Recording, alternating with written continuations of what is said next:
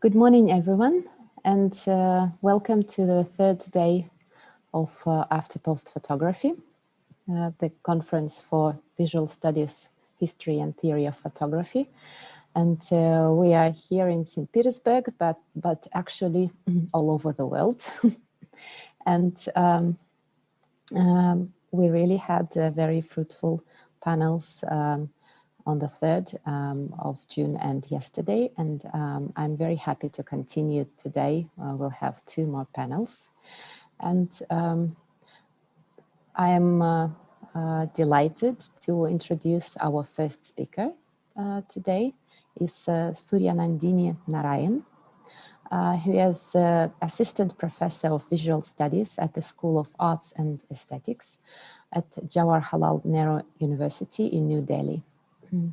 Suryanandini has written extensively on photography and visual culture in India, and she's presently editing a book on family photographs. And this is actually what her presentation today is going to be devoted to, family albums, the narratives of women, family narratives, tourist narratives, and the title for the presentation is Reading Selves into Family Photographs, Time and the Visual Narratives of Women.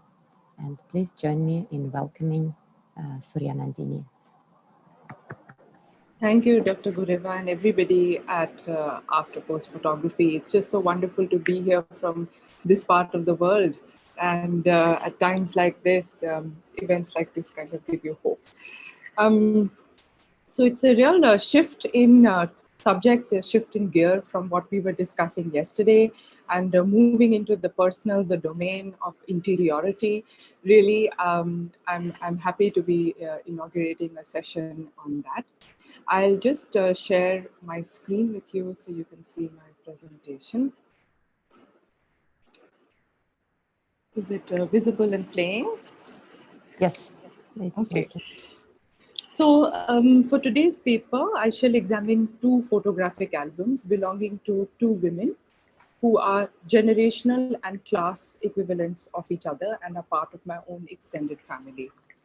They have also had similar access to photographic technology, comparable family compositions as both were married and had multiple children, and they belong to regionally similar social lingual backgrounds. Their albums dwell on the common theme of family vacations, featuring the women in question. The differences between Mrs. Gupta and Mrs. Prasad's albums lie along the inscriptions of time, portrayals of selfhood, and archival intentions. The former album dates to the 1970s. I don't think the slide is moving. I think I'm a little stuck here. Yeah, okay, now it's moving. All right.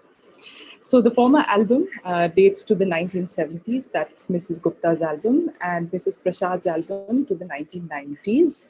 Vastly different phases in India's socio-economic history and available photographic technologies. I argue that it is in the nature of temporality, in conjunction with understandings of space in the images, that determine these women's personal and social identities. I have looked towards Gillian Rose's work on feminine geographies and the historian Malavika Karlekar's work on women as subjects of Indian photographs as the frameworks to understand this material. I hope to comparatively analyze the 2 albums, reading into meaning-making of feminine and familial identities along the complementary vectors of space and time. First, the question of life, or temporal continuity, and death, or the termination of time, separating the 2 cases. At the time of my interviews, Mrs. Gupta had passed away, and most of the oral narratives were by her children, who also feature in her album. On the other hand, Mrs. Prasad had given a first-hand account about her album, and this primary and secondary nature of telling bears impact on my findings. How are photographs read differently across generations, separated by time but conjoined in memory?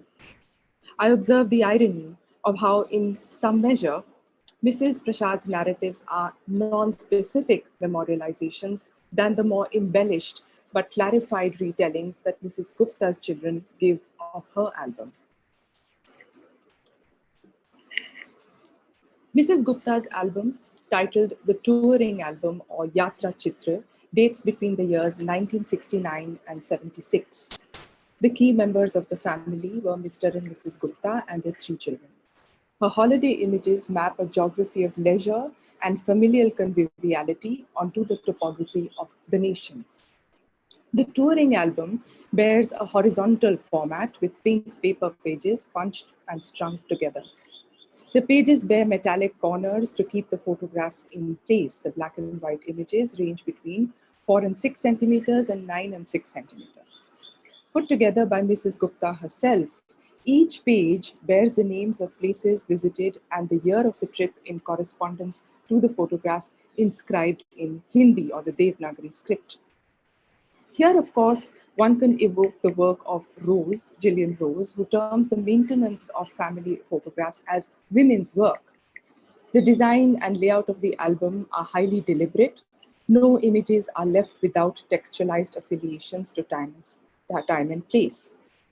The photographs themselves are positioned in elaborate arrangements, in symmetrically vertical or horizontal orientations, dynamically placed in circular, diagonal, or linear patterns, activating their individual content and collective narratives.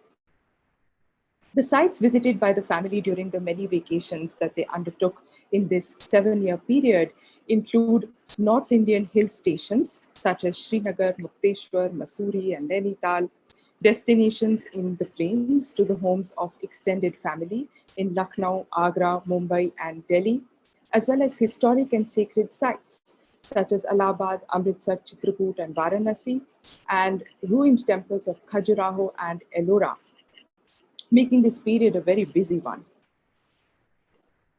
The initial pages of the album, and I really focus on these, bear photographs from South India, where the family took a month-long journey to see major cities and temple sites.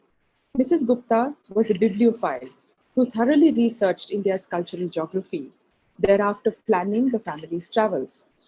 Such planning was the outcome of a period of intense study for her as she engaged with the world outside of her home through Hindi and English books and magazines. Her insatiable curiosity about the country in a pre-televisual world motivated her to physically explore the nation. But it is remarkable that she did so while simultaneously maintaining her roles as mother and wife in a typically patriarchal setup. She was also primary caregiver for her children, packing and cooking during the trip. On the first page, 5 photographs of the family in Madras, which is now Chennai, and Mahabalipuram, show different arrangements of bodies and backgrounds. At the top left is Mrs. Gupta's daughter, standing at a busy intersection with the clock tower atop Chennai Central Station in the background. The next 2 images have the family against Victoria Memorial Hall, and Mr. Gupta with his younger son and their local guide against the same backdrop. At Mahabalipuram, and this is the middle image in the bottom row, the family stands under the geological wonder of Krishna's butterball and a famous elephant statue next to the frieze, popularly called the Descent of the Ganges. In each image, the landmark sites of historical or mythological significance are given due importance in a bid to include the tops of these structures in Mysore and Bangalore, the Gupta family of 5, as well as the guide in the same frame. Every element is miniaturized. The photograph vivifies Mrs. Gupta's mindscape that tries hard to include the site and her family in equal measure. And these are very small images. There is no attempt at close-up shots of the children's faces or of Mr. and Mrs. Gupta as a couple to the exclusion of topography or architecture.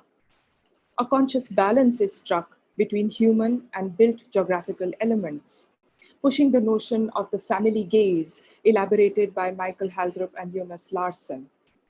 I propose that this visual consciousness was towards the fulfillment of Mrs. Gupta's desire to fully document the sites that she had laboriously read about and had made tremendous effort to travel to. Even when there is no architectural element to include, the frame had natural delineations of horizons, seashores, and mountain tops, highlighting regional topographies, embedding the family as a repetitive motif in the landscape of tourism. My readings of these images index Mrs. Gupta's aspirations of truly looking at the family and the nation as part of the same continuum, a Nehruvian ideal prevalent in India at the time.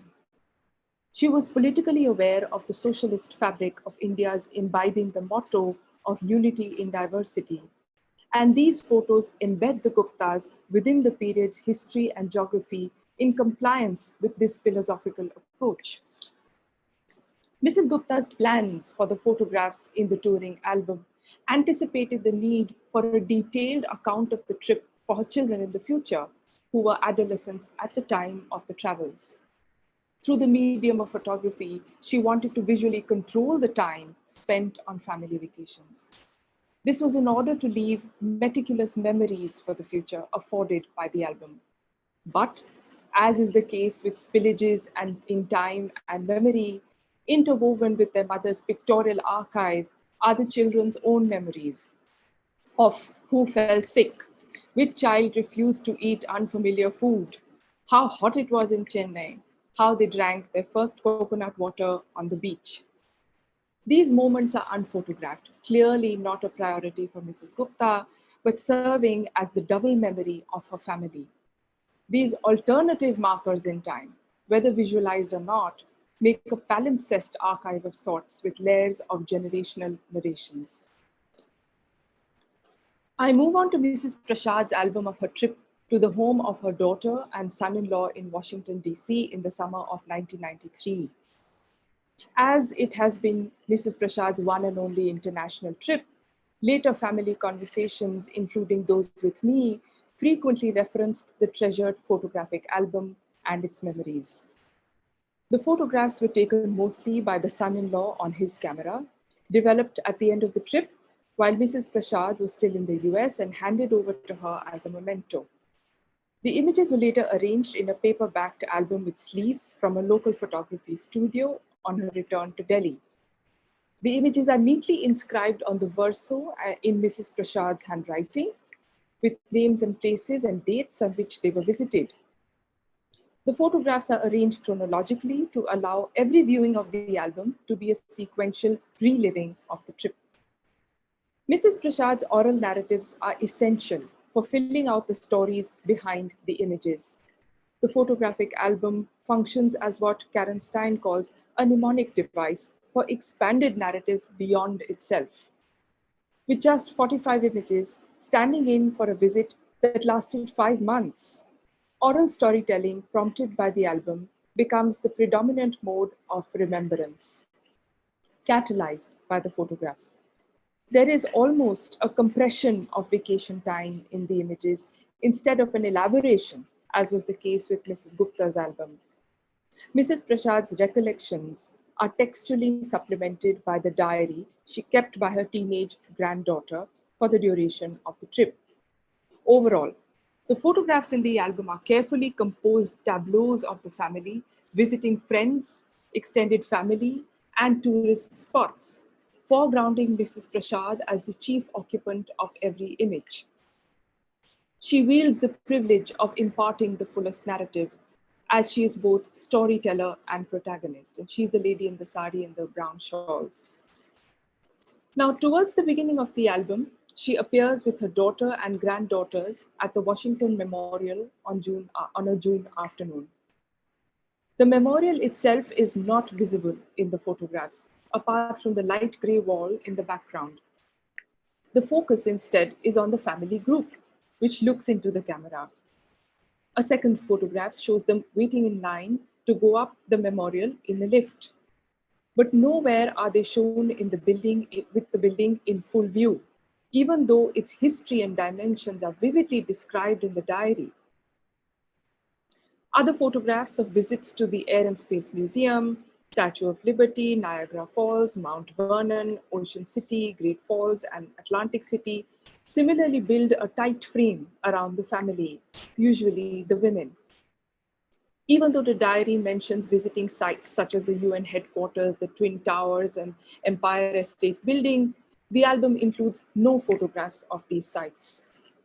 Every now and then, relatively nondescript fragments of these buildings appear in the background as the family's bodies are visualized in full length and composed in close proximity with each other.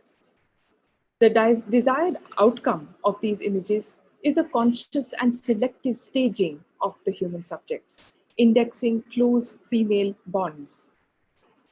So, the family is photographed taking meals together in restaurants and picnic spots, resting on park benches and boarding ferries, rather than laying a claim to have visited well-known American tourist spots.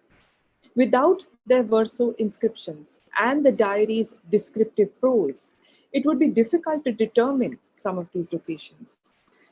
In Mrs. Prasad's album, photographs have physically adhered to the plastic and cannot now be removed or rearranged. It happens to photographs in a hot climate like India's. This is the outcome of the physical material action of time on photos. This makes reading titles on the back of the photographs a very awkward act of peeking between images arranged back to back in each sleeve.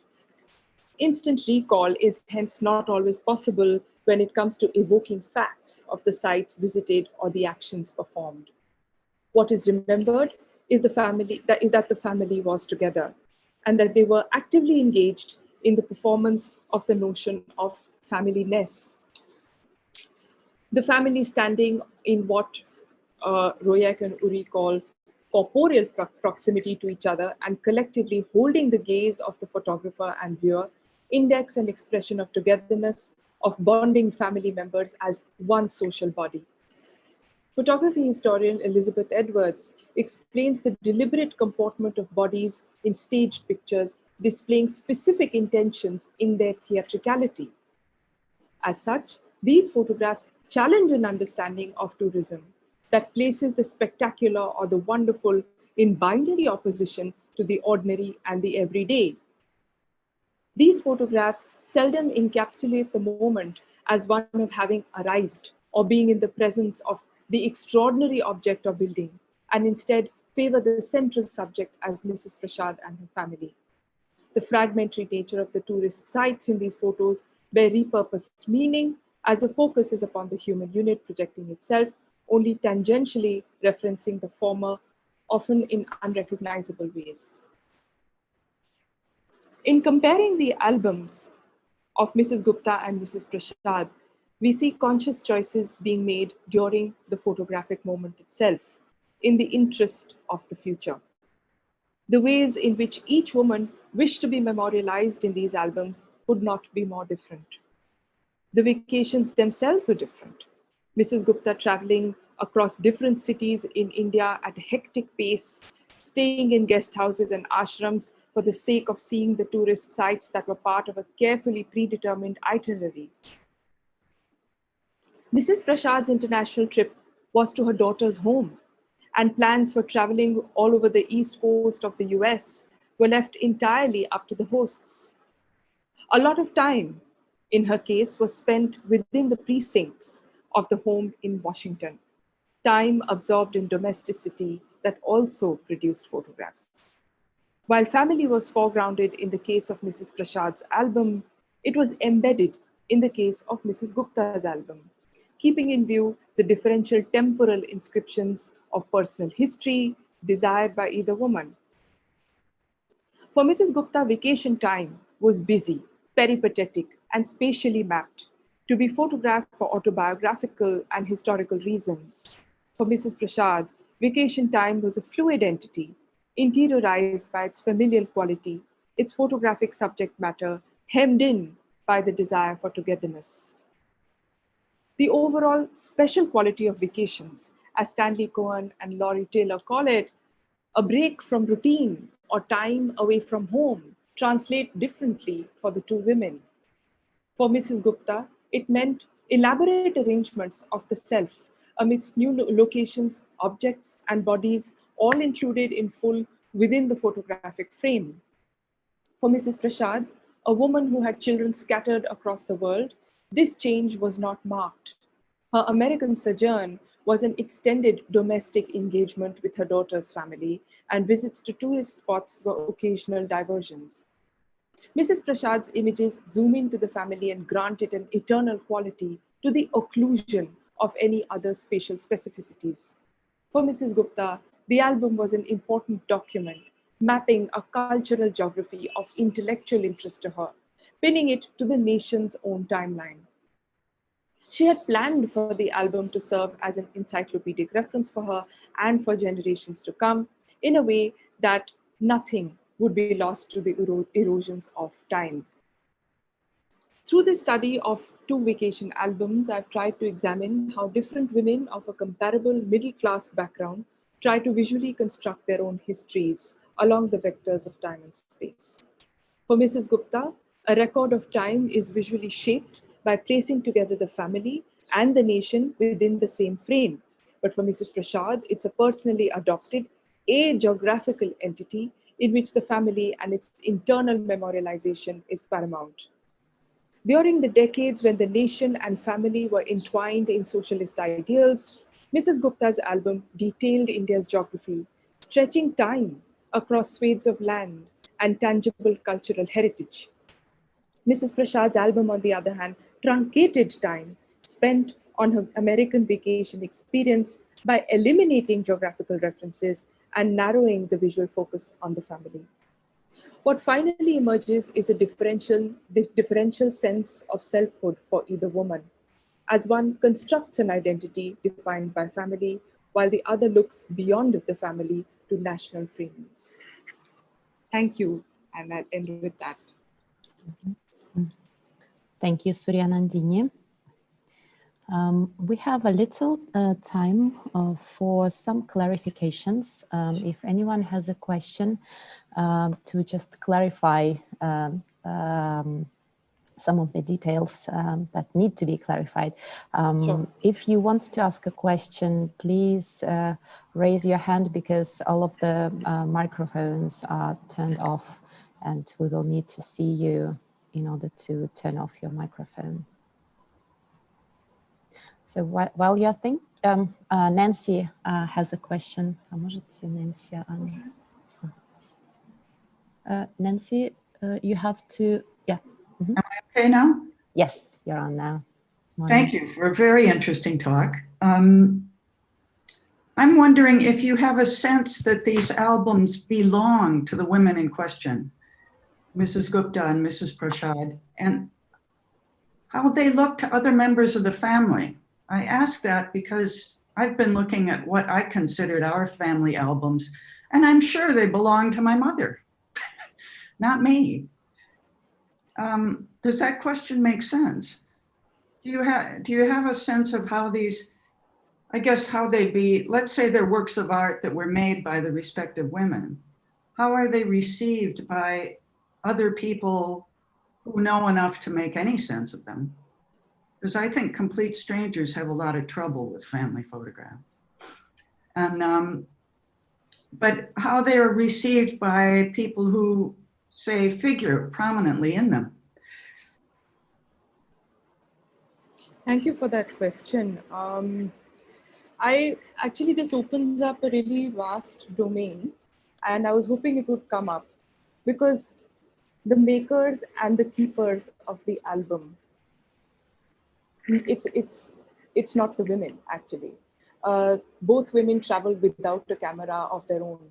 They borrowed the cameras, and they were hardly ever the photographers themselves, yet they had a position in the family that determined their self-identities in a way that was projected according to their desire. So at the point of production, they had a say, but not that kind of charge over the technology itself. In compiling the album, which is the second step, Mrs. Gupta, of course, has a very proactive role. She inscribes her album, etc. And so there's a very deliberate sort of attempt, which I have explained, to keep this kind of account going after her. Mrs. Prasad didn't have that kind of agency, and it is her presence and her oral narrative that fills in for, she's still around. So that's a very important component of whenever anybody wants to look at the albums. And finally, it is about the kind of archive that these kind of albums find themselves in. There is a lot of initiative these days to archive family photographs, and you're absolutely right when you say that in the hands of strangers or even scholars, these albums say very little unless you really know someone from that family. When it comes to the next generation, the children, the grandchildren, perceiving these albums, looking at themselves, it's a very, very mixed terrain. Some of them look back with a sense of nostalgia or pride or, appreciation for what their mothers or grandmothers did for them. That kind of due acknowledgement to that female figure in the family who's a grandmother or a mother. But there is also regret. As I said, children in Mrs. Gupta's album, they had a parallel sort of account of how uncomfortable their travels were. So something like that, or, even the daughter of Mrs. Prasad said, but, I had house guests all the time while I was in the US, and it was not very easy. So that kind of non-visual input by the people who are very much there in the photographs is there. And I think that enriches any kind of narrative reconstruction of the family photographs that we're looking at. To look at what is visually present, what the protagonist has to say, what others have to say. It's a really deep and vast sort of area. And so I only wanted to focus on 2 albums because I find it very difficult to speak on a lot, simply because it's so rich. I could ask you more questions too, but Please. I won't. No, please go ahead. Let's Nancy, let's save that for the discussion, because we will have the discussion bit after. And for now, it's the questions to clarify anything, and I will also address the Russian part of the audience. Коллеги, пожалуйста, задавайте ваши вопросы. Можно на русском их тоже задавать. Сейчас время для вопросов уточнений, если что-то нужно уточнить по поводу предыдущего доклада, а после секции у нас будет время для дискуссионных вопросов. And I would also ask to Surya Nandini to stop sharing your screen, because this way we will have a larger picture of all of you, of all the discussions. Thanks. Thank you. I think Friedrich also had something to clarify. Mute. Yeah. Okay, I'm audible. Clarification is simply, I would like to know more about how much is private photography, or has private photography been common in India? Are those albums that you've been looking at rather an exception, or is that something that is available in many families? And if so, and I presume it's similar as it is in Germany, or where it is rather something that comes to, well, let's say, to the white collar workers and people like that. And so if you could tell a little bit more about the spread of the practice of private photography in India.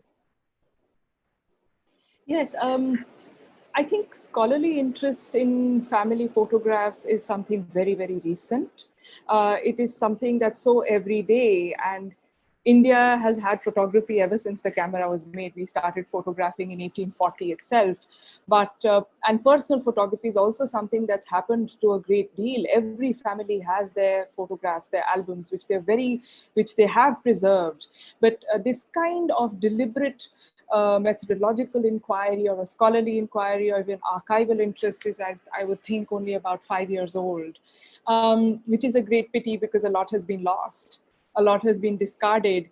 And also, I think the more institutional museumization or archival interest comes from photo albums of known families, the Nehru-Gandhi family, those kind of figures of politics, of cinema, who are known, and their family albums become really interesting, they become important, they have a certain cultural value. So this kind of thing is definitely more recent. And I would also say that there is this entire issue of regional identity in India, which diversifies photographies in uncountable ways. It's really hard to get a grasp on regional evaluations of personal photography because there are so many cultural specificities. There are so many particularities of the way the camera was used in Kerala, in Ladakh, in the Northeast. It was not a technology that was uniformly employed. We are also in a kind of space with a lot of unevenness of media technology.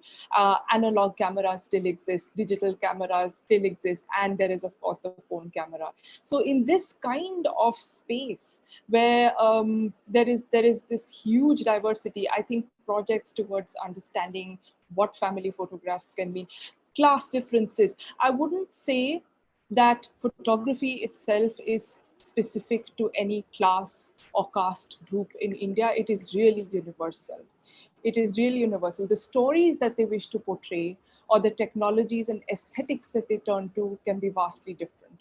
If we look at studio photography, different kinds of communities are going to subscribe to different studio aesthetics, different affordances.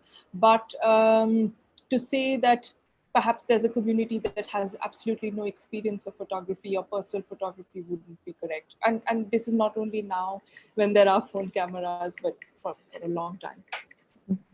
Thank you. Thank you very much. We will save the rest of your questions for the discussion. And now I give the floor to my colleague Olga Davidova to introduce the next speaker on this panel. Hello, everybody, and I'm happy to invite our next speaker. Her name is Anna Pravdyuk, and she's going to deliver a talk which is called Between Space and Memory in Berlin, How to Replace Photography. Anna Pravdyuk is a PhD student at High School of Economics University, Doctoral School of Arts and Design.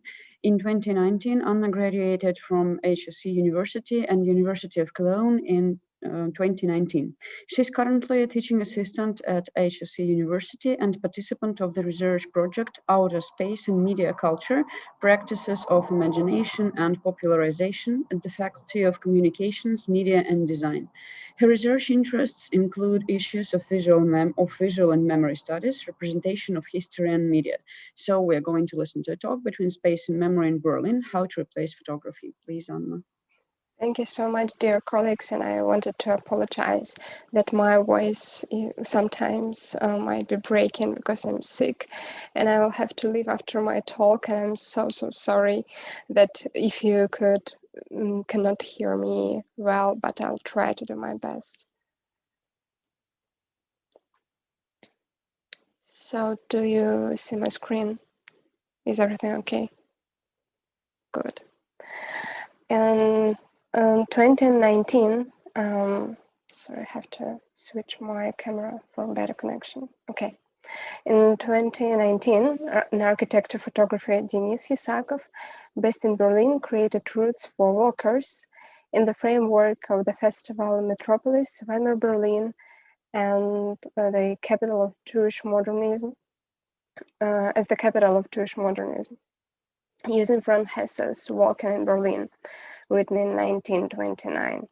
The walkers followed these routes, taking photos, making notes, videos, and audio recordings of the events, people, and images they encountered and feelings they experienced. In the finale, the website was made, which, I quote, enables online visitors to continue the digital drifting experience.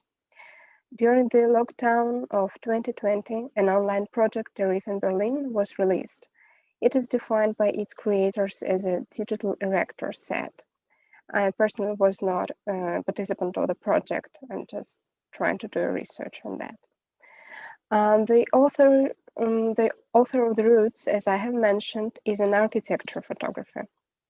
At the time of the day, namely late night, was chosen on purpose. The city is rather dark at this moment. The idea was to reach an effect of defamiliarization or остранение, to look at the city in a different way. The goal of walking, the aim of the walkers, was to collect impressions. I quote Denis Yasakov's ideas and descriptions of the project in my translation from Russian. The idea was that everyone chose for him, for herself, a medium while walking. Photo, audio, soundscape, video, whatever. Someone has written a poem, someone has written a short text, etc. Isakov says that he was expecting to see more photos, because this is a very familiar medium. Everyone has a camera in their phone, and it's very easy to do. It's a quote. However, the participants recorded audio and video more often, and such a number of media formats outside of photography turned out to be also quite a few. So this is like the description and the explanations from the creators. This made me question, why did the walkers take photos if they did, and what did they photograph? The idea of the festival and the walking was to discover Weimar Berlin. So if we consider photography as a tool of reflection on memory of and in the city, and suppose that it is used to rethink and reimagine historical events in the city space, I wondered, how is the image of the city being constructed? What is being remembered and imagined?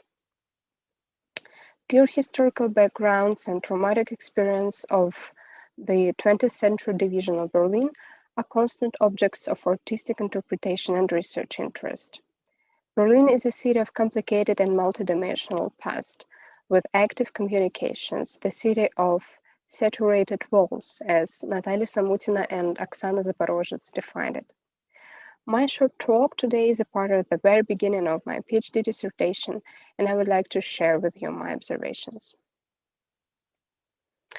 Aleida Assmann, in her works on memorial culture and mediatization of historical events, distinguishes three main types of memory, which are communicative, exists in a certain social environment, collective, greater scale of generational memory, political memory characterized by, quote, substantive minimalism and symbolic reductionism, and cultural, which is a higher level of memory compared to the first two. Cultural memory is based on external media and institutions and needs to be constantly studied and reinterpreted. However, having read Simon Ward's Urban Memory and Visual Culture in Berlin, I realized that the starting point of my research might not lie directly in a group of memory holders, but in an object of the study itself in Berlin. Ward claims, quote, neither of the Assmann's conventional terms of communicative or cultural memory adequately capture the meaning of urban memory, which contains elements of both and indeed spawns the conceptual division between the two. Having said that, we might turn to the city as a starting point of the discussion. Using the ideas of Roland Barthes, I would like to outline key points of agreement and disagreement with his statements about the nature of photography. First, for the analysis of images, it is useful to define into studium and punctum, which makes it possible to separate the area of affective from the area of analytical knowledge, an emotional detail based on the informational background of the image. Barthes, however, critically evaluates the possibility of photography to become a nostalgic medium. I quote, in front of a photograph, our consciousness does not necessarily take the nostalgic path of memory, how many photographs are outside of individual time. But for every photograph existing in the world, the path is of certainty. The photograph's essence is to ratify what it represents. Thus, the nature of photography, according to Barthes, is to fix a historic fact rather than trigger nostalgia. Despite complicacy which is faced by scholars while using photography as a main source of their research, such practices are growing in number and significance since the mid-1980s. Compared to textual sources, visual sources, especially photography, provide a chance to see people and things, cities and interiors in the precise moment of time. Until recently, visual history focused on what is depicted, but how it also becomes a platform for analyzing the actors creating images. Photography is, quote, most susceptible to an interventionist curatorial and exhibition practice, as Simon Ward mentions. For this reason, I'm going to observe representations of space through memory, analyzing what is depicted, as well as intentions of agents of image, an approach proposed by Annette van Winkel, who are rethinking and reimagining history of Berlin. It is also worth mentioning that instead of speaking about collective memory with its limits, one can speak of memory of the multitude, which is known, as notices Andrew Hoskins. The multitude itself is not a convex collective, Hoskins writes, and is not dependent on shared concerns and ideas, but is made through hyperconnectivity. Simon Ward notices that, quote, the photograph with its extended exposure time is itself a special image in which the environment of the encounter plays a significant role. The photograph temporalizes space rather than spatializing time. Henry Lefebvre claims knowledge falls into a trap when it makes representations of space the basis for the study of life, for in doing so it reduces lived experience.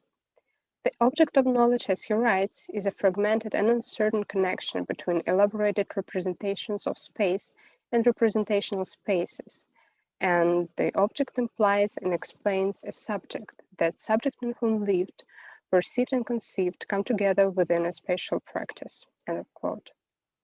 For me, it was significant that the project as a whole and photography inside it might be studied as a connection of Berlin's representations of spaces, which are descriptions, photos, visuals, and representational spaces, Weimar Berlin, with its holders, walkers. All in all, the following ideas would be rather useful for the current research. The first one is Simon Ward's theoretical perspective, namely museal urban gaze. Ward distinguishes two ways of looking at the city, namely synchronic gaze, which is objective, normative, and direct, and leaves no place for sentiments, and asynchronous museal gaze, it's Andreas Hussen's term, giving a way for a more diverse perception of time, including future and past. The perception and understanding of the city as a historical process is vital, which leads us to the second idea, namely the performativity of the city. As Sophie Wolfram states, cities, quote, come into being every time someone is perceiving and using them, as well as they transform people using them, which offers us a perspective to look at the cities with their transformative and transforming practices. And now I would like to stop demonstration here and show you the website.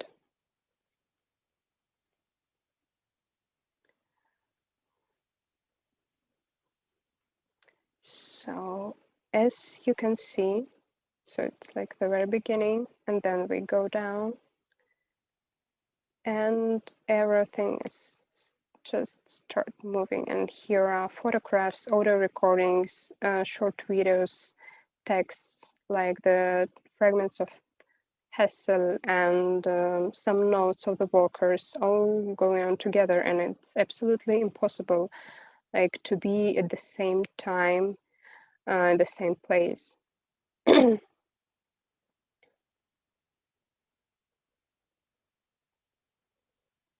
Sorry.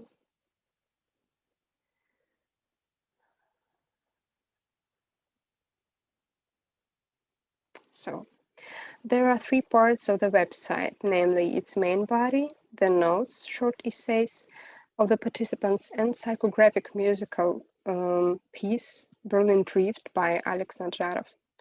The project problematizes complicated correlation between time and space, and I would like to describe how. The fragmented structure of the website is called by its creators as flows of images, audio notes, videos, stories, and a musical piece, in which the impressions were captured. The website combines quotations from Hessel's Walking in Berlin with abstracts from participants' text. There are also a mix of media formats and different parts of the city, such as Charlottenburg, Weinviertel, Schönberg, Fürstendamm, Kreuzberg, Alt-Berlin, Dorotheenstadt, Neukölln, Friedrichshain, and Mitte.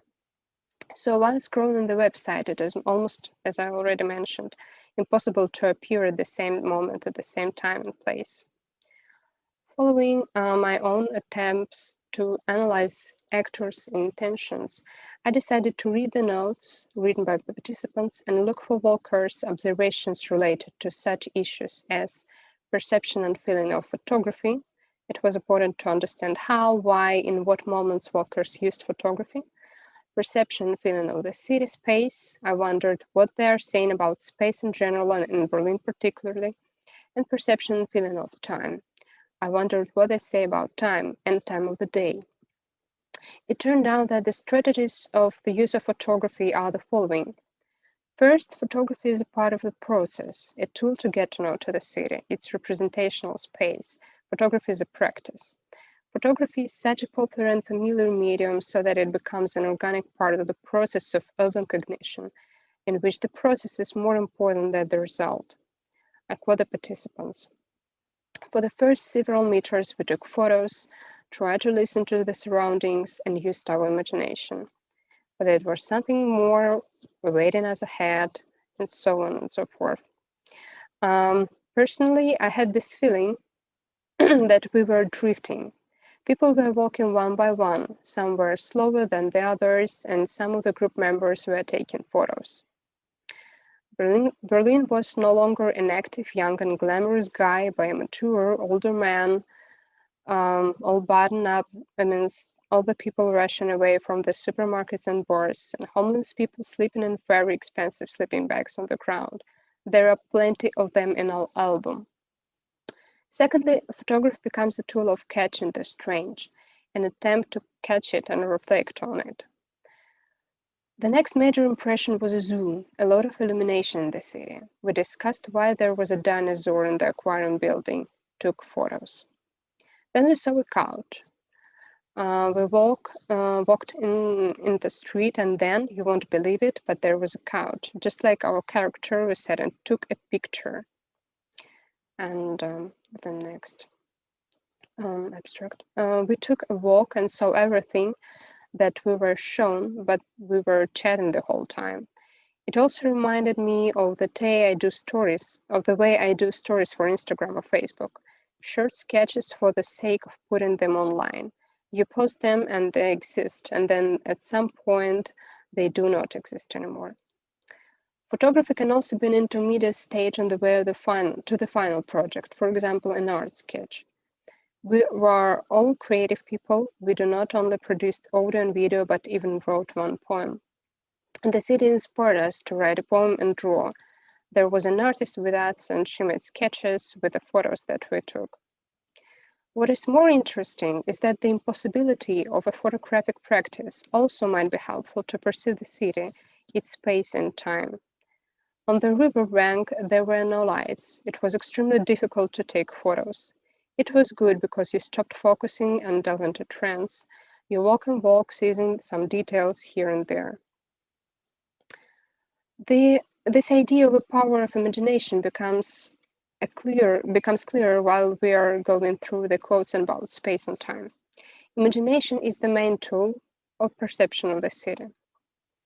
When we found a new street, a new house, or a new fragment on the map, we try to remember that we had wandered in the afternoon, and memory does not recognize the place at night. And then in the end, a city built by the only force of our imagination. And another quote, we have confirmation now that the city is being constantly rebuilt. Did I mention our geography? No, I don't think I think it's not important.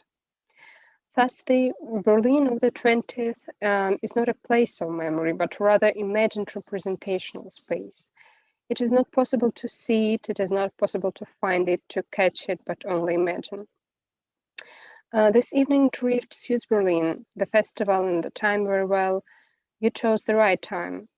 This is the time when there are a lot of outsiders here who are trying to get in, to understand the space and to interact with it. It feels the Berlin in the 20th, a good time, and I'm grateful for it. We started by buying Steinkrug beer at a small shop. This is one of the rites of passage that makes you a true Berliner. Steinkrug is an 18% infusion, popular among Berlin locals and tourists. And we drank it immediately. It helped us to dive into Weimar Berlin. The process of photographing correlates with the following flaneur practices. While photographing, they were inventing, arguing, doing sketches, subsequently collecting an album. When it was impossible to photograph, they explained it by the darkness. Without photography, they ceased to record what was happening and were just going to trance. Photography also becomes a way of self-reflection. Among those depicted in the photographs, there were signs, people in statics, people in motion on the way to objects, sites, sculptures, and images of different eras, fences, illuminated windows, shadows, cars, people in still lives on the side of the road, bicycles, subways, all scraps and fragments of memories. The walkers clearly wanted to share what Baths called punctum.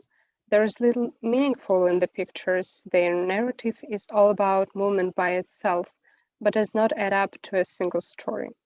In the matter of starting the city and memory, photography becomes a part of sensation, perception, and this is more important than the picture itself. Thus, the combination of various media, the specifics of the night walk, the described intentions of the walkers and their feelings, determine the perception of the city as a process, as a performative practice.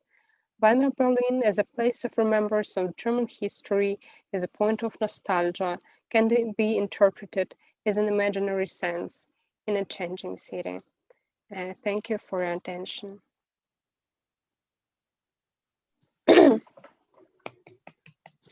Thank you, Anna. So please, if anybody has any questions, it's now the time to ask them. Maria. Thank you, Anna, for your very interesting presentation and for sharing this project. I have just a couple questions to clarify. One of my questions was, I looked at the website and I listened to some of the audios, and it looks like, or rather sounds like, all of the project participants were Russians. Was it a special? Yes, yes, it was so. Okay, because yeah, it just I was just surprised to find out. So it was a special Russian. Yes, walk, it was Russian. a festival, Weimar Berlin. Like it was located. It took place in Berlin, and the walkers were Russian.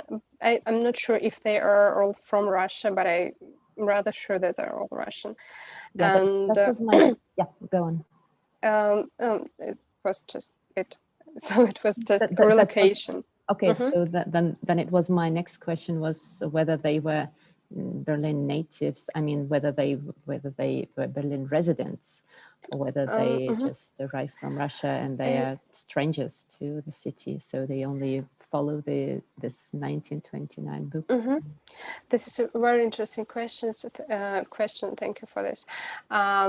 There were not natives. Some of them were in Berlin before. Some of them were not, have never visited Berlin before. And this is exactly what is like in the middle, one of the core questions of the walking. Is it flaneuring or is it drifting? So there is a mixture of this, and there are some elements of flaneuring if we like already know the city and just want to explore it like an outsider. For instance, Hessel did it in his Walking in Berlin. He knows the city very well, but he wants to go deeper and get the knowledge, as he writes.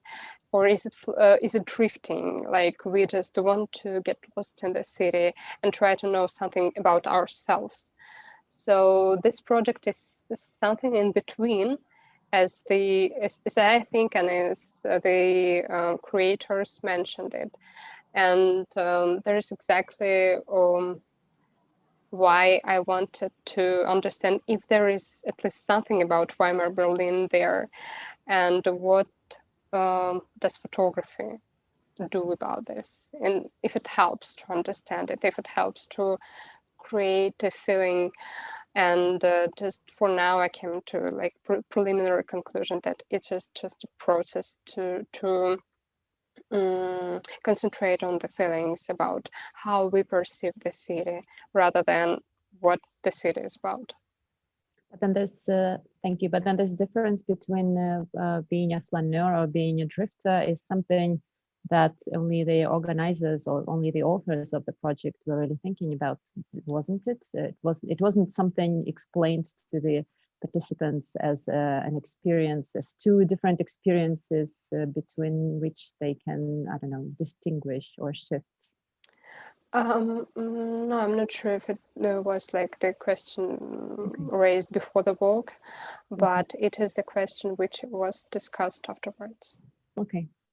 But then if we keep on picking on the words, then the title of the project is on the drift side because the derive is the Debord's theory of derive. Yeah. So okay. But what Hessel did was flaneuring. This is like the difference. Okay, I wonder whether there is, you know, like a really big gray zone between the two. It's maybe. Thank you. Thank you so much. Okay, thank you. So we have a time for one question more. So if you have any questions to Anna, please raise your hand so that I can see that you're willing to ask a question. Please, Brian.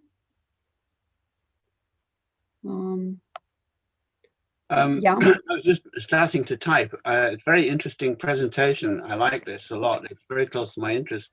I think the differences between wandering, flaneuring, and drifting are very interesting, and I think underexplored. One problem, however, I think with trying to auto-record a derive, a drift, is that the very act of taking the photograph turns you into a kind of self-correcting or surveillance, self-surveyor. And I think that I don't think you can get away from that. It's a problem, but you have to deal with it or be conscious of it. A second observation might be that the only way to observe somebody or to record a derive would be for a second person to be observing it, because if you shoot the camera yourself, you immediately stop deriving. The spontaneity of the drift is lost because you're automatically turning it into you're objectifying your own experience as you go. I think that was not exactly what the situation is anticipated. Yeah, thank you so much for the comment, I guess. My next question to myself, like for the near future, is to understand what role the night, like this late night Berlin, plays in the process, because it is also very interesting. Did the night influence the impossibility of taking photographs? Or it was the reason, or it was the conclusion, like the result of this. And I guess the walkers were drifting in groups and were, yeah, exactly, they were taking photos of themselves, so then together. Like, I don't know, maybe it was not the issue for them, or they were not asking themselves the question about why did they take photographs, and that is why there are not so many of them. I'm not sure yet. Okay, thank you. Maybe the surveillance cameras, which are ubiquitous now in many cities, might well be actually, oddly enough, the best way to record a group of derivers. Probably.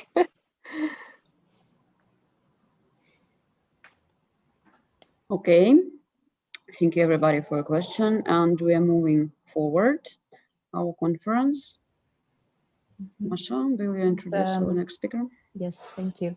I will introduce our next speaker. I'm happy to welcome Mihaela Hampf, She's a cultural historian specializing in the history of North America and the Atlantic world. Michaela has published, among other topics, on the history of media and communications, the body and sexuality, and the entangled history of racisms. She has received her PhD from the University of Bern and then studied also at the University of Trier. From 2005 to 2017, Michaela taught at the John F. Kennedy Institute of Free University in Berlin, at the universities of Bochum and Kassel, and she has been a visiting scholar at the Institute of European Studies at the University of California, Berkeley. At the moment, Michaela is teaching journalism and digital media at the Sigmund Freud University in Berlin. And among her numerous publications are the books, for example, the one entitled Knowledge Transfer Difference, Transnational Entanglements of Racism since 1700, published in 2018, and Global Communication Electric, Social, Cultural, and Political Aspects of Telegraphy, published in 2013, and What Can a Body Do? Practices and Figurations of the Body in Cultural Studies. That one was published in 2012. And today's talk of Michaela will be dedicated to photography and eugenics, and it is entitled Evidence, Archives, and Excess, a Transatlantic History of Eugenic Photography, 1880 to 1939. And please join me in welcoming Michaela. Thank you very much, Maria. I'm joining you from Berlin, actually, so this is a well-composed panel, I think, and as much as I would like to physically be in St. Petersburg, happy to be here. So let me see, can you see a white slide now? Yes. Okay, great.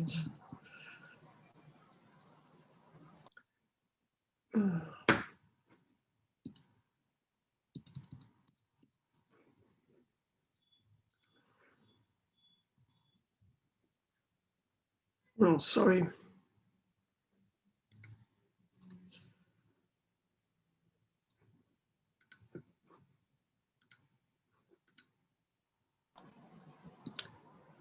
Yes. Something's wrong here.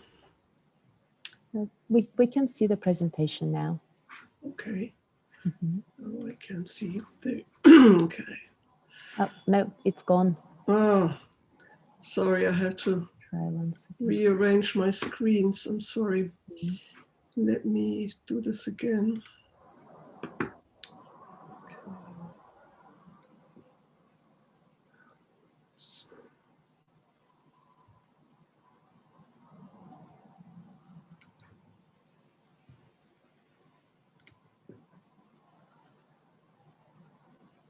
I'm sorry, this worked perfectly until very recently. So.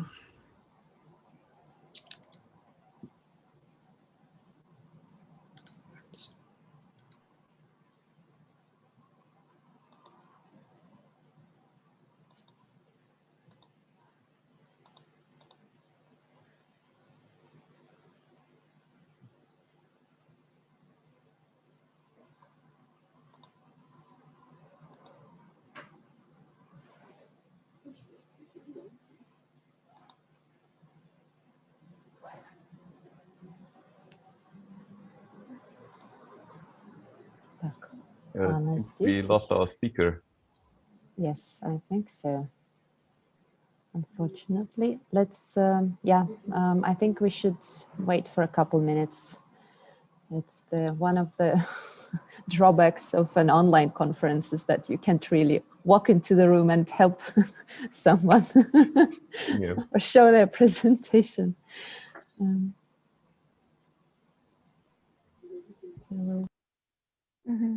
And meanwhile, I'd like to just use this pause to remind you that to raise your hands, you can use reactions, emoji reactions. This way we will react fast enough to turn on your speaker. Okay. I'm shooting her a text.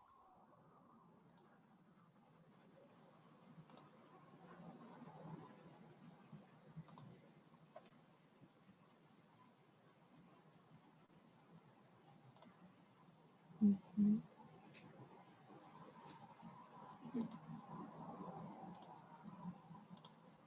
Mhm. Michaela, welcome back.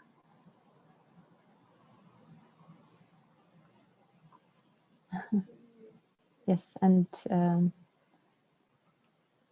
let's try it again.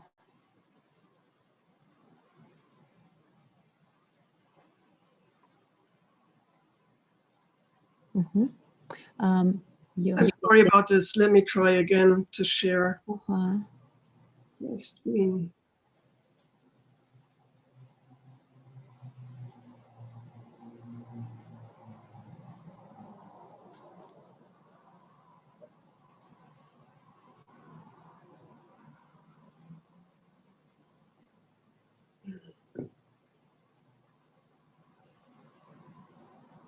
And Michaela, if it doesn't work this time, you can also try and shoot it to me over email, and maybe I can share it from my screen then. Okay, let me do that. Yes, I really don't know why it's not working. I'll send it to you right away. Mm-hmm. Is this we have a 5-minute technical break, everyone. Yes. Коллеги, у нас 5-минутный небольшой перерывчик на технические моменты. Пожалуйста, можно пока налить себе кофе. So the breakout rooms are open, if I'm not mistaken. Thank you. For 5 minutes. The breakout rooms, there is 5 of them. Yes, you can. Okay. You're welcome to use the breakout rooms and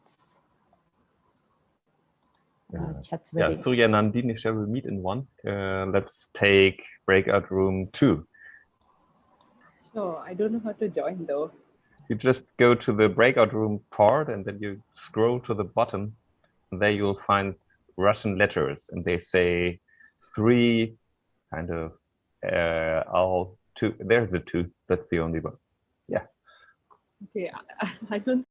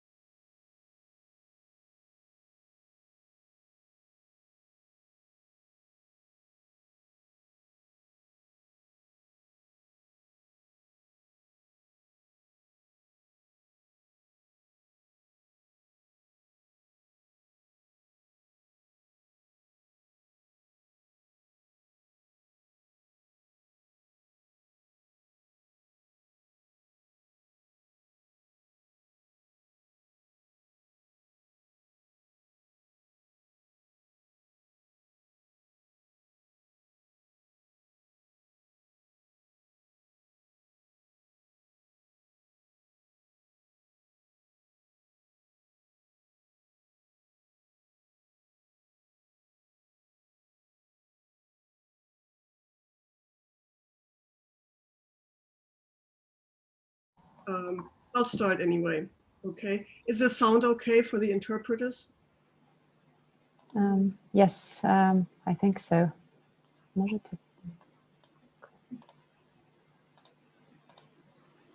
Okay, so my presentation today focuses on the use of photography in the American eugenics movement. It's part of my larger research project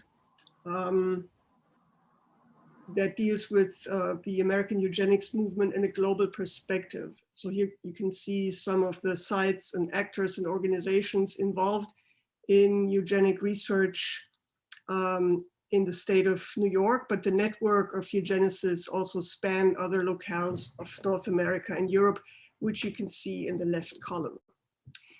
Eugenics was a set of beliefs and practices that aimed at improving the inherited qualities of a population. It was both an international movement and a transnational formation of knowledge. Both eugenics and photography emerged in the second half of the 19th century, and both were products of a strong belief in the power and correctness of direct observation. Photography seemed congruent with empiricist tenets that all ideas could be reduced to sensory perceptions. In combination with a biologistic concept of humanity, scientific and technical photography became a technology of evidence. It proposed a seamless relationship between empirical reality and the photographic image. In my talk today, I will argue that because of photography's inherent recalcitrance due to certain discursive traditions, its co-optation for eugenic purposes ultimately failed. Before I present my argument, let me emphasize that the eugenic movement was a quintessentially modern movement. The explanatory power of heredity, the shift from medicine to biology as the guiding life science, and the rise of genetics occurred on a global scale, but resonated in particular ways in different countries. Eugenicists believed that social problems ranging from insanity to poverty were caused by hereditary defects and called for scientific management of the germplasm, as it's called. Social control was deemed necessary to overcome real and imagined perils like labor unrest and immigration. Eugenicists believed that it was logical to transfer the principles of animal breeding to the human population. Political systems as diverse as the American presidential democracy, Scandinavian welfare states, and the German National Socialist regime codified eugenic ideas into immigration restriction and sterilization laws. Members of various scholarly disciplines and affiliated with a political spectrum ranging from socialism to progressivism, from conservatism to fascism, accepted eugenics as a valid and scientifically sound theory. Feminists, clergymen, white supremacists, environmentalists, socialists, aristocrats, doctors of medicine, and social reformers recognized eugenics in one form or another. So why did eugenics become such a pervasive biopolitical tool? Contrary to modern genetics, eugenics was based on a visual ideology that imagined the genotypical qualities of people as visible on the surface of their bodies. In my talk, I would like to look at eugenic photography and situate it in the larger visual culture of eugenics. How was popular eugenic ideology shaped by visual representation? I argue that it was especially photography that facilitated the eugenic disciplining of bodies and the regulation of populations. Eugenic photography can best be described as a discourse, meaning the interaction of visual depiction and their embeddedness in an ongoing communicative discourse. Eugenic photography, however, defied this approach because of an inherent overdetermination. Late 19th century portraiture had created a twofold representational system that worked both repressively and honorifically. From psychiatric, anthropological, and forensic photography came the first function to establish and delimit the terrain of the other and creating a typology of deviance in social pathology. The honorific function of photographic portraiture, on the other hand, is that of providing for the ceremonial presentation of the bourgeois self. For the transnational eugenic movement, photography served at least three functions. First, photographs served as a medium of exchange within the international community of eugenicists. Second, photography and other visual media were used to disseminate eugenic ideas and propagate eugenic measures among both professionals and the general population. Third and foremost, photographs were used to construct evidence for the claim of the hereditary nature of individual traits of so-called genius as well as so-called degeneration. In my presentation today, I will focus on the latter aspect, the production of evidence through photography, but I'll also very briefly outline the other functions which are part of my broader research project. Eugenic photography availed itself of elements from the older representational practices of cultural anthropology, psychiatry, criminology, and American popular culture. I argue that because of these aesthetic and discursive traditions, the eugenicists' project of constructing an international visual archive of difference and otherness ultimately failed. This inherent recalcitrance of photography is best exemplified by the photographs of African Americans, which W.E.B. Du Bois collected for the Paris World Fair in 1900. They show how photography at the same time undermined the eugenic project of producing evidence and truth through visualization. First, photography served as a medium of exchange within the transnational eugenic movement. American eugenicists maintained close ties to their colleagues in Germany, Britain, Scandinavia, and many other countries, even though the concepts of fit and unfit and the implementation of positive and negative eugenic measures differed considerably in these respective countries. I argue that photography and other visual practices played an essential role in these international exchanges. Among the epicenters of eugenic research in the US were the Eugenics Record Office in Cold Spring Harbor, New York, along with several organizations in the state of California and nationwide. The Eugenics and Immigration Committee of the American Breeders Association, founded in 1903, was the first organization in the United States devoted to the application of Darwin's and Mendel's theories. The ERO was founded by Charles Benedict Davenport on Long Island in 1910. It soon became a nerve center of the eugenics movement, serving as the institutional base for eugenics research, as well as a meeting place for eugenicists from both sides of the Atlantic. Until 1939, it received generous funding from the Carnegie Institution. The ERO also maintained a database and an analytical index of what was called human hereditary traits, a repository for eugenic records, and it provided counseling on the so-called eugenical fitness of proposed marriages. Second, photography played an important role in the dissemination of eugenic knowledge, for example, in the Better Baby and Fitter Family contests that were held at a number of state fairs in Iowa and Kansas beginning in 1911. Photos taken of the winners were often published in local newspapers, and public exhibitions also played a vital role in disseminating eugenic knowledge. More than 15,000 Americans saw an exhibit celebrating, quote, a decade of progress in eugenics during the Third International Congress of Eugenics held in New York City in 1932. The exhibition was presented in the American Museum of Natural History and focused on themes such as the differential birth rate and the assumed outbreeding, quote, of middle-class Americans by so-called degenerate or unfit individuals. 4 aesthetic and discursive traditions informed eugenic photography: cultural anthropology, criminology, psychiatry, and American popular culture.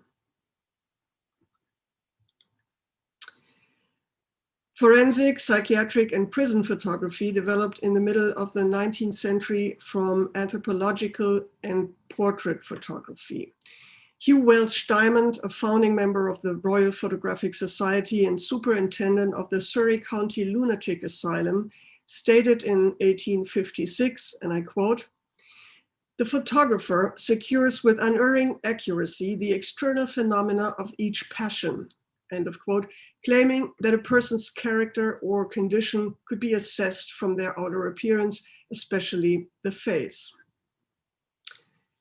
Alphonse Bertillon developed the typical mug shot in the 1880s. It aimed at classifying and identifying not racial types, but mentally ill or criminal individuals by combining phrenological and anthropometric methods with photography. His procedure became to be applied in basically all of Europe and North America.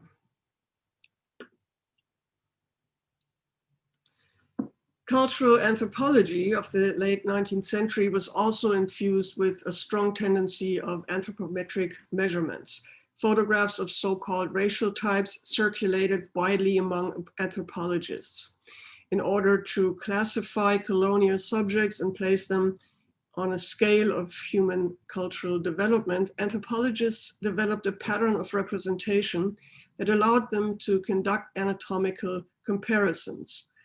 Many of these photos, of these earlier photos, stressed cultural differences rather than biological ones, which raised demands to standardize these photos by including fixed postures and yardsticks built into the photographic frame.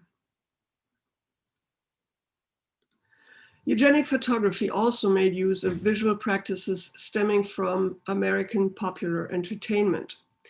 Circuses, sideshows, vaudeville, and Wild West shows had their heyday at the same time as visual technologies such as photography, the Nickelodeon, and the penny press. Between 1910 and 1935, field workers trained by Charles Davenport and at the ERO paid regular visits to nearby Coney Island, where they took pictures of the sideshow performers rather, and documented the hybrid bodies on exhibit there. Eugenicists interpreted bearded lady, Siamese twins, hermaphrodites, and short people's bodies as examples of a degenerate heredity which threatened to outbreed white middle-class Americans, as did immigrants and lower-class people.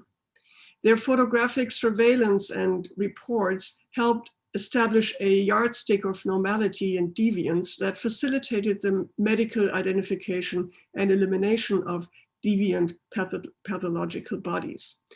Race degeneracy was thus conflated with race and sexuality in these image of the so-called savage degenerate. I apologize for, I don't apologize, but these are of course all terms from the primary sources in case I fail to identify them as such. Francis Galton and many other eugenicists were obsessed with biometric and statistical methods. Galton claimed that his so-called composite photographs, the result of multiple exposures, represented a system of pictorial statistics.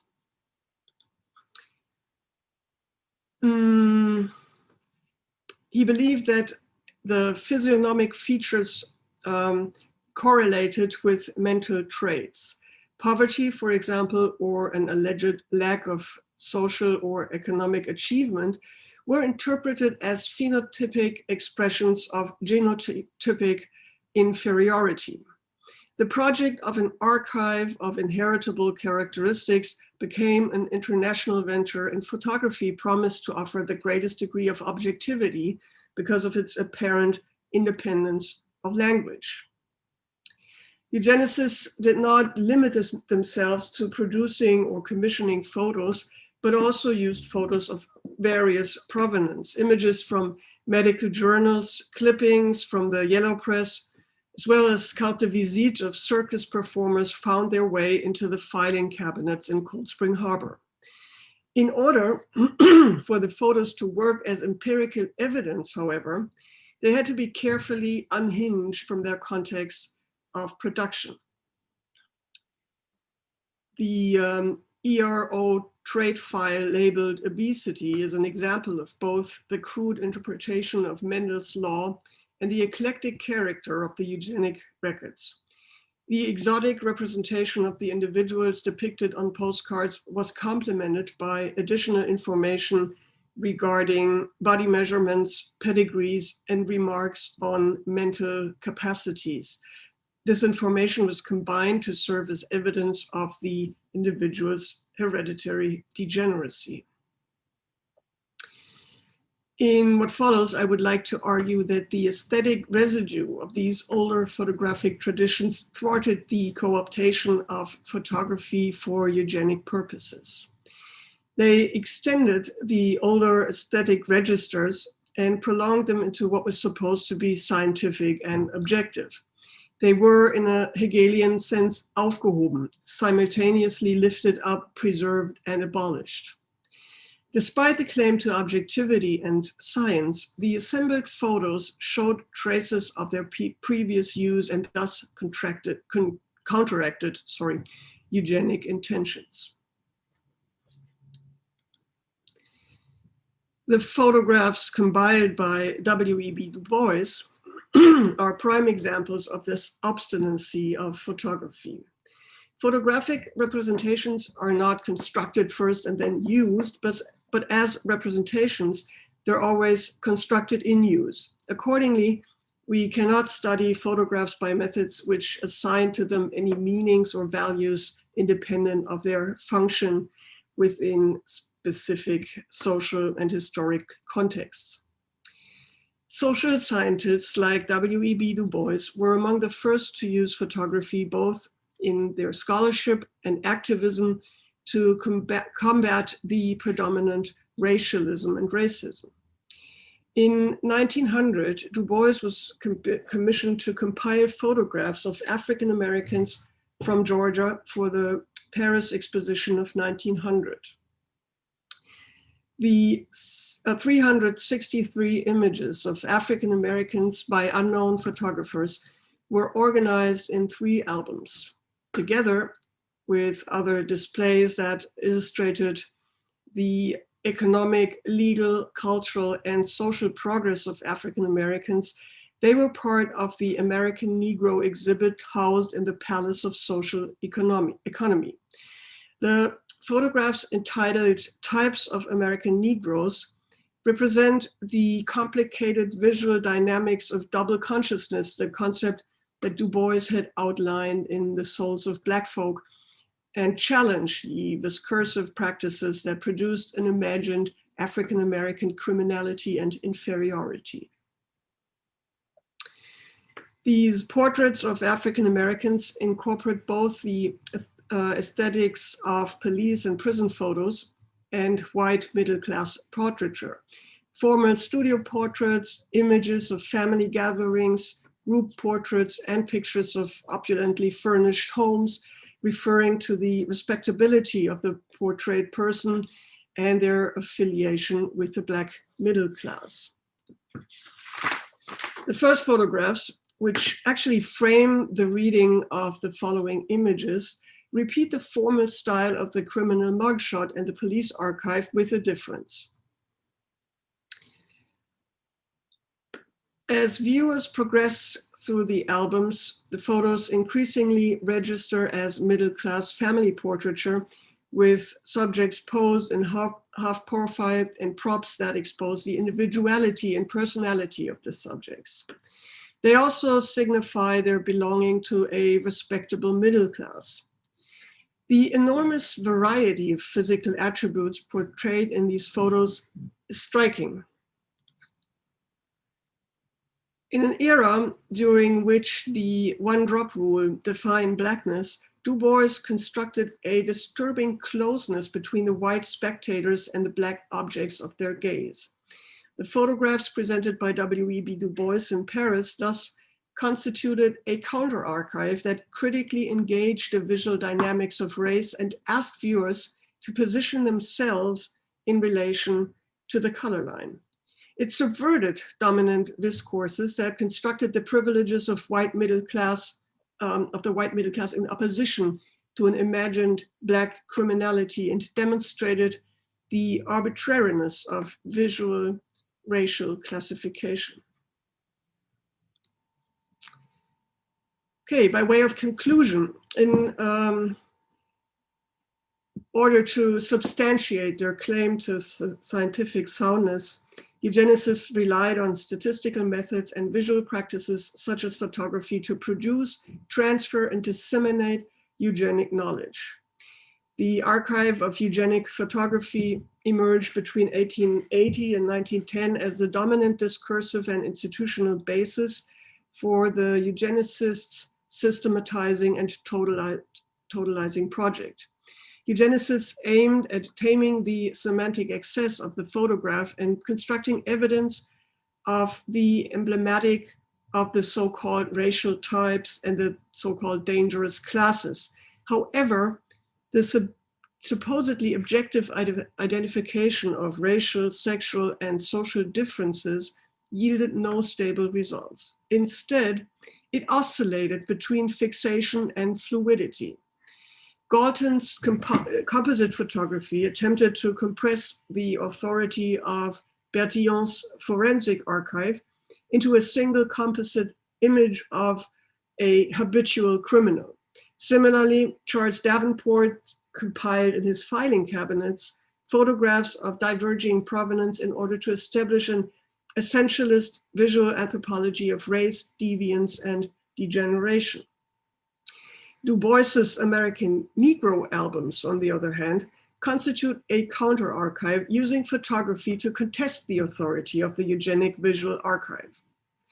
Challenging Davenport's project of the visualization of Galton's gospel, Du Bois's counter-archive emphasized the dignity and the subject status of African Americans and opened up a new discursive space that held the promise of an anti-racist visual culture. Thank you very much.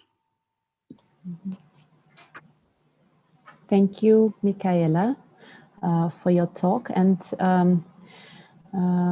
I would like to invite maybe just one question of clarification. And Brian, may I save your question for the discussion part? So if there is anything that needs to be clarified, just again, let me apologize for the hassle. Okay. Then I would invite I would like you to join me in giving thanks to all of the three speakers on this panel, and we may start the discussion part of this panel. So any of the questions or comments to Surya Nandini and Anna and Michaela are welcome. And then we may start with then Brian's question.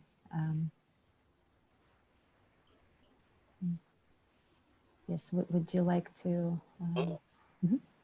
Yeah, well, what I've written, I don't know whether it's visible this time. Yesterday it didn't work. I wrote, in principle, one might follow eugenic ideas without having any confidence in the link between genetic essence and cosmetic appearance. Someone might be a genius and yet look and sound like a cretin. I mean, think of Stephen Hawking, for instance. The visibilist strain in eugenic theories, therefore, would seem to derive from physiognomic theories, such as those of Lavater in the 18th century.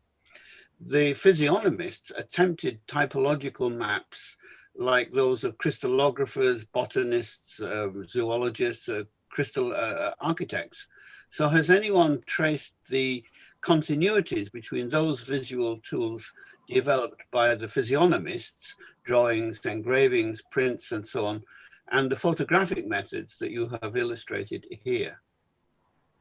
Yes, thank you. Absolutely. Lafata and other taxonomists are certainly precursors of what I would call the eugenic movement in its transnational sense. But there is literature on that, but I would still argue that this aesthetic connection plays an important role. You mentioned Stephen Hawking. He's very much a white Ivy League trained man, and so that is not at all in contrary to his being considered a genius. And so this visual strain, I would argue, links deviance to a Eurocentrist scale of evolution and or what was called degeneracy. Yes, hope that answers your question. Thank you. Michaela, we have one more question or comment by Chris Belden Adams, and Chris, maybe you want to also ask it. Oh, sure. Actually, my more of a comment, actually. I was going to suggest perhaps that you take a look at Dubois', comparing Dubois' portraiture to Zeele and Agassiz' slave daguerreotypes, which were hosted as settled science as part of the American Eugenics Project at Harvard University. And at Harvard and other Ivy League colleges in the 19th century, eugenics was taught as a settled science. And of course, Harvard would populate the ERO with its leaders.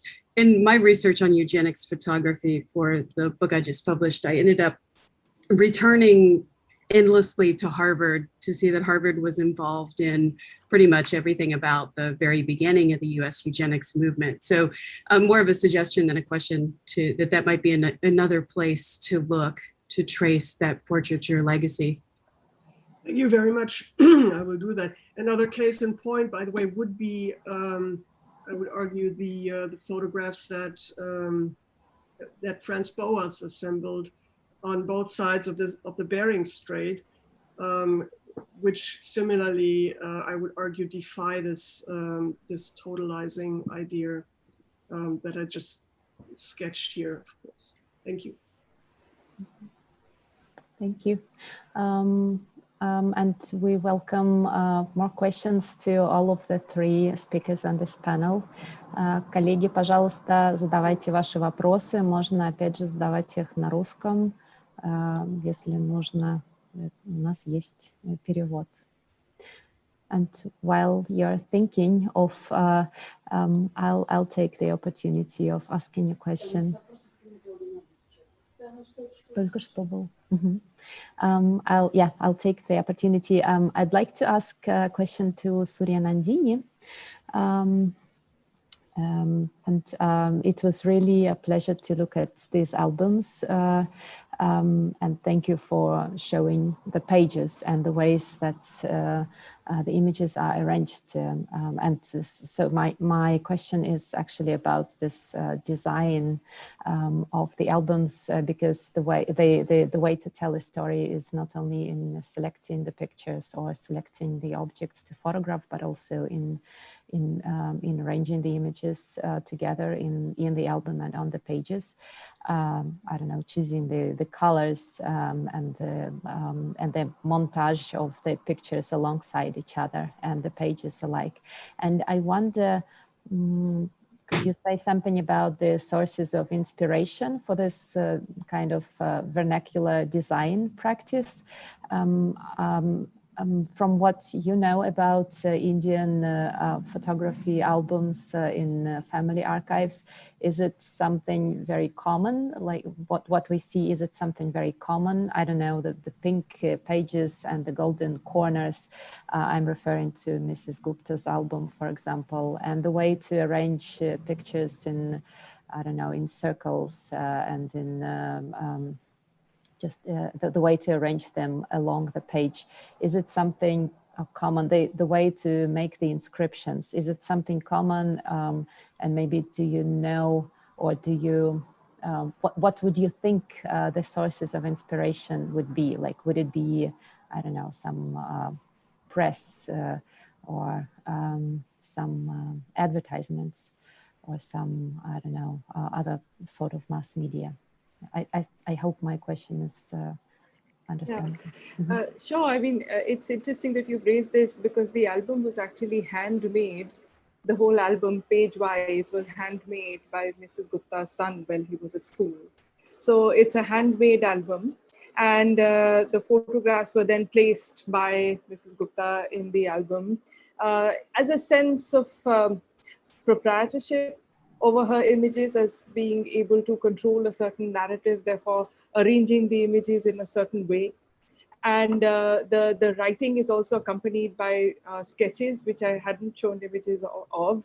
So she's inserted that kind of visual as well as textual inscription of her own history in those albums. One very direct sort of inspiration would be of Indian cinema. I would say it's this kind of travel to various parts of the country, especially hill stations, etc., is a very pictorially guided sort of initiative by ordinary Indians. So to take pictures of viewing spots or of certain kind of landscape or architecture, because it is cinematically so deeply entrenched in our psyche and imagination, is something very, very common.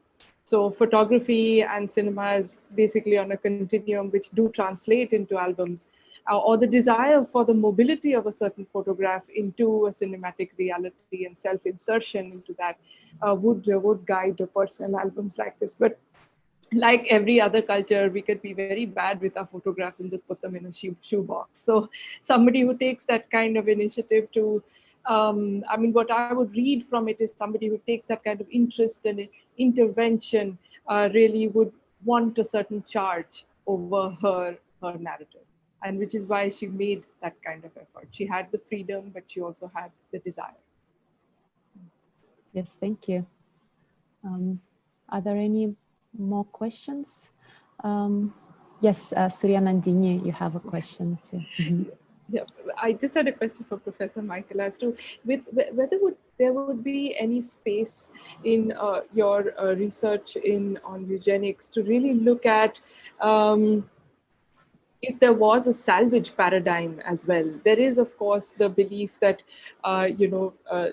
this kind of photography would reveal a certain inferiority of the racial other, but there is also perhaps the desire to preserve or the desire to save from extinction, because this is what happened in India when colonial authorities wanted to photograph tribal populations which were fast disappearing in the face of industrialization, in the face of urbanization and changing social fabrics. These were the people who were disappearing and their cultures were disappearing. So the other side of wanting to racially denigrate these people was to actually preserve these in photographs before they disappeared.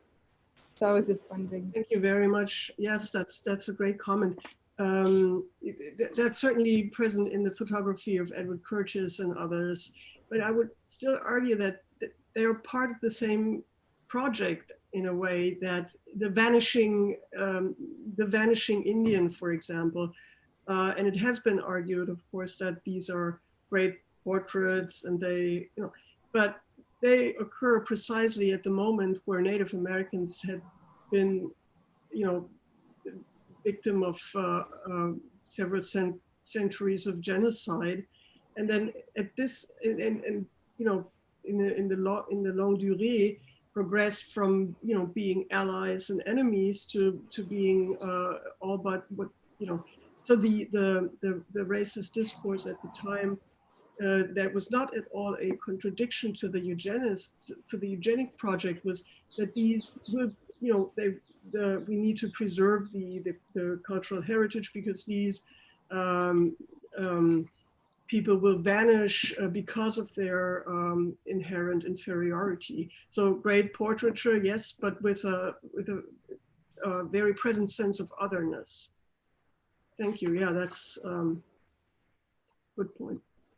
Mm-hmm.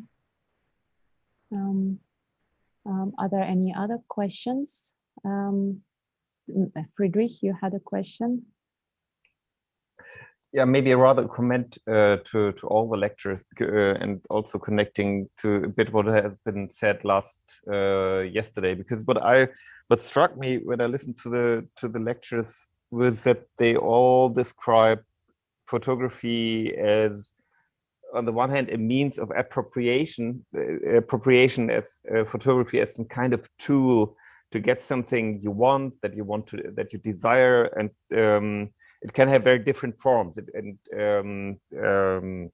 that would be the first thing. That there's always some kind of all three projects that have been discussed in the morning have this kind of impetus of wanting something, of appropriating something visually for a purpose, and apply photography by that. And what I found so interesting as well was that it connected for me again with what we have been discussing yesterday about the outside of photography. None of those images would work the way they work or could be applied the way they are applied if there was not some kind of context, if there was not some kind of outside, if there was not something like the non-photographic of the photographic, so to say. And it comes in very, very different, how to say, figures and aesthetics. There's, with the Derry project, there's this kind of outside of the text of the blog. With the albums, it's also like mounting that into a book that has a specific temporality. And with the geneticist photography, apparently there's a multitude of media that are used. I found striking the exhibitions, and also in particular those popular exhibitions where apparently photography was used to show starting from the best looking middle class specimen of the US to the to whatever those bulbs that would flash when a crime has been committed. So as I said, it's not so much a specific question, but rather a comment on what I think will keep me thinking for another hour or so. Would you like to give a comment to that, Michaela or Suryanandini? Unfortunately, Anna excused herself. She's sick and she had to leave. One aspect that I liked very much about Suryanandini's presentation was the materiality of these albums, that you could almost hear the paper. That's one aspect I couldn't mention at all for time reasons. This material, the material culture aspect, the bricolage of these of the contents of these filing cabinets. There are human remains in there as well. Sometimes there are locks of hair attached to these to the so-called trade cards. And it's sometimes it's like a palimpsest. It's been erased and written over, and so that's another aspect that I would love to explore further. So in referencing the outside of photography, and then of course the vastly different provenances of these images. I completely agree, and I understand when, okay, the image is made, but then what do we do with it in terms of display and, compilation or archiving? I think that really came forth in our presentations as well. When we take it to a digital platform, what does it do and how do we navigate it? When we have an old-fashioned album, which we have a touchy-feely relationship with, how does that come forth? And how that really becomes a tangible heirloom for the family. And then there is the aspect of Professor Michaela's work, which is to do with perhaps exhibition or knowledge systems, a certain kind of epistemology that it is contributing to. So it is, I think, really about where these photographs also land up in terms of what kind of systems of reception they are generating.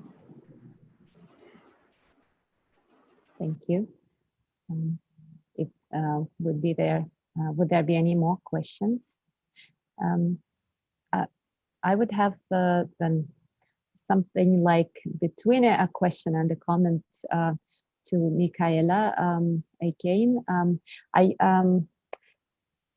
I have an impression, and also from your talk today, that eugenics relies heavily on visibility and visual representation. And as you mentioned, that the eugenicists would use any sources, not only medical photography, but also, there's a carte de visite with from the circus or clippings from newspapers. Do you know if there is any research, or I don't know, could you expand a bit on how it would work vice versa? Because obviously then the eugenic knowledge that needed to be disseminated, in order to actually bring some effects to the society, it would need to be disseminated again through this very mass media channels. So, I mean, do you know anything about this kind of research, or is it something that you also touch upon in your research? That's a great question. I haven't done much work on the this. I mean, let me start differently. What strikes me so much about this this transnational eugenics movement is that it is so it's so popular. I mean, people like Stanford, the president, what's his name? People like Graham Bell, so respectable scientists and all kinds of feminists, even Catholic clergy, in a different form. Mostly these were Protestants, but subscribe to this idea.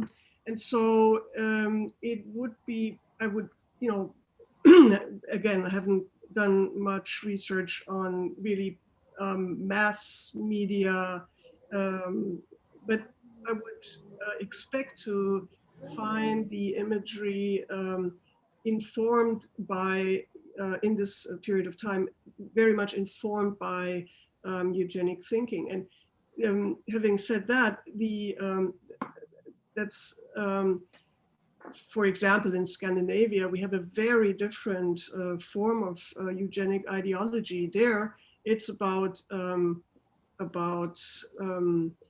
equity and equality. And there's a certain productivism behind eugenics, very unlike the National Socialist, racist and anti-Semitic ideology. So there, I take this as a comment, and I will look into how eugenic ideas then filter into mass media visual depictions. But it certainly is so prevalent that you will hardly find an area or a discipline between 1910 and 1930 where that's not informed by preservationism, all kinds of fields, and that changes only when, interestingly, it doesn't change because the Nazi atrocities become public. For example, Lachlan, the XO of Davenport at Cold Spring Harbor was awarded the honorary doctoral title by the University of Heidelberg in 1936. So everybody knew that this was a thoroughly Nazi organization. It was gleichgeschaltet. There was no doubt about that. But Lachlan had not a problem with accepting this, but he only didn't want to travel to Germany. He asked that it be sent to the German consulate in New York City. So I'm telling this to illustrate how pervasive this ideology was and how widespread and how many people subscribe to it. That it would.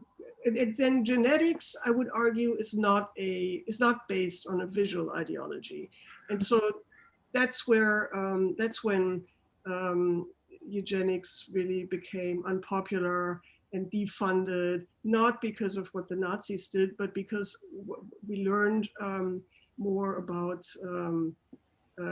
the genome and the fact that no trait is, attributable to a visual correspondence on the surface of the body. Mm-hmm. So this link was broken, so to say, between the visibility and the. Thank you very much. This is very interesting. I think we should wrap up now, unless there is one last very short question. And as I see there is none. We meet in half an hour, so now we part for a break. We meet in half an hour, and I will try once again to make up breakout rooms for you. And if you have any problems in entering them, please let me know via chat or shout out. That is the only way we can chat with each other at this conference this year.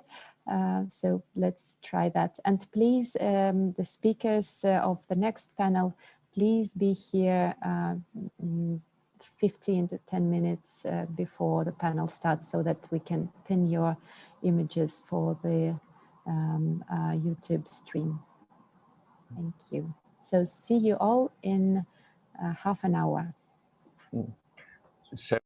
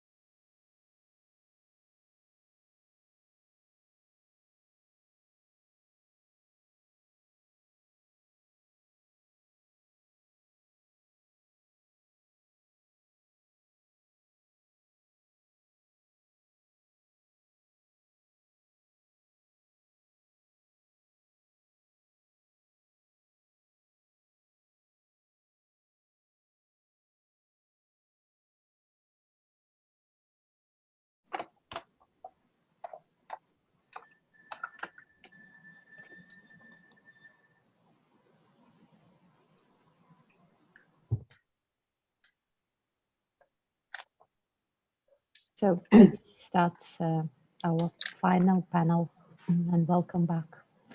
And Olga Nanurova and Friedrich Titien will be chairing this one. Yeah, thank you, Maria. Hello, everybody, dear colleagues. We continue our conference, and the last panel with the fascinating title, "The How of the Now: Photographers Temporality Revisited." And I'm glad to introduce our first speaker, Nancy Roth, from the Journal for Cultural Media and Theory, Flusser Studies. And Nancy is an art historian who worked as an art and photography critic and as a curator and a lecturer. And in about 2002, she began to study the work of Czech-born philosopher and writer William Flusser. And she translated a few books of his three of his books, and is currently on the editorial board of Flusser Studies, the Journal of Culture and Media Theory. Please, Nancy. Sorry, and the paper is named "Photography as Measurement: Exact Dimensions for Invented Realities." Thank you very much, Olga. I just want to say I'm really glad for a chance to try this out, I think we'd have to say. Let me share my screen. We'll see if this works.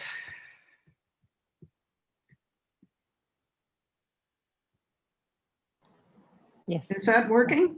Mm-hmm. Okay.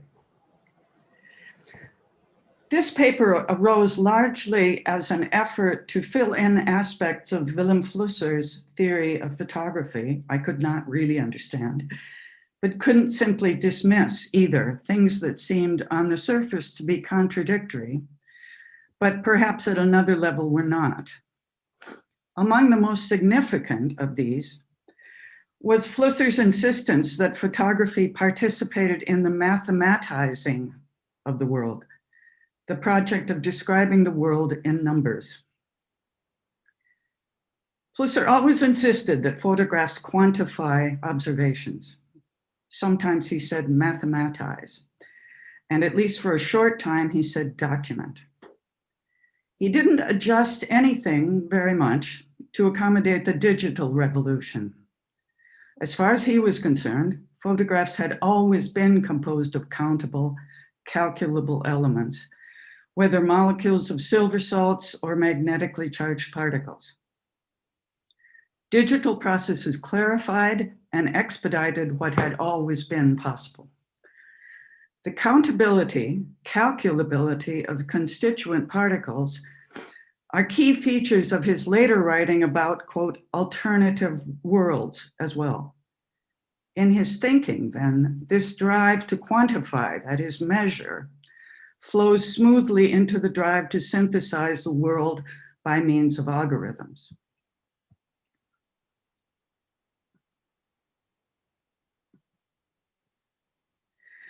This paper will begin with some discussion of measurement as such in general, then take up measurement in science in particular, and then, following Flusser's own lead, come to the way measurement is discussed in physics. It will underscore two consistent understandings in his writing. The first is his identification of photography as the first technology to reach into the world of whirling particles, in quotes, below the level of human perceptibility, and retrieve something that can, usually with considerable effort, be made perceptible to human beings.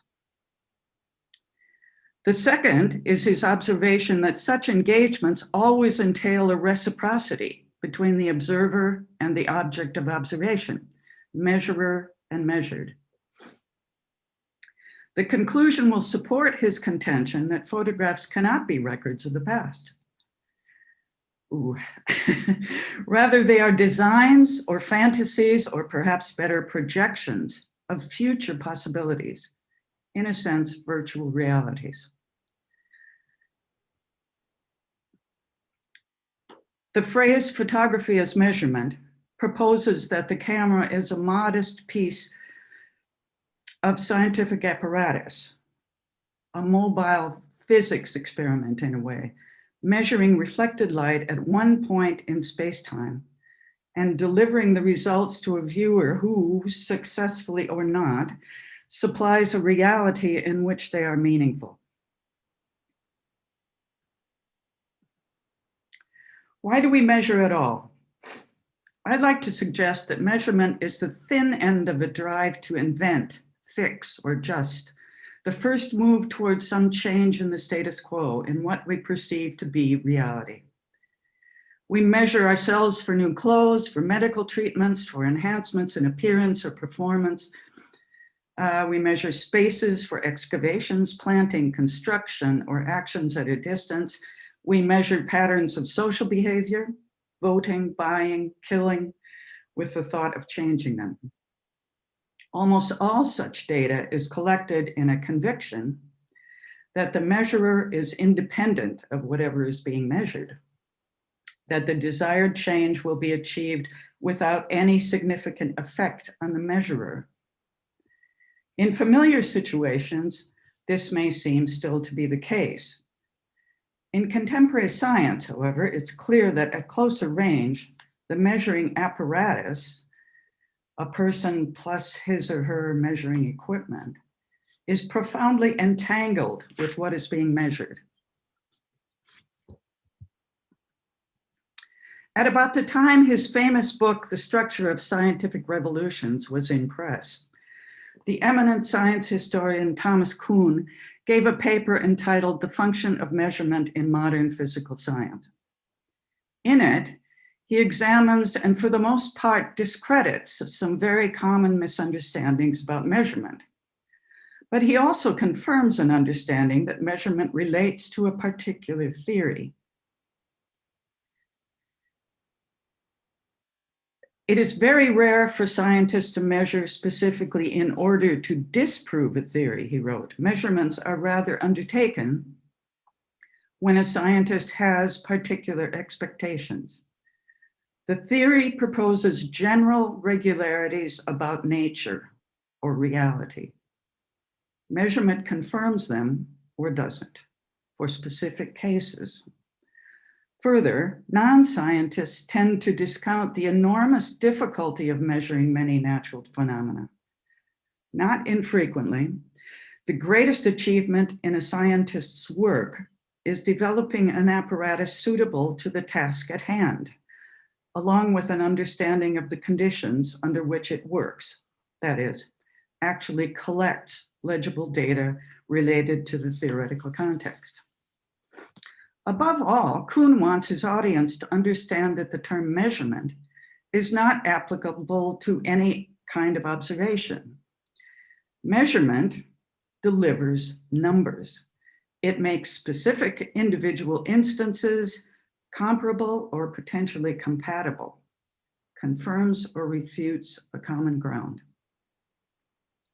Still focused on the role of measurement in physical science, Kuhn points out that between about 1800 and 1850, measurement, a term that's gradually beginning to seem equivalent to quantification, became integral to virtually every branch of natural science. He suggests we think of this broad drive toward quantification as a second scientific revolution, equal in scope and impact to the first in the 17th century.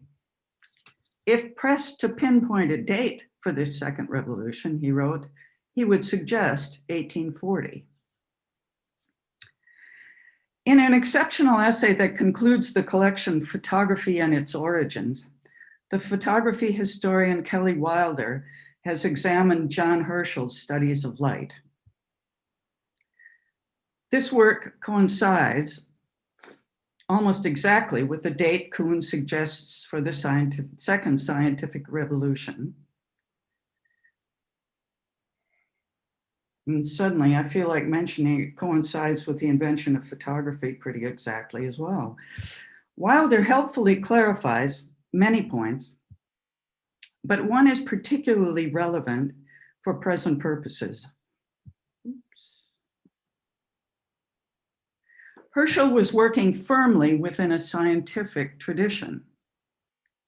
Specifically, he was addressing an anomaly in Isaac Newton's theory of light. He had already shown that the spectrum was longer than Newton's theory anticipated. Herschel discovered light beyond the visible spectrum by using a prism to separate colors, then measuring the temperature of each band. He called the band that was beyond the red band infrared. Daguerre's discovery, oops, I got ahead of myself.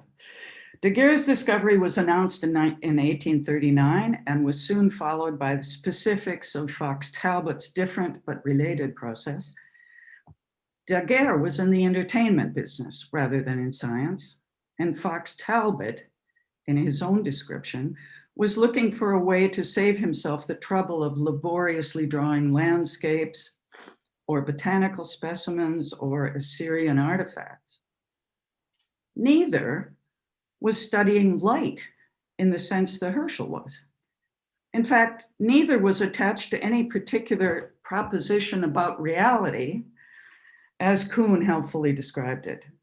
Their priority was an immediately perceptible result. One might say that science, as a set of institutions with a firmly epistemological interest, was suddenly facing results that had an overwhelmingly aesthetic effect on everyone. Or, to put it another way, there was suddenly an astonishingly precise answer without a clear question. The experimental result, the photograph, did not seem to need explanation, interpretation. The camera had the look of an advanced measuring instrument, but what was it measuring? With notable exceptions in science and medicine, possibly forensics, maybe some journalism, there is nothing in place to stop a viewer from reading the image within whatever theoretical framework might come to mind.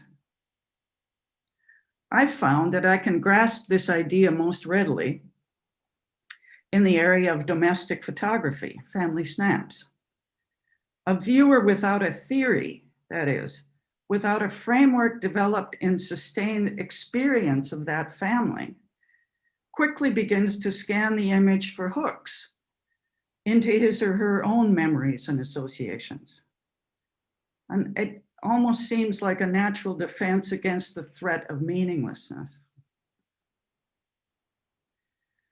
Flisser comes closest to identifying photography as physical measurement in an essay called The Gesture of Photographing from 1975. In the following passage, he speaks of photographing very much as physicists speak of measurement. He even mentions Heisenberg. Here's a quotation from that essay.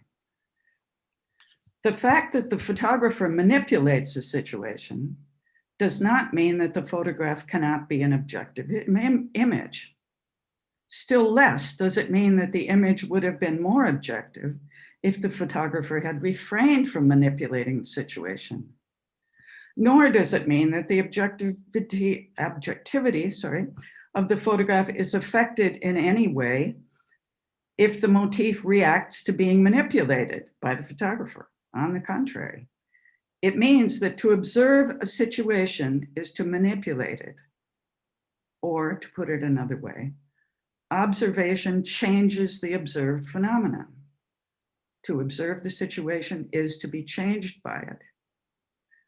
Those who observe the gesture of photographing need neither Heisenberg's uncertainty theory nor psychoanalytic theory. They can actually see it. The photographer cannot help manipulating the situation. His very presence is a manipulation, and he cannot avoid being manipulated by this situation. He is changed simply by being there. Such a reciprocity lies at the heart of Karen Barad's book, Meeting the Universe Halfway. A particle physicist and a committed feminist, Barad treats all kinds of serious inquiries with truth claims in terms of experiment, not only in quantum physics, but in the history of philosophy, of science, sociology, and more. She dwells for some time on Foucault's discourse analysis, expressing deep admiration, but also an unwillingness to accept the restriction of the key concept discourse to language alone. She insists on the materiality of discourse. A quick, but I hope fair summary might be matter matters. The identities of experimenter and experimented upon, of measuring apparatus and measured object, may not be assumed, she insists. Rather, they must be produced after the results of the experiment are available and a very complete, precise account of the experimental arrangements has been made. A report containing details of who was involved, when, where, with what intentions, expectations, interruptions, surprises, etc. The entities, agents and objects, are always entangled. That is, changes in one correspond to changes in another. From a sufficiently thorough and accurate account, however, we can separate, her word is usually cut, the identity of the inquiring apparatus apart, and further cut the apparatus from the object of the experiment. Underpinning Barad's position, she calls it agential realism, is the physics philosophy of Niels Bohr, the Danish physicist who was instrumental in setting out the principles of quantum physics, mainly in the 1930s. Barad reiterates Bohr's insistence that we participate in the reality we study. Objectivity cannot be assumed. It must be asserted and earned, specifically by coming clean about the experimental arrangements, about human experience as part of the experiment. Barad examines one example of materiality of discourse in some detail. Let me see if I can get this there.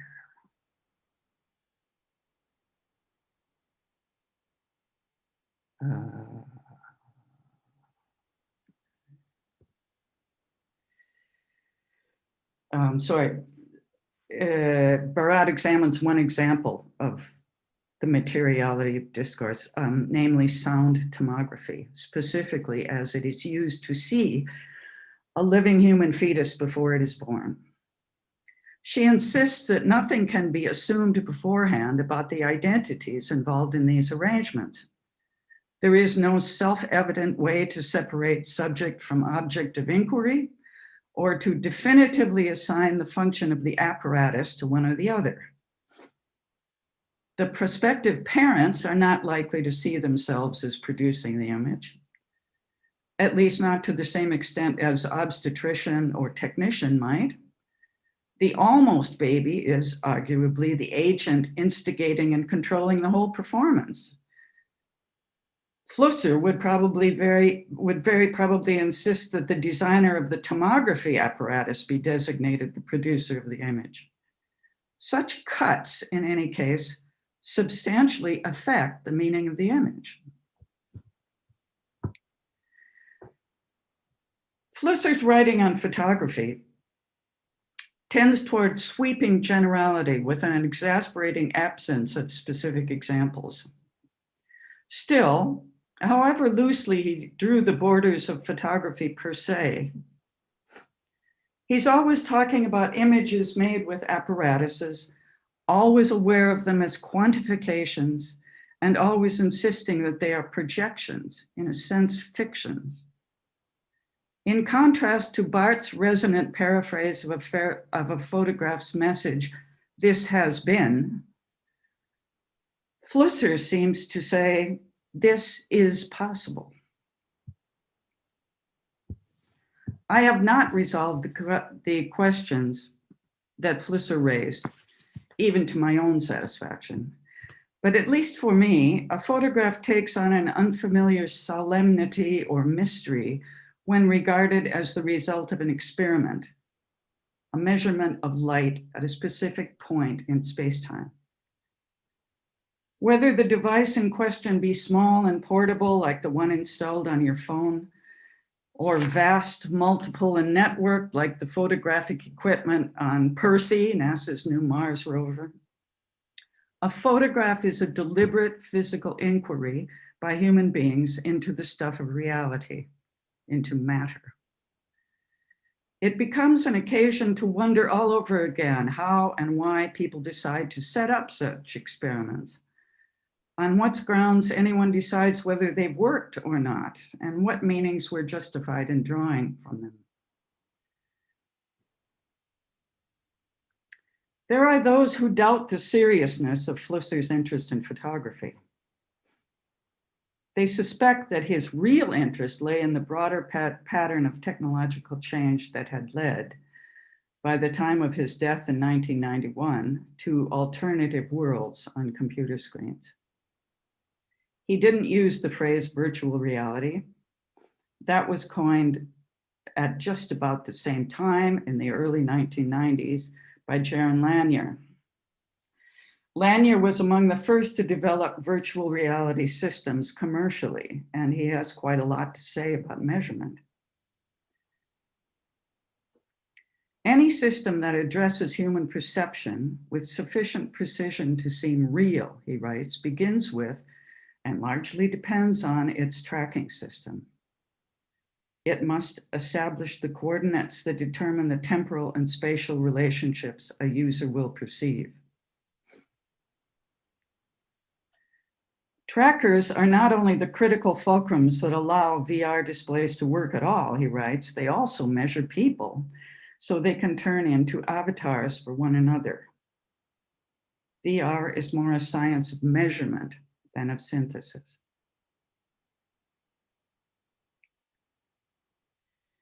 Between 1984 and 1988, Flusser was in fairly regular contact with the photographer Juan Fontcuberta. In their correspondence, whoops, I think I needed to go forward one.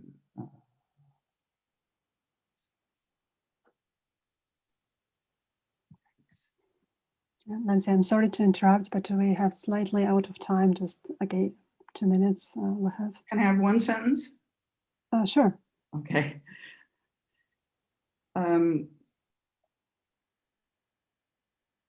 Between 1984 and 1988, Flusser was in fairly regular contact with the photographer Juan Fontcuberta. In their correspondence is a phrase that marked a point of agreement between them and perhaps can serve as a conclusion. Photography documents things that do not exist. Thank you. Yeah, thank you so much. We have a few minutes for brief questions and comments, and then we will have the 30 minutes for the common discussion. But now, if somebody have the short questions, clarifying. Well, Oksana Gavrishna has a question, please.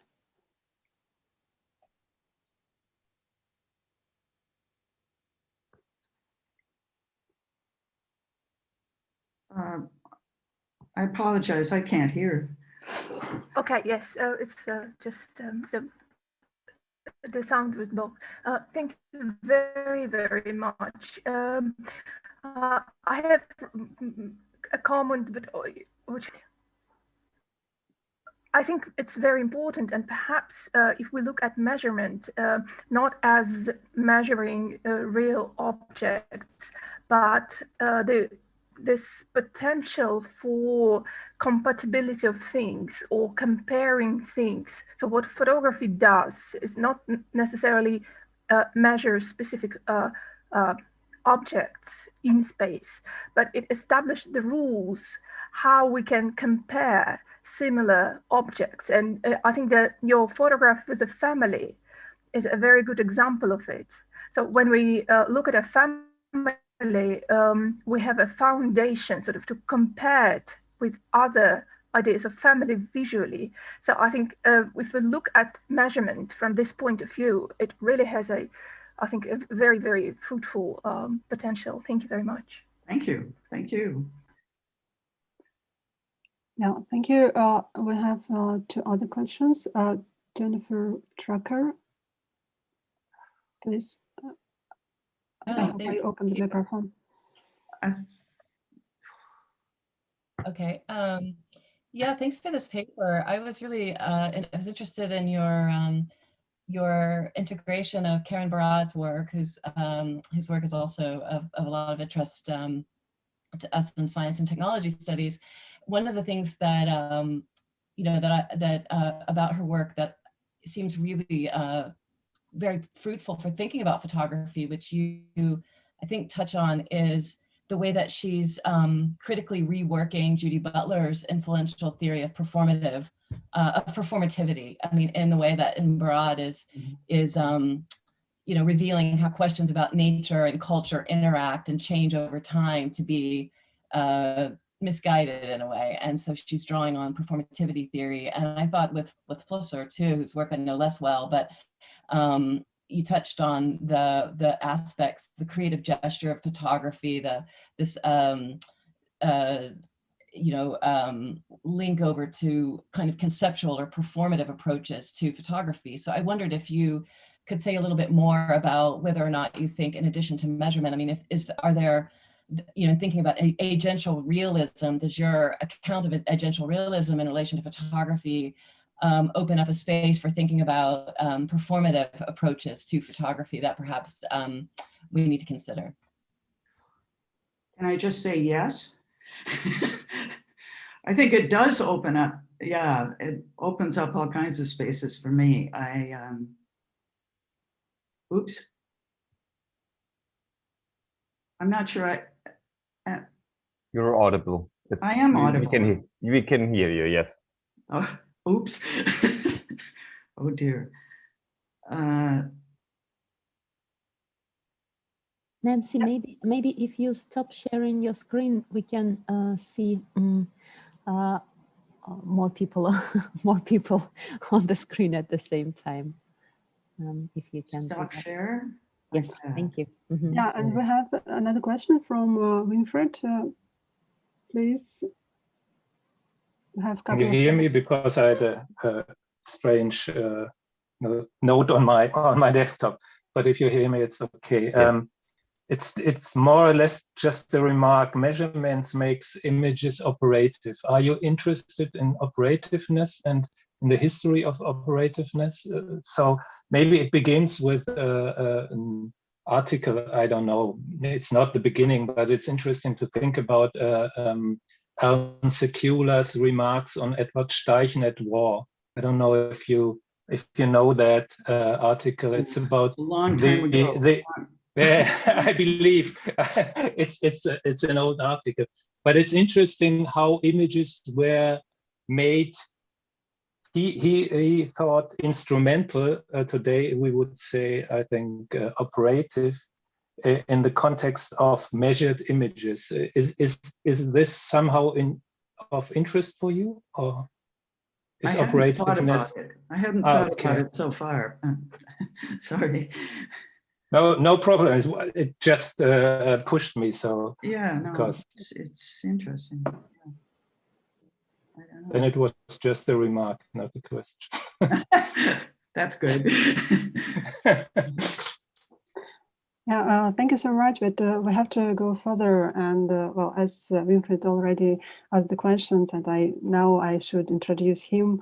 I'm glad to introduce the next speaker, Winfried Görling from the University of Applied Sciences, Potsdam. Winfried is a professor for concepts and aesthetics of new media in the joint program European Media Studies and the University of Applied Studies and the University of Potsdam. Since 2018, he is a member of Research College Sensing, the Knowledge of Sensitive Media. He is also a member of the Directorate of the Brandenburg Center for Media Studies, and his recent publication includes the contribution to this year book Versatile Camcorders, looking at the GoPro movement, and the article Photography in the Digital, the Screenshot and In-Game Photography, published in the Compendium Photographies in 2019. He is also co-author of 2 books published in German, such as Sharing Images, Photographic Practices in Digital Culture, and What the Case is, Precarious Choreographies on the Image of Failing Men in Photography and Art. And the paper is called A Sense of Co-Presence. Yeah, thanks a lot. I start with sharing my screen. I hope this will work. Is it okay? Can you see only one screen with one text and nothing else? Yes, yes. Okay. Okay, so thanks a lot, Olga, for the introduction, and to all the others for the invitation to speak here. I will take the opportunity to give a lecture which is close connected to the book which I edited with Florian Krautkrämer, Versatile Camcorders, looking at the GoPro movement. The topic has been haunting me for some time and has interested me particularly in the aspect of the connection of cameras, bodies, environment, and digital networks and the associated risky production of images. Here, among other things, I was interested in what the technological unconscious could be. That will hardly play a role today. I will try to narrow down the development of the camera as the action cam, which produces a special kind of view, which I call the companion view. I will start with a look. Oh, sorry, I forgot something. I have to start the screen sharing again because I forgot to turn on the sound because I wanted to say to screen a video. So you have to have the sound. I will start with a look on the first scripted advertisement GoPro ever produced in 2016, and I hope it will work. Is this being in the moment? Wilfred, we see. Is this hanging out? We don't see it on full screen. And is this really playing with your kid? We only see it in a section. Don't stop what you're doing to capture what you're doing. Keep running. Keep playing. Keep. Sorry, couldn't you see anything? Well, we could see it just on a small section of the screen, not the full screen. If you maybe can enlarge it to full screen. And it was not a video, but it was a still image. It was still image and sound. Does this work now? Being in the moment? No. It's still a still image. Is this hanging out? And is this really playing with your kid? Don't stop what you're doing to capture what you're doing. Doesn't work? Unfortunately, not really. Right? What did you do last time when it worked? I don't know. It's always the same problems. I don't know why. Maybe I tried to do it again. So I have to desktop 2. Can you see it now? Yes. Is this okay? Then I leave moment? it that way. Is this hanging out? And is this really playing with your kid? Don't stop what you're doing to capture what you're doing. Keep running, keep playing, keep dancing. Just keep doing. GoPro, start recording.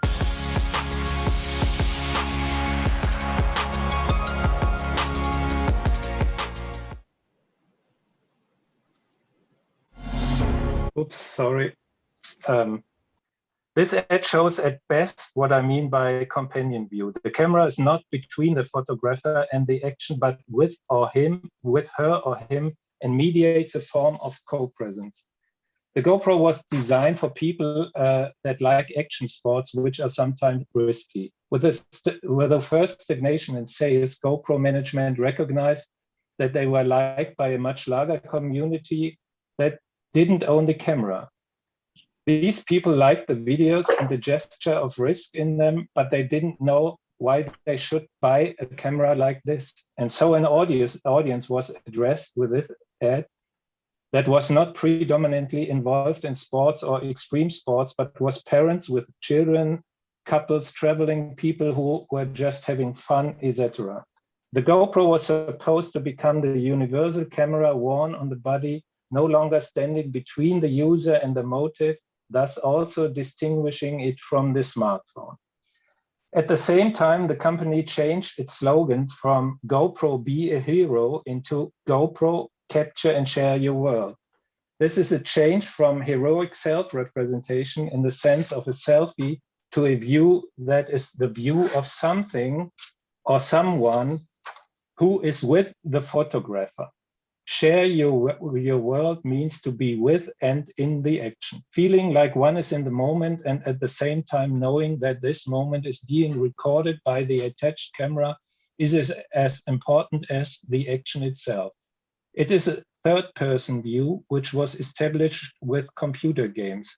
With Philip Bedard, quote, "Instead of trying to convey the subjective experience of the character, which would promote the vicarious identification of the player or viewer, the third-person view moves outside of the character and places him or her in relation to the surrounding environment." Quote end. The GoPro has lastingly changed the conditions for making images by conceiving the body and the device as a jointly acting unit. The device is small, robust, mobile, and can be used in a variety of ways, usually attached to the body or a piece of sports equipment. It is hard to imagine another technology that so thoroughly and effectively stages the connection of media production and its aesthetics to Recording the environment. Stopped. Recording in progress. Sorry. To the environment in which it was created. The presumed self-staging of users is therefore always also a staging of technology, which is skillfully utilized by the brand for its distribution purposes.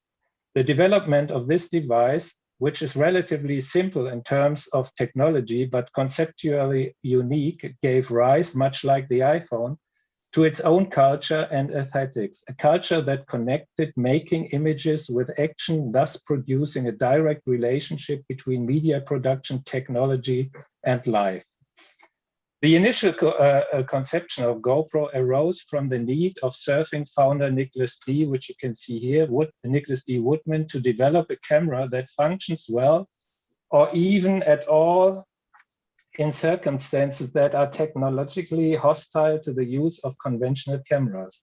Surfing and the difficulty of conveying this experience through media present an occasion for thinking about a small, waterproof, and easy to use camera that works and can be operated in the context of sports activities, or better yet, that does not have to be operated at all. Bradford Schmidt, a friend of Woodman's and later an employee of GoPro, describes the reason behind this idea as follows, quote, "Although it had been a surf trip, any pictures of myself actually surfing were conspicuously absent. I had traveled alone, so all the shots were limited to perfect waves without a surfer in sight taken from the beach before I paddled out. The photos felt strangely empty considering the euphoria I'd experienced riding the waves," quote end. He implicitly formulates two important concepts for the development of the GoPro. On the one hand, to convey something that can presumably only be experienced by a few people, and on the other, the difficulty of the environmental conditions under which such cameras would need to function. The mode of being there, as Wolfgang Hagen has called it in the context of smartphone photography, is as essential as showing extraordinary experiences in an often spectacular nature. The GoPro in its development is close to the body, and yet it conveys a view from outside which does not simulate the view of the photographer. As a symptom, the first GoPros didn't have a viewfinder or a display. It is meant to testify to the fact that its wearers were there, while at the same time the viewers are meant to imagine themselves in the image as a form of mediated co-presence. In a very short introduction and the development of the GoPro, I will establish the singularity of the GoPro and by extension with the action cam in general. I will concentrate on the apparatus as a technological object. The first GoPro is an analog 35mm camera with a 28mm wide angle lens which cannot be focused. It comes with a waterproof case and an essential gadget, a strap that can be used to attach the camera to the arm. The development of the camera starts from a usage area that to this day tends to be served by semi-professional cameras such as the Nikonos. The Nikonos entered production as the direct successor to the Calypso, which was developed by Jacques-Yves Cousteau, the famous biologist. These were amphibian cameras protected from water, dust, and rust. No external case was necessary.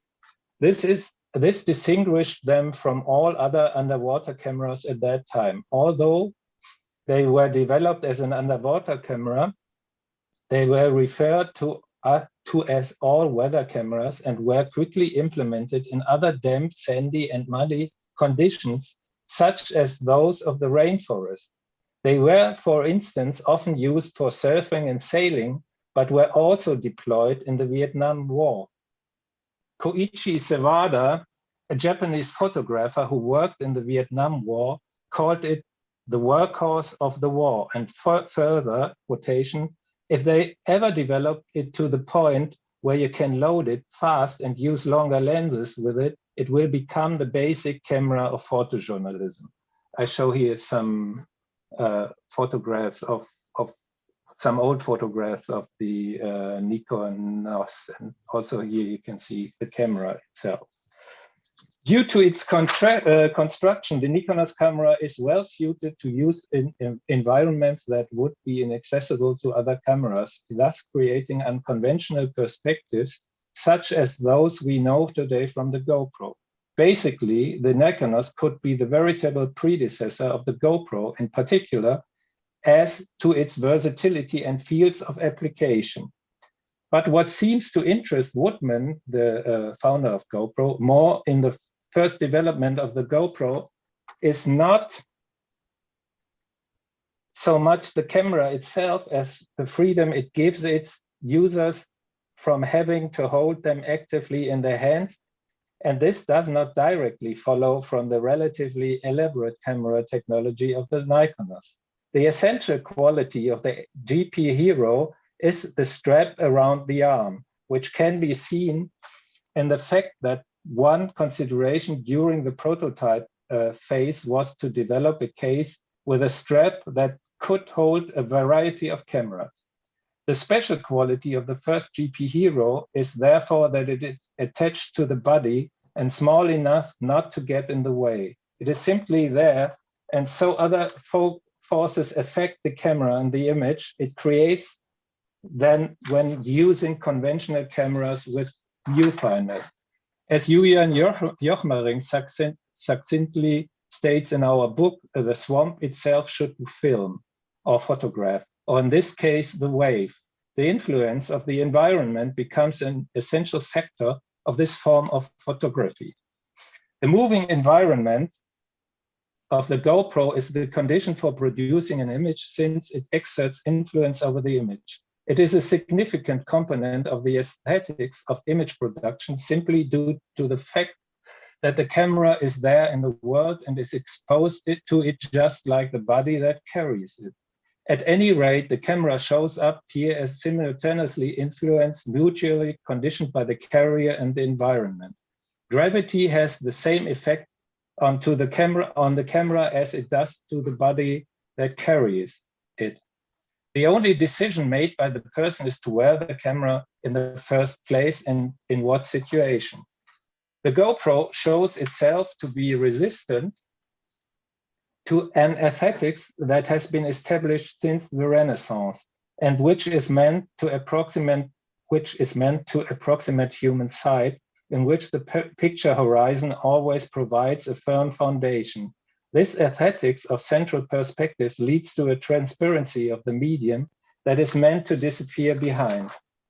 It seems as if there were no apparatus or technology, and as if the very possibility of the image had always come from a decided, self-determined, although highly conventionalized stance or position of the person toward the world against all opposition. GoPro pictures present this opposition by initially privileging the camera's moving, undirected position toward the world and showing a gaze rather than a view. Pictures emerge deliberately by accident as the influence of the user's movement with the camera, which can create something not intended. Like you can see here in the screenshots of a video where a wingsuit user is crashing into a rock, but he didn't die. So perspectives that with a new vision movement of the beginning of the 20th century were still being created in a consciously revolutionary sense as technically inspired. And I show just a few images of Willy Ruge's first fall with a parachute, which is really an interesting photo series. And I really enjoy this image so much, but I can't talk too much about that. The versatility of the GoPro is the basis for the device's relationship as an image producing machine to the body, its environment, and the social technological embeddedness that inseparably links the activity of the body in its surroundings with producing and processing images. GoPro managed to construct a mass media ecosystem that will turn GoPro into its own content network. This is a quote by Marty Biancuzzo from Wall Street Daily. The entire production and communication runs over popular science media, social media channels, and users are already familiar with how to use them. The ecosystem that GoPro has constructed over the course of time therefore facilitates a unique connection between the device, the GoPro with its specific features and bodies, actions, surroundings, and ubiquitous mobile smart computing environments and their worldwide networking.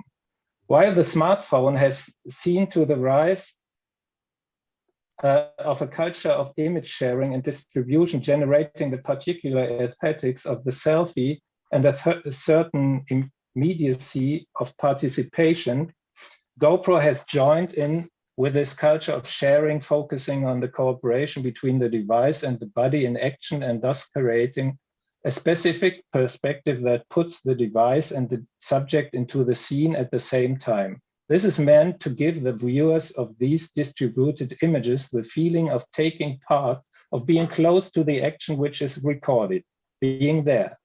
The unique spatio-temporality of photographic mediality, which has been described by Roland Barthes as an illogical, to quote, an illogical conjunction between the here and now and the there and then, quote, end, is even more strongly displaced in the direction of a mediated co-presence, which is conveyed over spatial distance. The here of the person photographing is connected to the there of the observer, and the time now is abolished as a separating factor. This is amplified by the possibility of live streaming, and then I have to go a little further in my,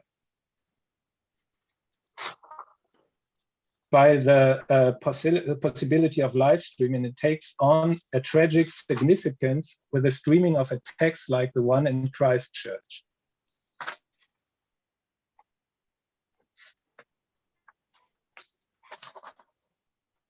It is significant that the camera is never positioned on one of these mounts between the gaze of the user and what is being recorded. It is more or less on the side of the user and shares the same space, especially when filming with several cameras. For the GoPro's picture, it is true that there cannot or should not be a decision against the presence of the self in the picture. The camera with a fisheye mounted on the body, and thus the body is almost always part of the visual space being recorded. The space in front or behind the camera is dismissed in favor of its accompanying activity. The camera becomes the user's companion. Perspectives arise that a human eye could never see. Although the intentional integration of this camera companion in the space or on the body of the self can be presumed it would be a form of the selfie, I assume, made by delegating to the technology pictures of an environment that records itself. The selfie of an environment which not only consists of the camera, but of other bodies, surroundings, hardware, software, networks, and social media. In his text for our book, Jan Dieselmeier calls this kind of picture videt, it sees. Expanding on this, this one might say the environment, it sees itself. This sight or vision as a distancing of a kind of seeing centered on the human being has justifiably been described as non-human decentered and distributed vision by Joanna Zielinska. Human sight, however, should not be pitted against mechanical sight. Rather, she wants to, quote, position the human as part of a complex assemblage of perception in which various organic and machinic agents come together and are part for functional, political, or aesthetic reasons, quote, end.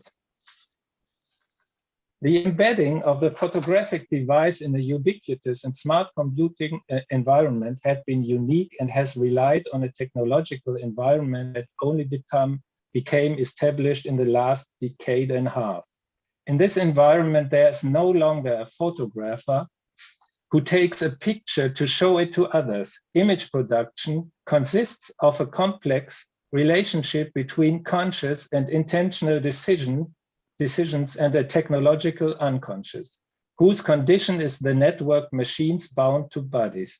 What becomes visible in the end, or what gets attention, is also determined cybernetically, normalized by means of automatic image processing in the camera and defined as interesting by algorithms in the net. The images produced with a GoPro are always also images of described environments. What usually remains in the off space of the image becomes visible. For instance, the cameras worn by other participants are recorded when recordings are made in the group, or when several cameras are worn on the body of the person recording. These images are then the visible part of a self-referential techno-collective environment, which produces a unity of this complex technological body in its perception. Coming back to the ad of the beginning of my talk, a new audience was addressed with this ad that was not predominantly involved in sports or extreme sports, but was parents with children, couples traveling, people who were just having fun. The GoPro was supposed to become the universal camera worn on the body and no longer standing between the user and the motive. The clip first shows people always with a smartphone in their hands to take photos, asking, is this really in the moment? And is this really playing with your kids, in order then to show images that were taken with a GoPro that do not interrupt or dominate the action, to say, keep playing, keep dancing, just keep doing. The GoPro does not stand between the person and the action being recorded, taking a photo whenever it's wanted, supported by the voice control that was introduced in 2016. In the images, and I'm coming close to the end, of the GoPro or other action cams, an image of the environment, the body and the camera is created, which generates the mode of co-presence, even with a viewer who in this culture is thought as independent from the view of the so-called photographer. In the images of the GoPro or other action cams, an image of the environment, the body and the camera is created, which generates a mode of co-presence also with a viewer, which in this culture is thought to be independent of the gaze of the so-called photographer. The development of the GoPro can be described as a discontinuous continuity, which barely cultivated conceptual uses from previous developments, such as the Nikonos. Perhaps the GoPro in its genesis as a technological object does not all belong to the species of camera. The GoPro as a technology, much like the smartphone, has generated a special view to the world, which I refer here somewhat tentatively as the view of a companion technology, which mediates a form of this co-presence. This view is that of an interplay between many agents and a decidedly non-human view. The environment films, photographs, the strap wrist is broken, and the GoPro goes where you won't and goes where you can. Thank you. And this is a little advertisement for our new book. Okay, thank you so much, Winfried. Please stop sharing your screen. Stop sharing, yeah. Okay, yeah, we have just a few minutes for brief questions, but still we have some time. Does anybody wants to ask something? Sana. Yes, thank you very much. What I want to ask, it's really fascinating, but so what's the interest for the viewer? We can understand that the owner is quite interested how this companion is seeing what he or she experiencing. But for the viewer who is not actually involved in the action, what is his or her position with this camera? How do you see it? And in addition to it, do you think it's at all connected? The very popular now sort of visual experiences is which having to do with desktop, so-called desktop movies, is when people are looking at other people playing computer games or other people doing something, and so you as a viewer, you sort of share and even bodily the experience of another person. So that's our two questions or connected questions. Thank you. Sorry, that are really two very large questions, especially the second one, because I'm working on a book which is called Screen Images, and we are really thinking about screenshots and movies which were made with a screen. Also documentaries were made with a screen, and it's really strange because it's different to the GoPro. I think it's somehow like if there's another force taking your desktop. If you watch the movies on your desktop, it's really strange because it moves you away to somewhere, to someone or something else which you can't control. But you have the imagination of this is my desktop. So there's I don't think that there is such a big connection between the two images, but I maybe have to think about that further. And the other thing is the viewer.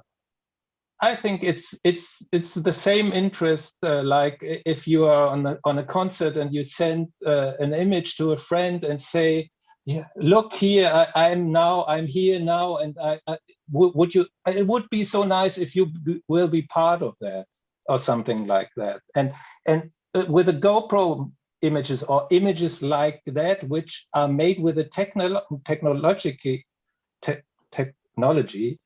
which gives you the feeling that you be present in the image, there's a huge difference to smartphone photography, and it's the mode of being with maybe and not being there or something like that. And also it is related to Bart what Nancy just said. That has been is maybe it is just so, and it's it is. I think the feeling of being connected is one of the value. Excuse me. Profit. A value. Profit. Yeah, value. Sorry, sometimes I lose words also in German. So thanks a lot for the question. Maybe I think Jennifer was the next, but I'm not the moderator. Yeah, we'll have just a very few time, the short question, short answer. Go ahead, Jennifer. Please. Yeah. I think with this is very interesting to think about from the point of view of the viewer, because when I was looking at those videos, to me, this is also very much about performance of a certain kind of self. Because, you know, as you know, extreme sports tend to be much more solitary than popular traditional sports.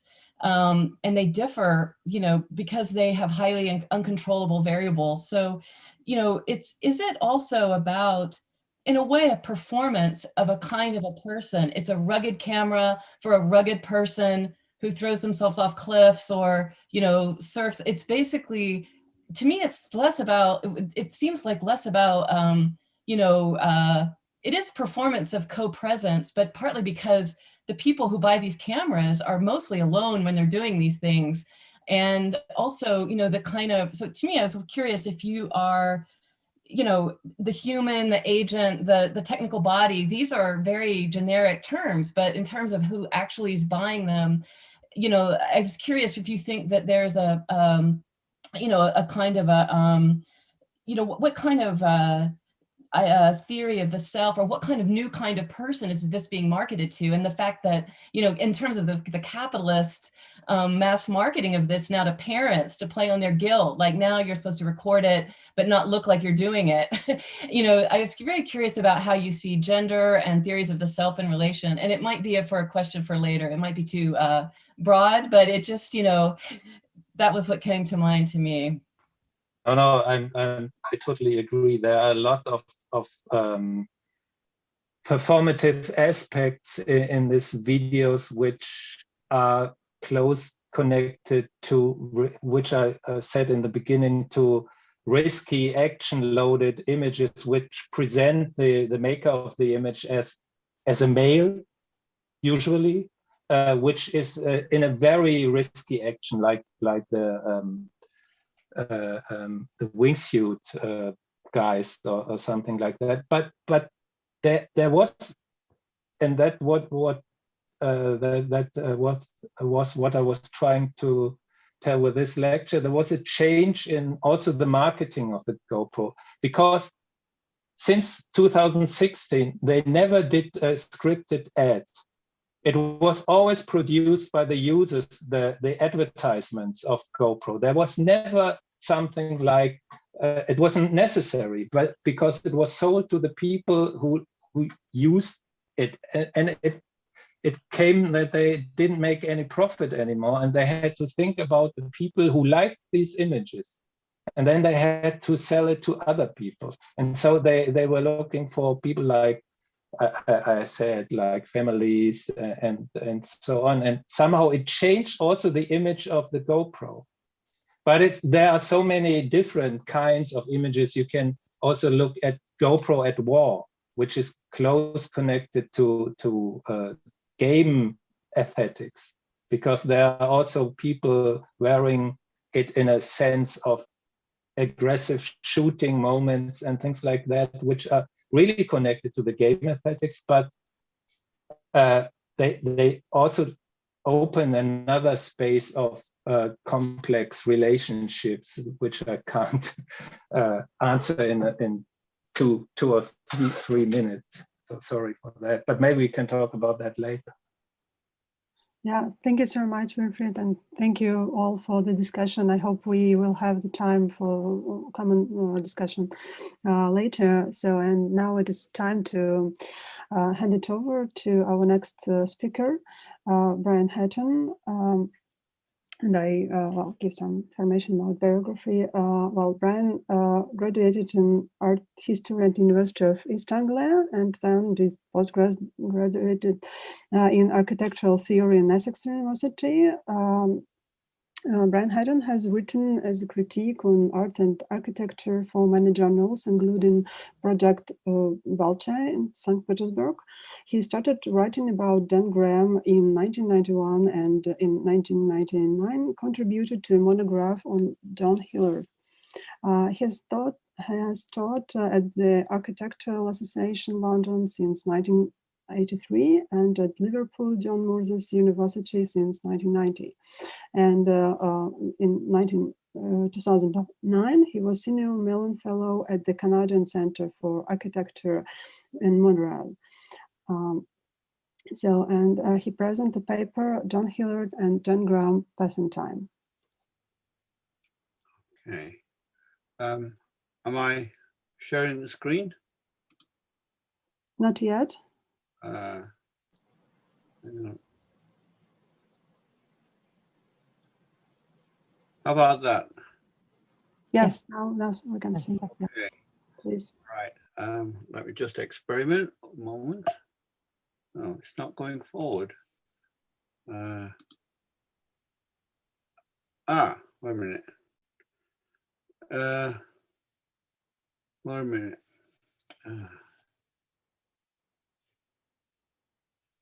Sorry, something's gone wrong here immediately. Hang on. The screen expanded and I've lost my text. And I can't even find a... Maybe you can stop sharing for a while and then... Yeah, but I can't even see the cursor moving around the screen to stop it. If you just press escape, maybe something will appear. No, that's not working either. Control C. If you're working on a PC, Control C. No, I'm on a Macintosh. Okay, then it is the Apple and the C, I presume. Or something. Or Apple and Q. That would be, or this weird symbol which looked like an highway crossing. I always forget what the name of that is. Скажи туда.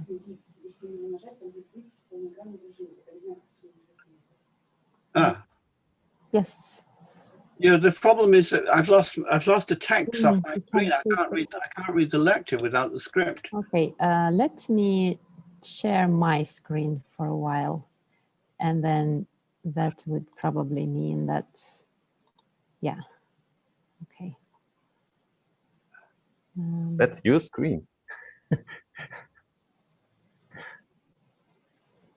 Yeah, Maria, maybe you will show the presentation and Brian will have his text on his screen. But I don't have Brian's presentation on me. But I stopped Brian's screen sharing for a while. So Brian, if you can go on and try, maybe you arrange the... The problem is I can't see any way to control the screen. And every time I click the mouse, it goes forward, but I don't know how to go back. There's no cursor here. Okay. So use Command Tab, then you see all the programs which are open, and you can switch on between them. Command Tab at the same time. Then you have to Command what? Tab, which is the arrow on the left side, the left upper side of your. No, nothing's happening. Maybe what I would suggest, Brian, is if you are okay with sending me your presentation, and then I can show it, and you will tell me to show the next slide. And meanwhile, while you are doing it, maybe we can listen to Chris's talk while we are sorting this out. How does it sound? That's a good idea. No. Hang on. No. Right. Now I'm back again. So I will try to do the screen share again.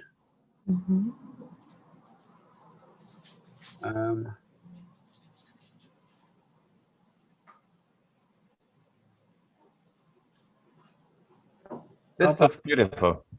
Right. Now, if I go backwards, no. The problem is I can't see how to go, but the usual controls on my computer are not affecting the screen. And the play thing is only going forward. I can't get it to go back. Brian, how about you send us your presentation and we screen it, we show it while you talk, and while we are sorting this out, we can listen to Chris Belden-Adams's talk. Would you like to do that? Hang on.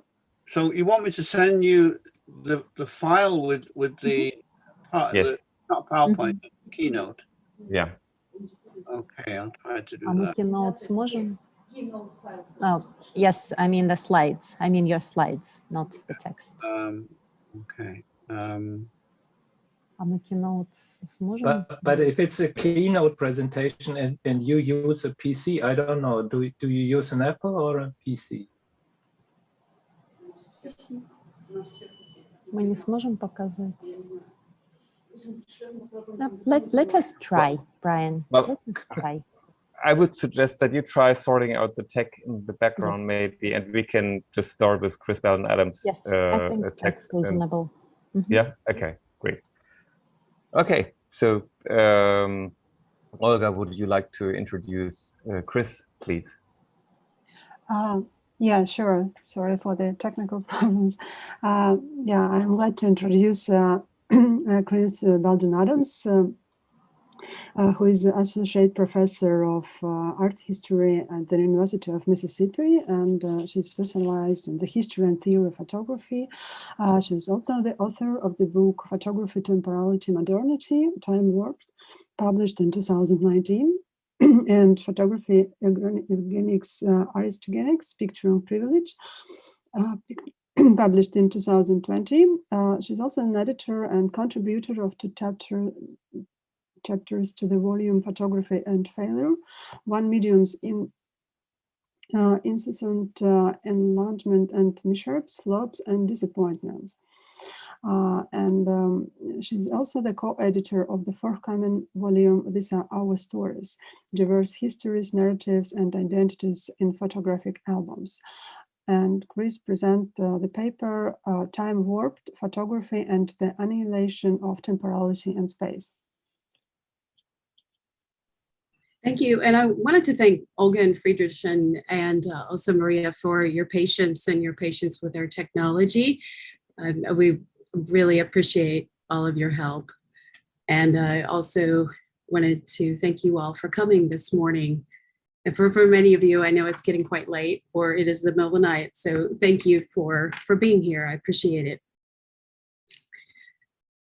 In The Painter of Modern Life, an essay which has shaped our definition of modernity, Charles Baudelaire wrote, and I quote, "The aim for the artist is to extract from fashion the poetry that resides in its historical envelope, to distill the eternal from the transitory. By modernity, I mean the transitory, the fleeting, the contingent, the half of art whose other half is eternal and immutable," end quote. Ironically, although Baudelaire was not an advocate of the medium of photography as anything but an aid to art making and to science, improvements in the sensitivity of photochemistry and lenses, faster shutter speeds, and more made achievable the image of instantaneous time within a few years of the medium's invention. As a result, capturing spatial relationships in a fraction of a moment, which Baudelaire defined as synonymous with an expression of modernity, quickly became a normative expectation of photography. But is instantaneous photography such a straightforward manner of conceiving a relationship of photography's relationship to time? And today I'm going to take a closer look at exemplary images by two pioneers of instantaneous photography, Edward Muybridge and Harold Edgerton, to explore those questions. And I'll test the parameters of the medium's representation of instantaneous time and suggest that there is something modern about it. Many art historical narratives emphasize photography's positivist, technological, determinist mission in the 19th century as a quest to exceed its own limitations by decreasing shutter speeds, exposure times, and making better lenses. The motion studies of Muybridge and Edgerton typically are cited as groundbreaking examples of the medium's mastery of the challenge of capturing the temporal instant. In the late 1870s, California Governor Leland Stanford, founder and director of Central Pacific Railroad, an institution that took pride in its reputation for annihilating time and space by transporting passengers over land with unprecedented velocity, hired Muybridge to employ photography to determine whether all 4 feet of a horse are off the ground at any point during mid-gallop. After examination and experimentation with different camera systems, Muybridge made a series of photographs of the 1 mile track at Stanford's Palo Alto Stock Farm on June 19, 1878. The horse in motion, Sally Gardner, owned by Leland Stanford, is in silhouette against a white gridded background, marked by consecutively numbered segments of uniform size as she ran at a speed of about 40 miles per hour past Muybridge's battery of 12 cameras, equipped with stereoscopic lenses, as she tripped the threads to release their shutters. As the title implies, the series of images represents durations of elapsed time expressed in 12 separate images of stilled instantaneous time, each representing an infinitesimal duration of about 1/1000th of a second. The title implies that the series represents a narrative story of a run. Muybridge's images are read, as most literary works are in the English language, in linear sequence from top to bottom, left to right. Gaps of about a half second in duration lie between each of Muybridge's images and imply unseen lapses of time within which the horse's body moved to the position that we see in the next frame. Time's passage, thus, is implied by changes in the spatial location and coordinates of Sally's body over time. Thus, temporal lapses of time provide temporal spaces in which the viewer fills in with their own narratives, as in, we can assume what happened between the frames, given the interpretive framework of the title, The Horse in Motion, Sally Gardner, running at a 140 gait at the Palo Alto track. The gaps of time between the exposures function as they do in Daguerre's Boulevard du Temple, by implying of time unseen, whose consequences we see. In Muybridge's Horse in Motion, time is represented as the agent of dynamic motion and change. The series of photographs begins with Sally in full gallop. It therefore implies the existence of a temporal continuum of action that happened before the moments that we see captured in these photographs. However, Sally's run ends amazingly briefly in the final image. And you see a detail of the last two frames above. In the 12th photograph, numbers on the grid defy the sequential numbering order, and the estimated half-second interval between the other images is broken. Even if the grid's numerical count repeated between the last two photographs, the writer would have undergone a sudden change of speed from an average speed of covering 1 quadrant per second to a slowdown speed of covering at least 5 quadrants per second. In other words, Sally Gardner, if these images were correct, would have had to accelerate to 5 times her speed to about 200 miles an hour between the last two frames. This is implausible for 2 reasons. First, horses can only run between 45 to 50 miles per hour. And secondly, it would have been impossible for Sally to come to an abrupt and complete stop after accelerating to 5 times her speed. The final images break the temporal cadence of a half second of elapsed time between each 1/1000th of a second exposure and abruptly fracture the linear progression of time that viewers expect for the images. It is likely that Muybridge added images to his series from other sequences of photographs, and to assume that he decided that he wanted to add an image that represented the completion of the act of running. Muybridge's decision to insert the concluding image of Sally at rest closes the series as a finished duration, as a becoming that finally became. And it provides the temporal completion of the physical act of the run. In The Horse in Motion, Muybridge provides both the ing and the thing, the action and its materialized conclusion. Muybridge here gives the series temporal closure. However, what about the beginning of the run, which takes place off camera in unrepresented moments? Why not illustrate its start as well as its finish? Muybridge instead gives the viewer a temporal continuum already in progress, in which the viewer's experience is only partial. This is not entirely foreign to us. Our individual awarenesses of time, after all, do not include our personal starting event, which is our birth, but instead our memories and personal histories begin between ages 3 and 5. Time supersedes and surpasses us, and we necessarily experience only a portion of time's seemingly endless continuum. But in the macro sense, as Baudelaire implies, expressions of the experience of modernity are synonymous with arrested dynamism, with glimpses of only a part and partial dynamic fragment of a temporal continuum that is in the throes of change. And indeed, in the 2 frames of Muybridge's Horse in Motion series, yes, as you can see, there are multiple points in a horse's run in which the feet are off the ground, which provided proof that Stanford wanted to affirm unsupported carriage of the horse. Muybridge's photographs immediately were published in magazines and newspapers worldwide. An article written by the editor of horse racing magazines Muybridge's photographs as unerring, while also pointing out, and I quote, "It's difficult on the verge of impossibility to explain why what we see with our eyes on the race course differs so much from what we see on the plate of the photographer," end quote. As Philip Roger explained, during Muybridge's time, the word instantaneous was, and I quote, "shorthand for authenticity, trustworthiness, and was a synonym for from life, from nature, and naturalism," end quote.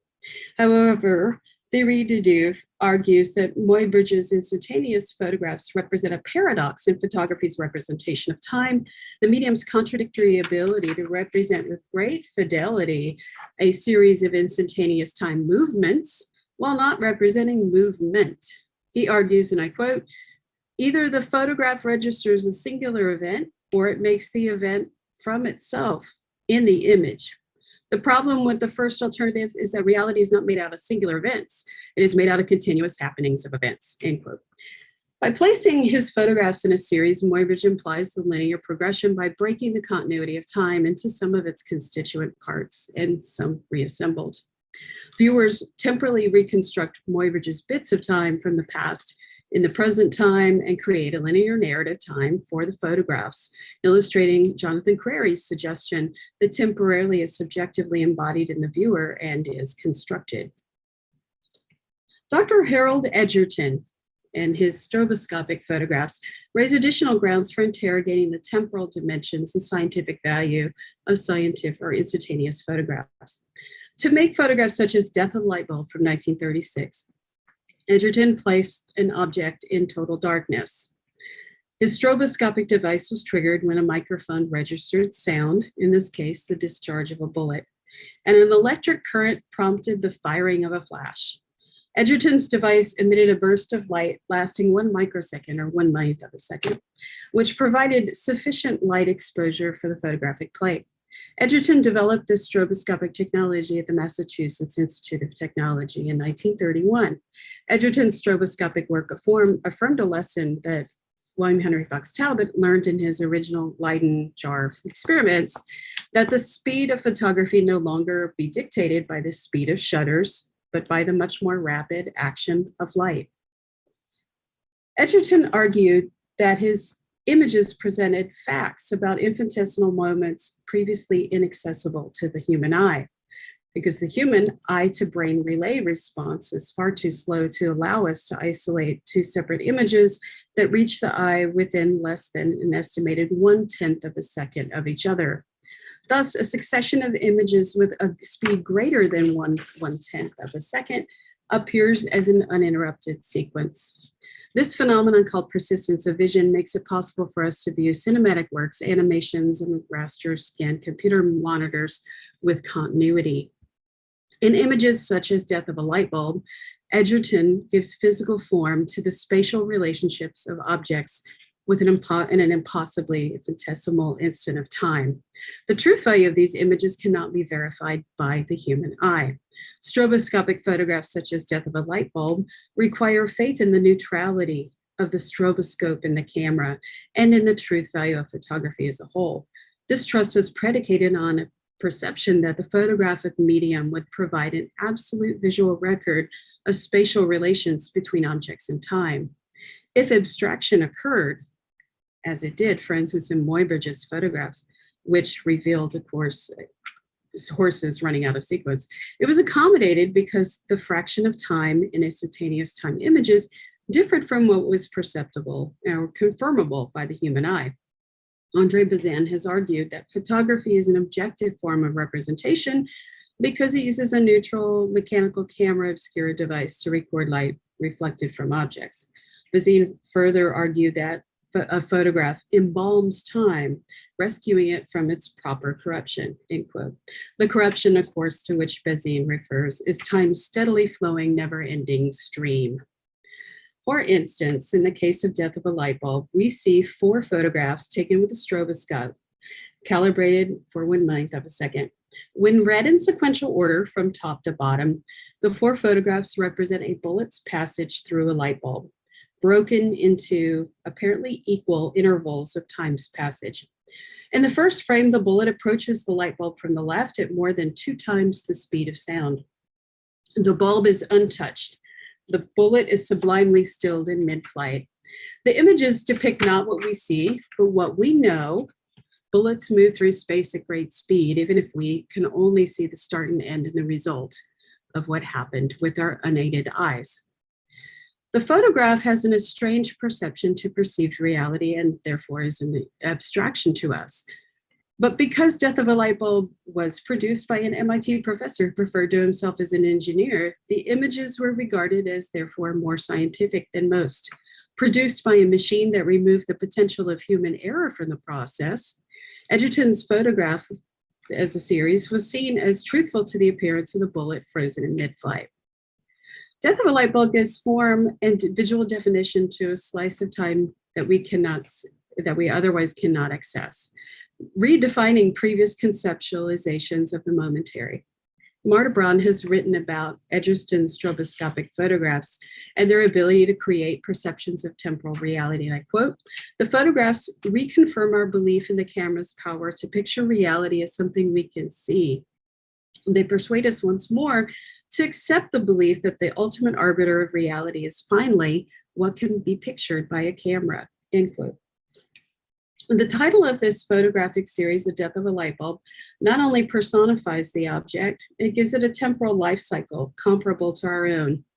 Time in the first frame of the series is an anticipatory future tense, as viewers know that 1/1,000,000th of a second later, the inanimate but personified light bulb will die as the bullet approaches it, and in fact makes contact.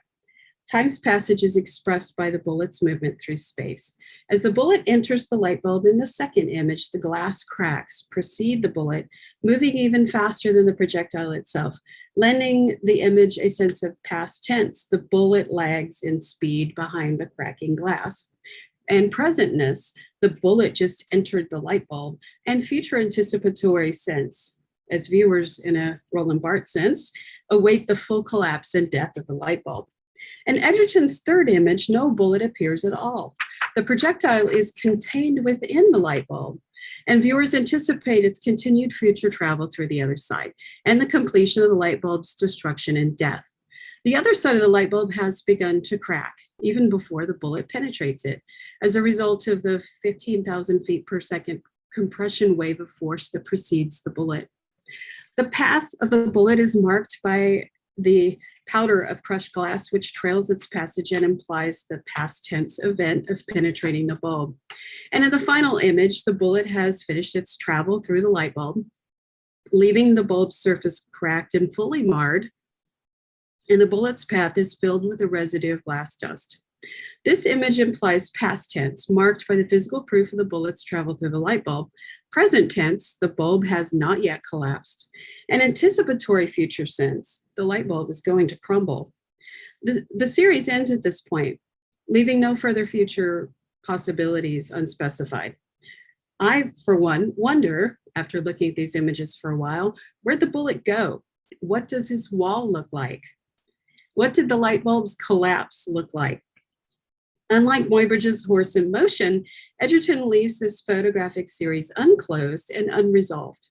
As such, a lingering uncertain future tense lies beyond the frames of these images.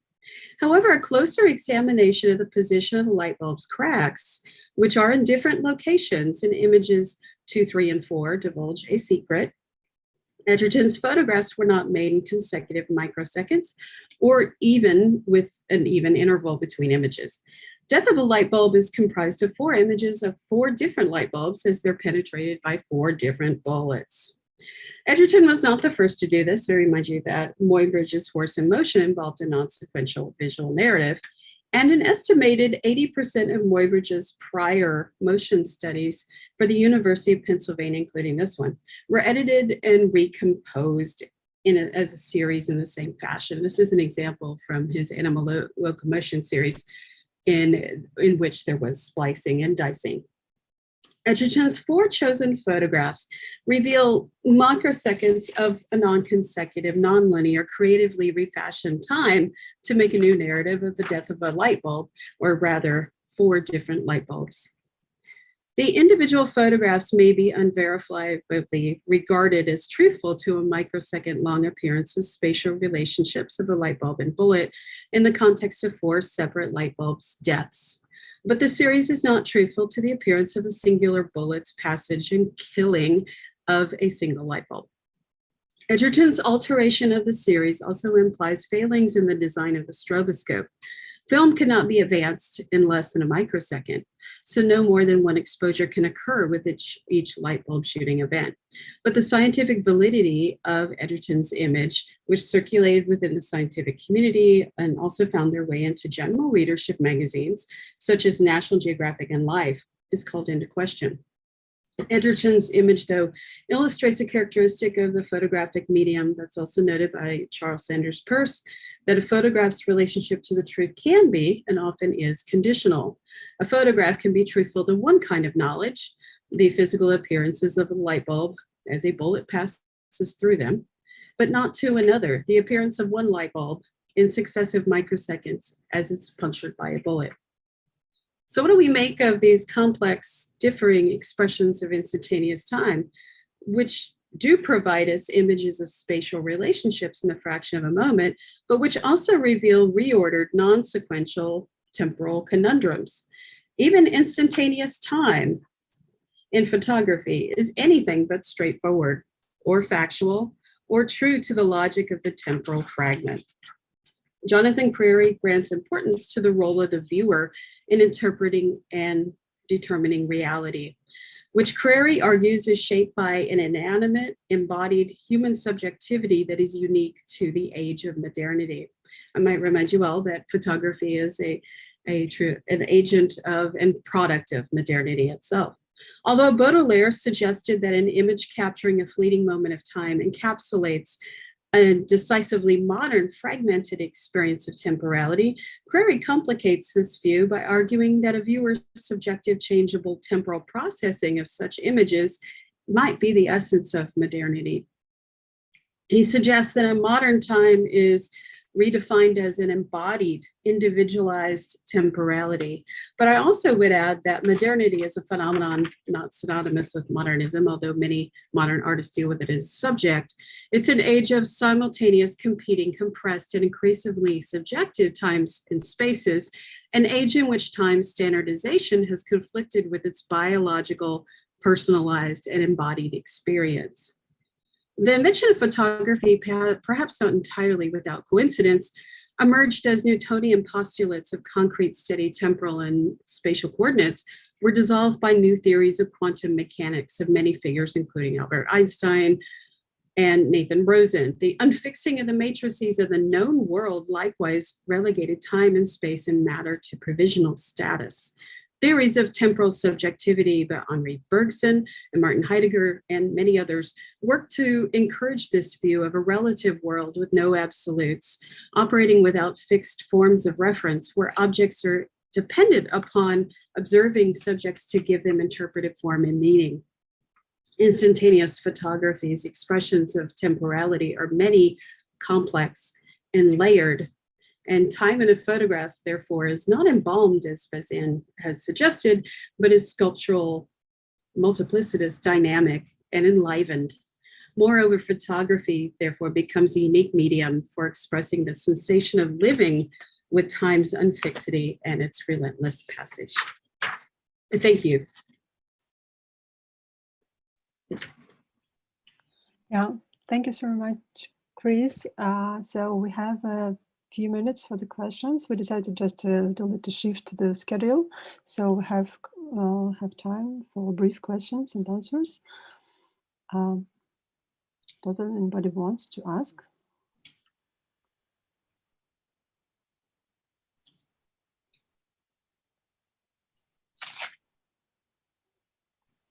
Well, I maybe ask some short question. Well, if I got all your ideas right, I don't know, but maybe did you consider the somehow the non-instanceable images, like staged images or the images with longer exposure, so how they could be considered in this from this point of view. So because when you show these images with the light, I thought that it could be comparable of the early image photographs with the long exposure and this stroboscopic. So how they could be, I don't know, absolutely. This came out of my doctoral dissertation, which became the Time Warped book that actually dealt with, each chapter had a different kind of photographic relationship to time. I dealt with extended exposures, a panorama image in which there is a moving camera and a durational exposure. But I also looked at Daguerre's Boulevard, which is actually on my wall of my office, about 8 feet wide as I'm locating things in it. So little nerding going on there. A little something that I know only probably this crowd could appreciate as much and be as excited about as I am. But yeah, so I look at everything from extended exposure to also something called strip photography, often used at racetracks, in which the film is moving on the reels of a camera at the estimated speed of the running objects, horses, dogs, cars, and there is an aperture. The opening of the camera is only a small slit. So I looked at like device altered photographs in which the recording field and the camera is quite different from an extended exposure. It's kind of in the land between of photography and cinema. As the film moves, it captures only moving objects as they move through the field. And those are full of really fantastic distortions, and they're a little mind-blowing. I want to see if I think the first page of my presentation I've hijacked and screen shared. Oh no, sorry, I decided to take those out of the talk, sorry. But you have missing legs, you have bendy oars used by rowers. They're full of distortions as objects were moving back and forth into and out of that strip of exposure. So anyway, as you could tell, I could nerd out about this for quite a while, but yes, they're absolutely, oh, thank you, yeah. Thank you, Brian, I appreciate it. But so the streaks, that is the dirt, and non-moving objects don't appear at all. And in fact, in the dark room, and this is an analog image, the line is added, the finish line is actually added. And nothing, when I started researching these images, I wanted to find out if there were, I mean, because they're full of visual distortions. If you look at the length of the horse's legs, you can see that horse number 12 has something wrong with its back right leg. And some of the legs appear to be shorter or longer. Some of them even appear what they call a rubbery leg, where they look like they're kind of, but those legs are moving in and out of the recording field, which again, I believe the sensitivity of these is several thousandth of a second. But nothing can appear on camera until it actually physically is in front of the aperture. So I wanted to find that these were problematic in a court of law, but they are a kind of image that is wildly untruthful to the appearance of the horses, but truthful to the appearance of who got there first, which is what matters. And I would say the only thing that matters to horse racing, particularly if you're betting on those horses. So yes, I looked at several different kinds, and thank you very much, Brian, for DJing some images in there for me. I appreciate it. Yeah, thank you so much. And Zizi, do we have the question from Brian as well? Brian? Yes, I think so. Yeah. Brian, but you have to unmute yourself.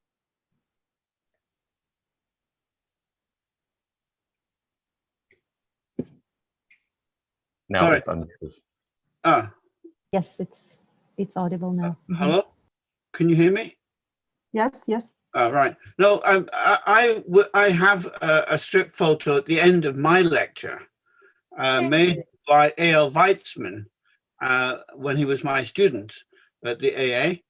And he put the strip camera on a wheelbarrow and moved the camera itself with the extraordinary effect that you'll see when I show you my lecture, that everybody was moving in the same direction across London Bridge. In other words, what it was recording was not images in space, but images in time. And of course, everybody goes forward in time in the same direction towards death.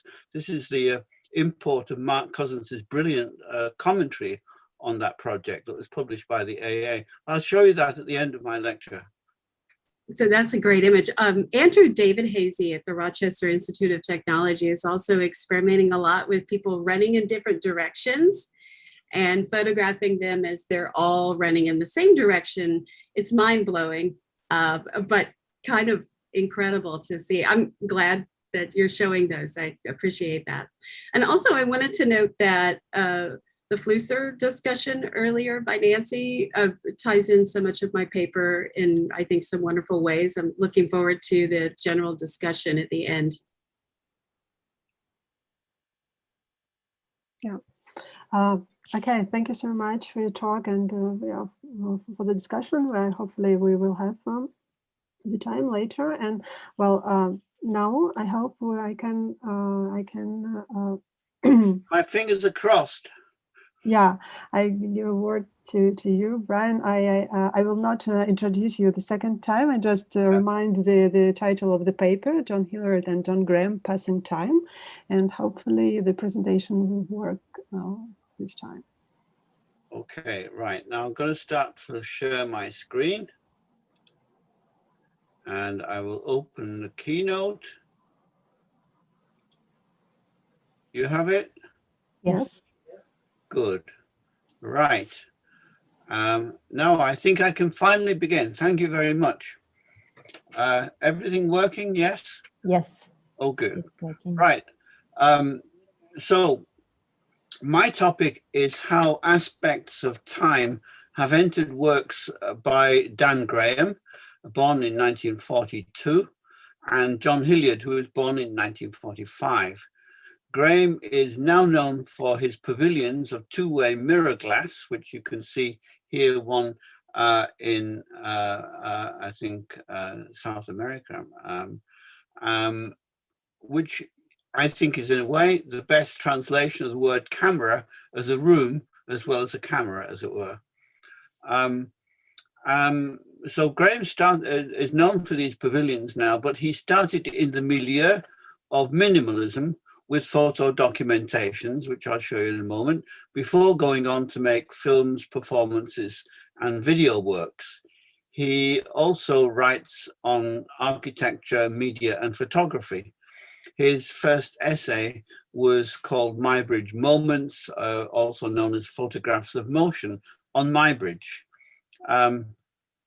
Hilliard began by making and illuminating colored illustrations, colored installations, and then photographing them.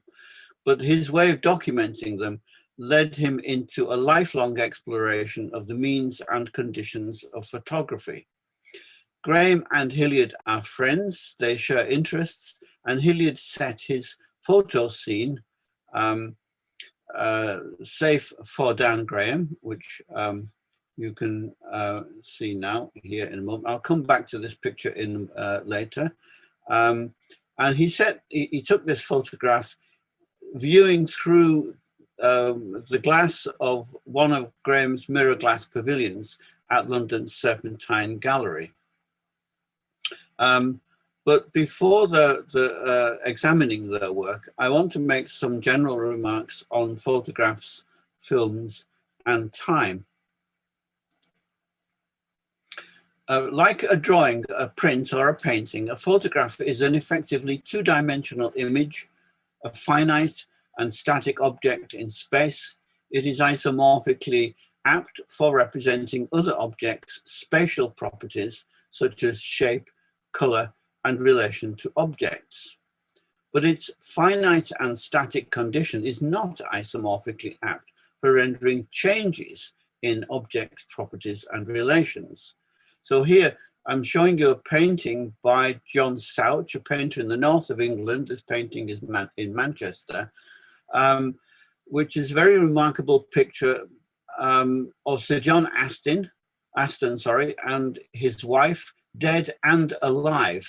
She died in childbirth. There's the cradle covered in black velvet. And he is stood next to her with instruments of measurement, but of course it's also a cross. And now the point here is that the dead lady was painted from life, as it were, as a corpse. The version of her alive, sat at the foot of the bed, was done, as it were, from memory or from record. You couldn't do that with a camera, unless, of course, you could photograph a ghost. Maybe the ghost of the lady is sat at the bottom of the bed. If ghosts could really be seen, then you could do that. Otherwise, you would have to do some kind of double exposure or montage. Changes are not apt for still photographs. That's a theme I want to explore here. Now, it's true it is in witnessing such changes that we as conscious subjects experience the phenomenon we name as time. It's true that time awareness also needs other subjective faculties, such as memory. But if nothing objectively changed, it seems unlikely that we could experience or even conceive of time. For this reason, a finite still image, apt essentially to represent static objects, would seem initially ill-suited to represent time, even in an objective register of chronometry, let alone a subjective register of memory, intimation, anticipation, loss, hope, and so forth. And yet, paradoxically, as innumerable witnesses and histories of art have shown, our contemplation of still images has inspired intimations of and reflections upon time. Here are two paintings by Zurbarán, Spanish painter of 17th century, both still life. I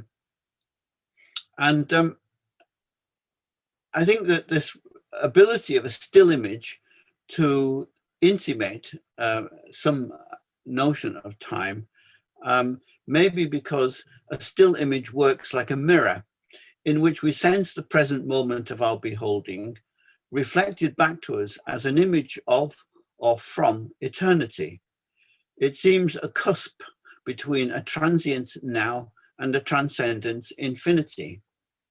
That may seem mysterious, but I think that stillness is a mystery and one that remains notably unexplored in phenomenology. More needs to be said about stillness.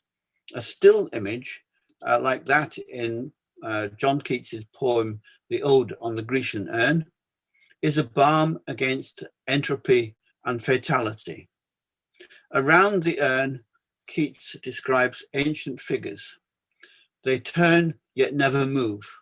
Their moments are drawn out beyond time. And he writes, bold lover, never, never canst thou kiss, though winning near the goal, yet do not grieve. She cannot fade, though thou hast not thy bliss. Forever wilt thou love, and she be fair. But few images offer such pure portals. Most, especially photographs, are compounds of profane interest and practical contingency.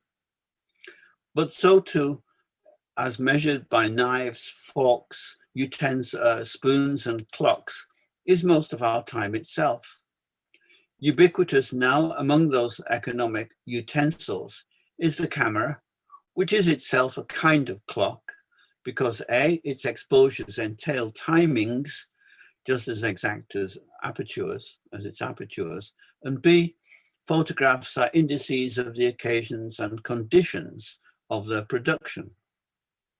But both clock and camera register time only by visual analogues, altered states of position, form, and quality. Sand in an hourglass, a clock face arm, are spatial indicators of temporal passage. A qualitative index is that of light on silver salt. Movies would be better named changes, and cinematography maybe should be called metography, because what film essentially records are changes over time, of which movements are but one kind. No movements appear in Andy Warhol's Empire State. There's some frames from that immensely long and unmoving movie. But the skylights and the window lights change, and so passing time is represented. In practice, though, spatial alterations have proven the commonest index whereby to represent time, and so we got the movies. But of course, movies were composed by a succession of still photographs of the kind that Muybridge had deployed, and which, as Dan Graham observed in his Muybridge essay, appear like the illustrations of Zeno's paradox. He wrote, if at each instant the flying arrow is at rest, when does it move? That was Zeno's conjecture. And Dan Graham added, Zeno's object was to prove that continuous motion in time did not logically exist. But as Zeno's claims for any kind of change, Zeno's claim holds for any kind of change, then his paradox, if sustained, might be extended to refute the existence not only of motion and change, but of time itself. If 19th century attempts to capture motion in still images resulted simply in sequences of what we might call Zeno moments, then they found two ways of formulating them. Muybridge set each series of discrete shots in grid arrays. His method was apt for showing anatomical relations as they changed through muscular efforts. But as a representation of time, they had three failings. First, his staging of models against a standard metric backwall isolated them into placeless specimens. Second, the grid format abstracted them from temporal sequence into a synchronic array, rather like the biological and crystallographical typologies of 18th century science. Third, such abstraction tended to remove from them any indication of entropy, the great 19th century discovery in the second law of thermodynamics, the arrow of time, the phenomenon that sets and makes experienceable the direction of time's arrow from past into future. For instance, smoke does not converge into flues, stains don't contract to a spill, and as the young genius, the 14-year-old heroine of Tom Stoppard's play Arcadia remarks, we can stir things together and yet we can't stir them apart. You carry on stirring, things just get more and more mixed up. That's entropy for you. You can't just kind of reverse the process. But a Muybridge grid gives no indication as to whether it runs from A to Z or from Z to A. Only familiarity tells us that generally horses don't run and jump backwards. More suggestive, I think, of time's arrow was Jules Marais' way of multi-exposing one plate so as to capture each Zeno moment in a single image. Its resemblance to paintings by Duchamp, Boccioni, and Bragaglia's futurist photodynamics has often been noticed. But here I would stress simply the two methods of photographic representation. One, a sequence of images, a spatial array, and and the other simultaneously set in a single multi-exposed image. Sequential series best convey temporal order, not in a grid, but in a line of prints or a sequence of slide projections. Multiple exposures, whereas, spur us to imagine places passed through over time by not just traces, ghosts, and memories, but conjectures, dreams, and wishes.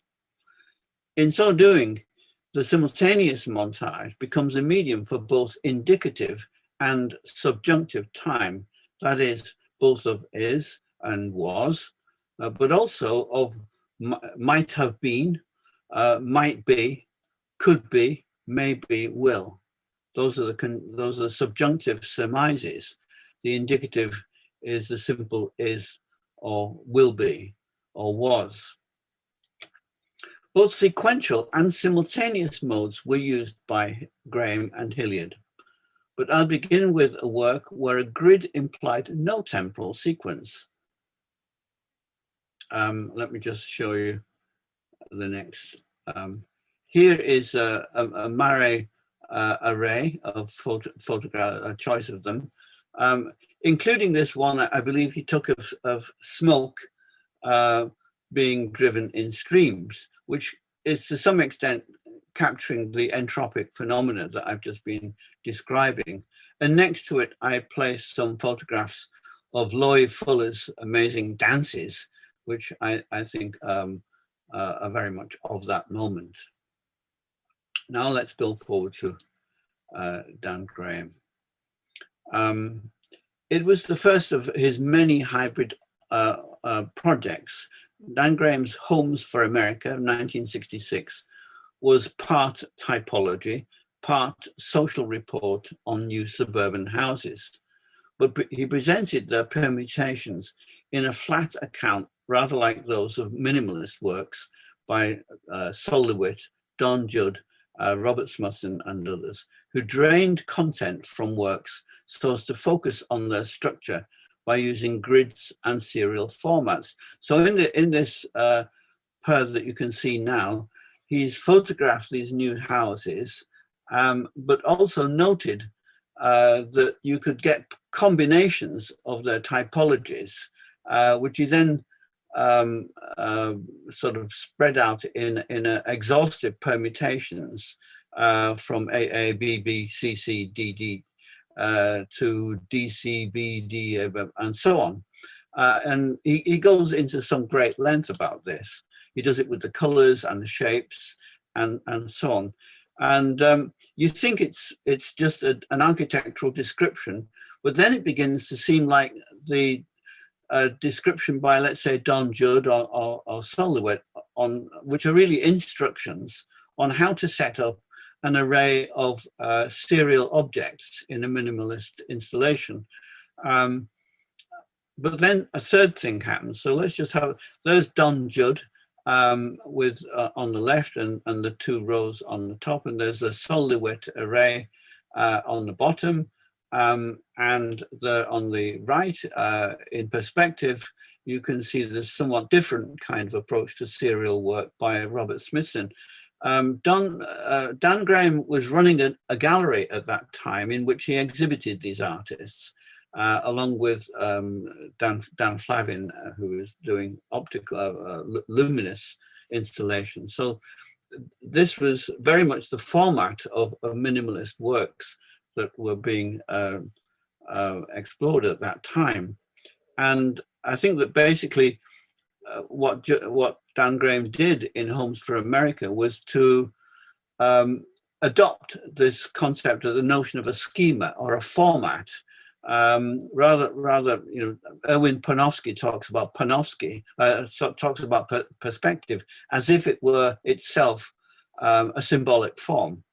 And you could say that the serial array is also a symbolic form in Panofsky's terms.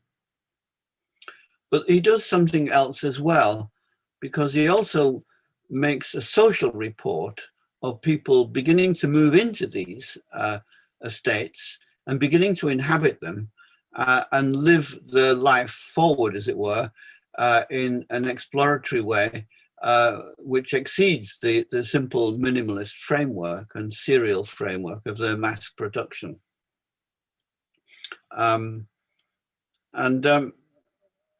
You might say that in the suburbs, Graham found a minimalist world in real time where subjects could not be excluded from objects. The next work.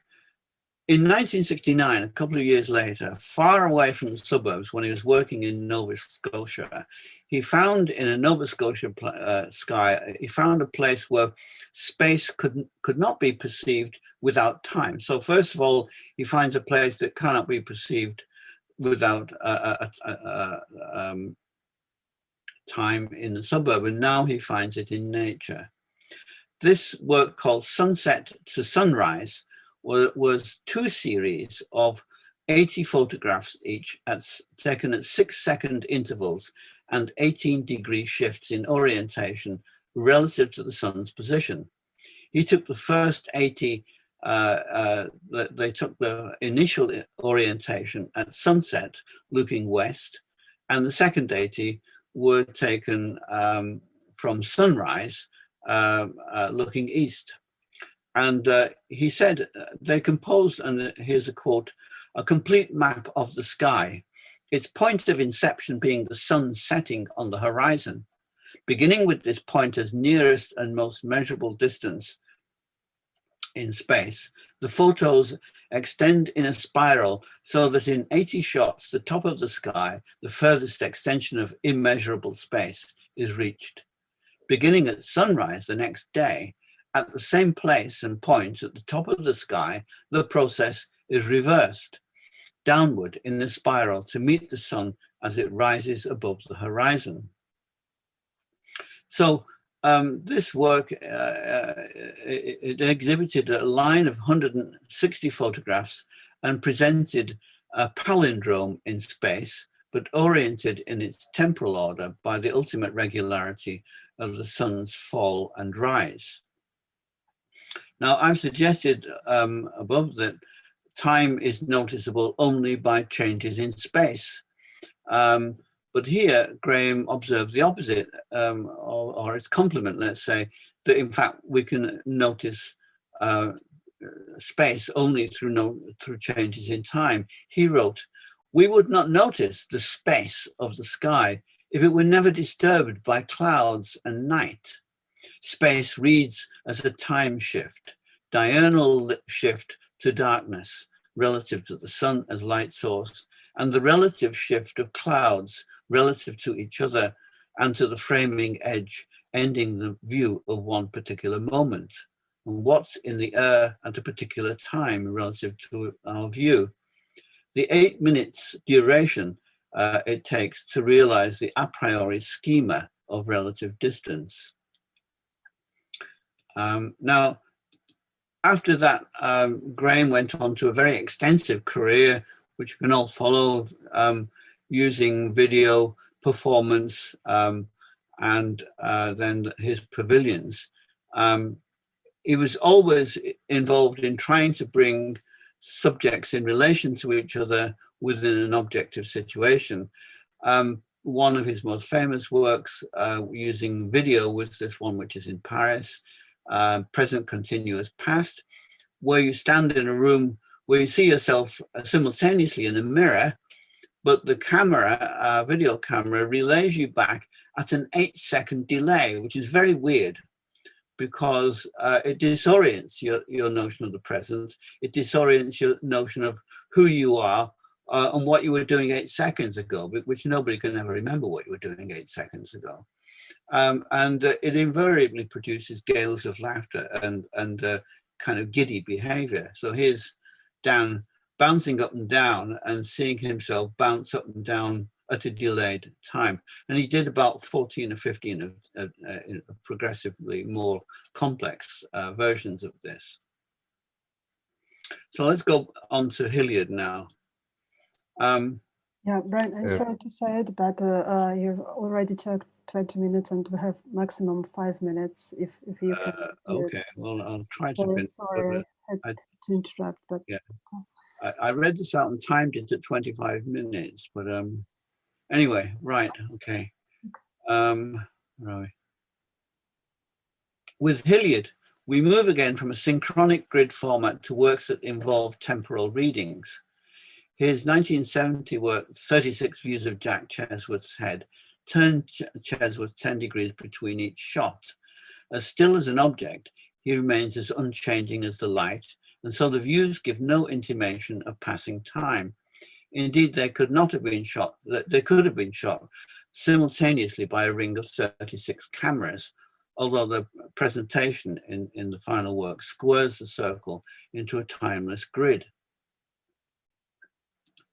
Also a grid, but not changeless, was his 1971 63 Ways of Looking at Jeannie. Here, Jeannie slightly alters pose in each shot, but the real subject is shown in the grid as the range across aperture from f2 to f16 and exposure time from 1 second to 250th. A third 1971 grid makes this explicit. It's as self-referentially autonomous as any minimalist or conceptual work.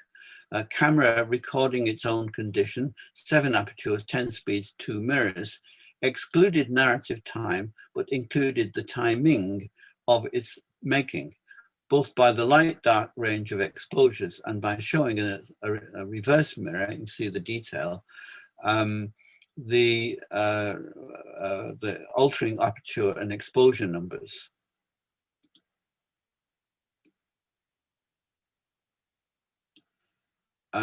Three other works displayed their timing structure more directly, replacing grid format by strip series. 60 seconds of light was 2 shots of an exposure timer in a row between correct and bleached images. And, sorry, that's that one. 10 runs past a fixed point was a double row shot by 2 photographers of each other, one from a static camera, the other while running by. As the exposures lengthened through the series, the images got lighter but blurred. Or was it the other way around? Were the exposures shortened rather than lengthened? The shots were evidently made at different moments in time, but as the row could be shown either way, we can't see which really came first, or indeed in which order the sequence was shot. The left-right sequence, as displayed, is thus not a reliable indication of time's arrow. More reliable seeming, but again not certain, was the sequence in another work, Fall. Here the exposures in both rows stayed the same, and only those shot by the moving camera become blurred. So one guy falls over holding his camera and of course shakes the camera. The other guy watching him remains still but sees the, so one is a subjective record and the other is an objective record, you might say.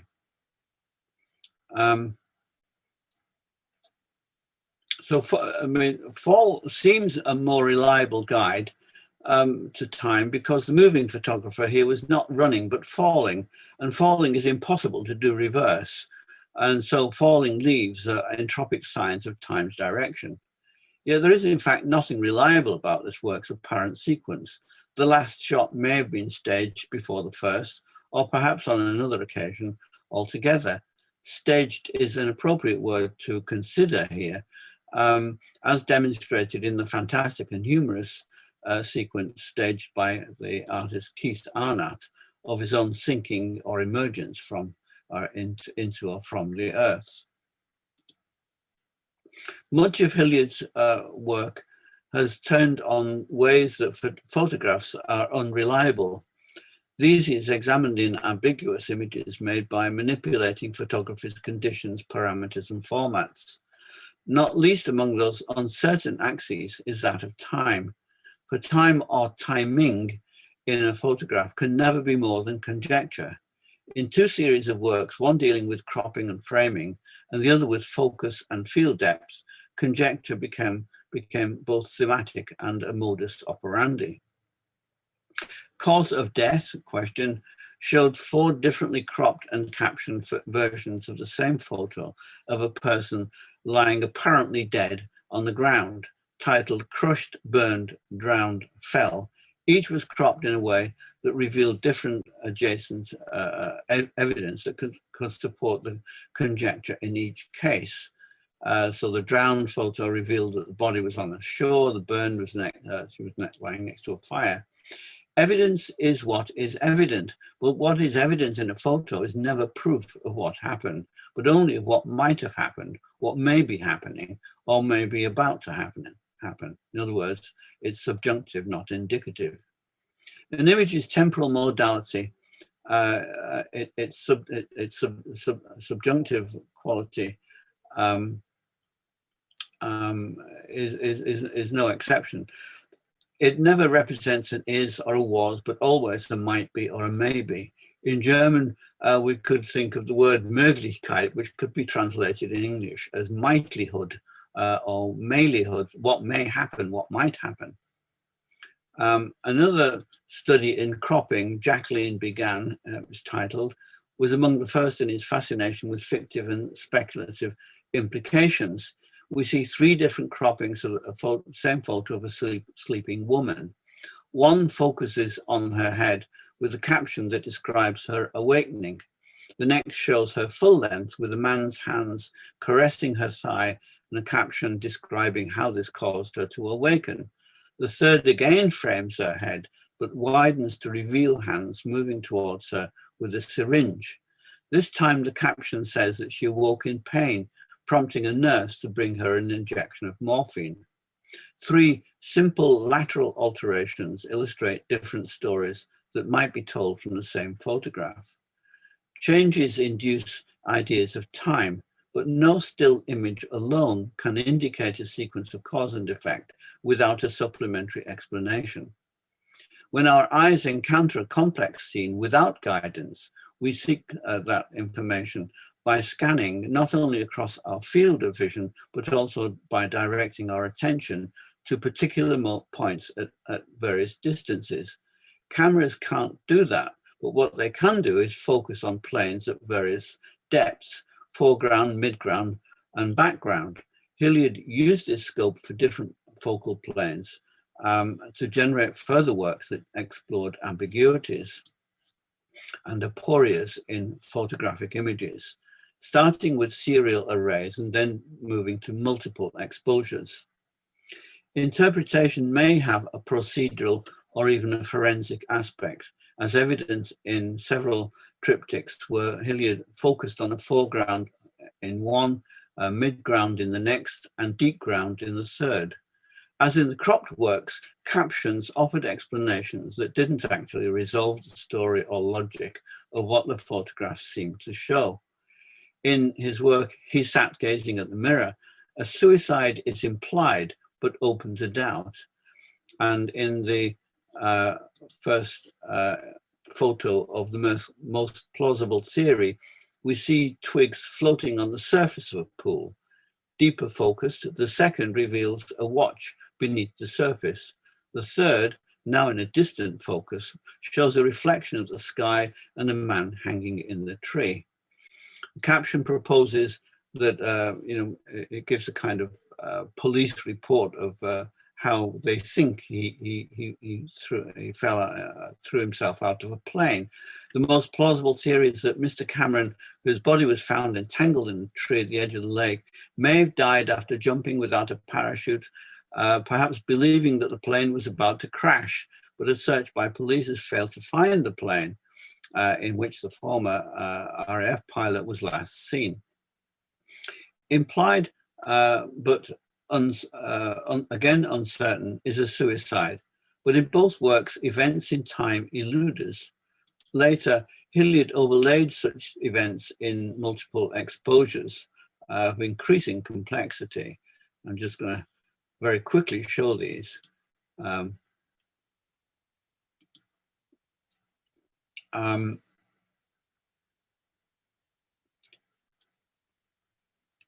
And they often produced effects of the multiple exposure comparable to those encountered in Dan Graham's mirror glass pavilions. And this brings us back to this. Where at least three planes overlay, that of the glass wall, are images in or seemingly beyond the glass, and those of others actually behind the glass. This was the spur to John Hilliard's scene Safe for Dan Graham. It's also inspired by the famous painting by Tintoretto of Susanna and the Bathers. Would you mind coming to? Yeah, I've only got 3 more slides and 5 more lines. Among its images of implicitly involved figures, there are doubtless stories in time, but we cannot see that time in its depths. Indeed, not only can we not see temporal depths, as Merleau-Ponty observed, we cannot even see spatial depths without living them.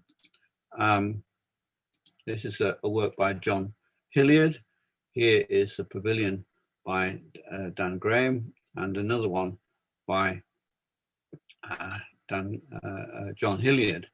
They're very systematically done. They're not just arbitrarily. I mean, I'd have to explain them in detail. And so we cannot even see spatial depths without living them. And that would require more than a photograph. And as a final point, there's a quotation from Merleau-Ponty, the phenomenology of perception: by rediscovering the vision of depths, that is, as to say, of a depth which is not merely objectified and made up of mutually external points, we shall once more outrun the traditional alternatives and elucidate the relation between subject and object. Perception is initiation into the world. In the last one, you see people constructing an exhibition. Sometimes they're working, and also they're setting up the reception, the refreshments for the opening of the exhibition. I did this in a series of symmetrically overlaid photographs pointing the other way. And that's the end of my lecture, but I did promise this. This is A.L. Weizmann's photograph of people on a strip photograph, all crossing London Bridge. They were all going in opposite directions, but in the photograph, they all turned out to be going in the same direction, which I think is the only real record of time or indication of time's arrow that I've shown, because they're all moving towards the future, i.e. death. Thank you.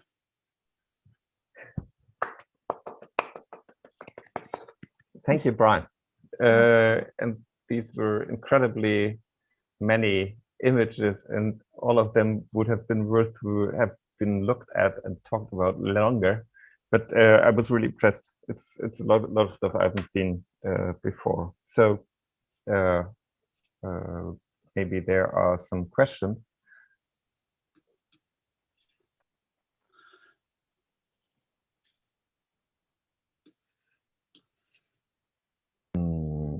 I'm not over. I just switch to gallery view. Okay. Well, the one thing that I started to deviate a little bit the very beginning of your lecture, actually, because if I recall it right, it was that you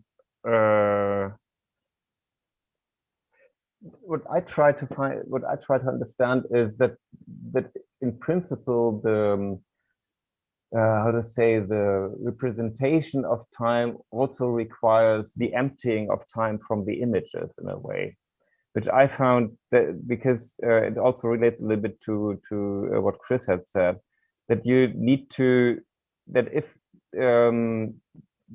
at first there's a problem to representing time in images at all, just basically, but on the other hand, most photographic images I know, or the, how to say, the overarching principle of photography seems to be that images should be sharp, defined, that the objects should be, even if they are hanging in the middle of space, they should be defined, they should not be blurry, and all that kind of stuff. All those things that might be read, if we know that might be read as some kind of traces of timeliness, are not there. And I try to wrap my head around that on the one hand you have this kind of timeliness, and on the other hand you have that kind of how to say, evacuation of time out of the images, which I find just weird. And I found it interesting to see that in the images you showed as well, where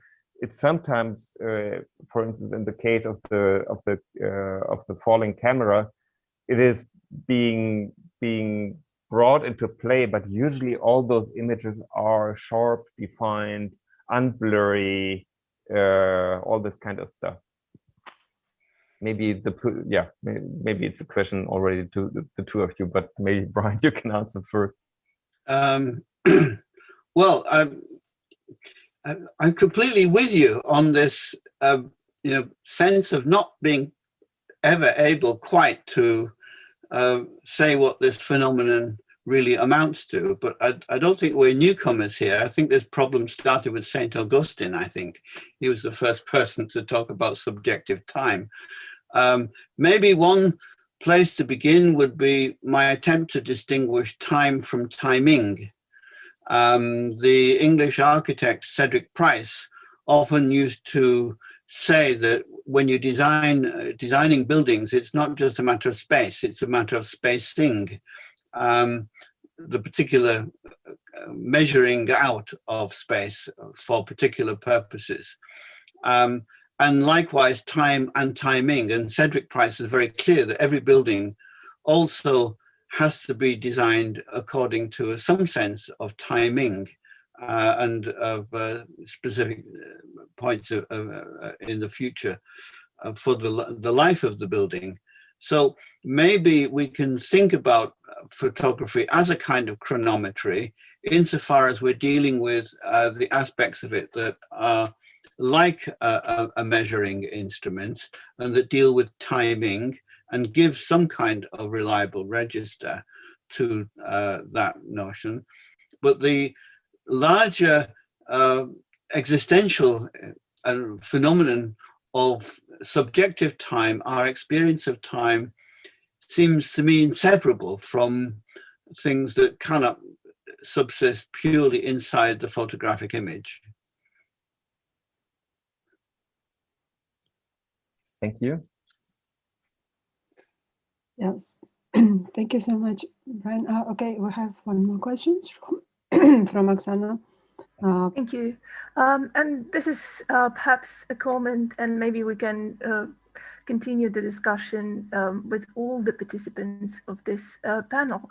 What I would like to ask and to think is how visibility and time related, not photography and time. Here we see very many kind of connections, but visibility and time. And I think the Muybridge is an excellent example, and Chris talked about him, and Brian also started with this Muybridge sequencing of a movement where somehow the visibility of still images relates to time. So this is my comment and perhaps a question. Thank you. Thank you. Well, I guess my response is to try to reaffirm the point that I tried to make, although I don't think I was able to illustrate it very well with the examples, that the essential thing that is registered in visual records that correspond to time is not movement. Movement is just one form of change. And there are actually works by John Hilliard in which he did things like record the changes in color in photochemicals. You can see this in things like certain scientific records of mold growing, or of watching colors fade and so on. I think change is the fundamental medium of the apprehensibility of time. But it just happens that movement is the most dramatic and gesturally available mode of time that we can register.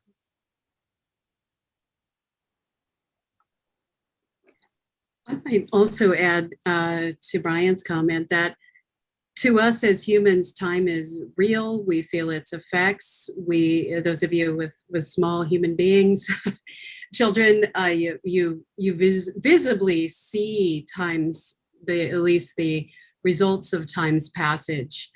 And I think what's interesting about photography as a piece of visual culture is it promises us a tangible slice of that time, maybe a tiny flirtation with the promise that we might be able to control or possess a small bit of it, and maybe the possibility, the glimmer of hope that might help quell some of our anxieties over time's passage, which of course I think I'm maybe prone to be a little of a pessimist over whether photography always delivers that. But that's what I think is visuality, or at least an idea of some kind of control. At least if we can image it, then perhaps we have a piece of it, or we've bridled a bit of time. Just kind of, well, some philosophy out there. Yeah. Actually, as you talk, what came into my mind was what I think is a fairly familiar experience for English people who go to Latin countries. I mean, certainly in my case, in Italy, where I found gravestones inset with photographs. And I found this extremely disturbing because my experience of a grave monument is that it's an abstraction. And you don't expect to see the person themselves there. But when people set photographs into gravestones, it is as if people really want the person to actually be there, almost as if you could still see the corpse, except it's not the corpse. And I think is it Borowski who did a work called The Dead Swiss. Does anybody know this work? It was a kind of array of photographs he collected of people who died. There's something worrying about photographs in this respect, because on one hand, they seem to, prima facie, to be better reminders of what has gone than any other. On the other hand, there's something uncanny and creepy about such objects. There's almost too much there, and I think that would merit a really deep psychoanalytical examination.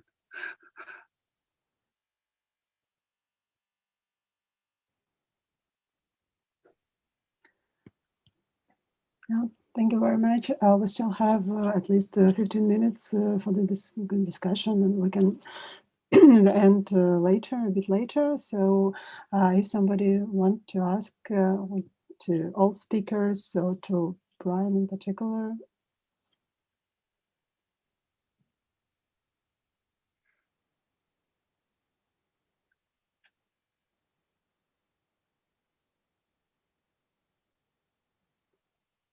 Boltanski, yes, not Borowski. Sorry, Borowski is a German poet, I think. Boltanski.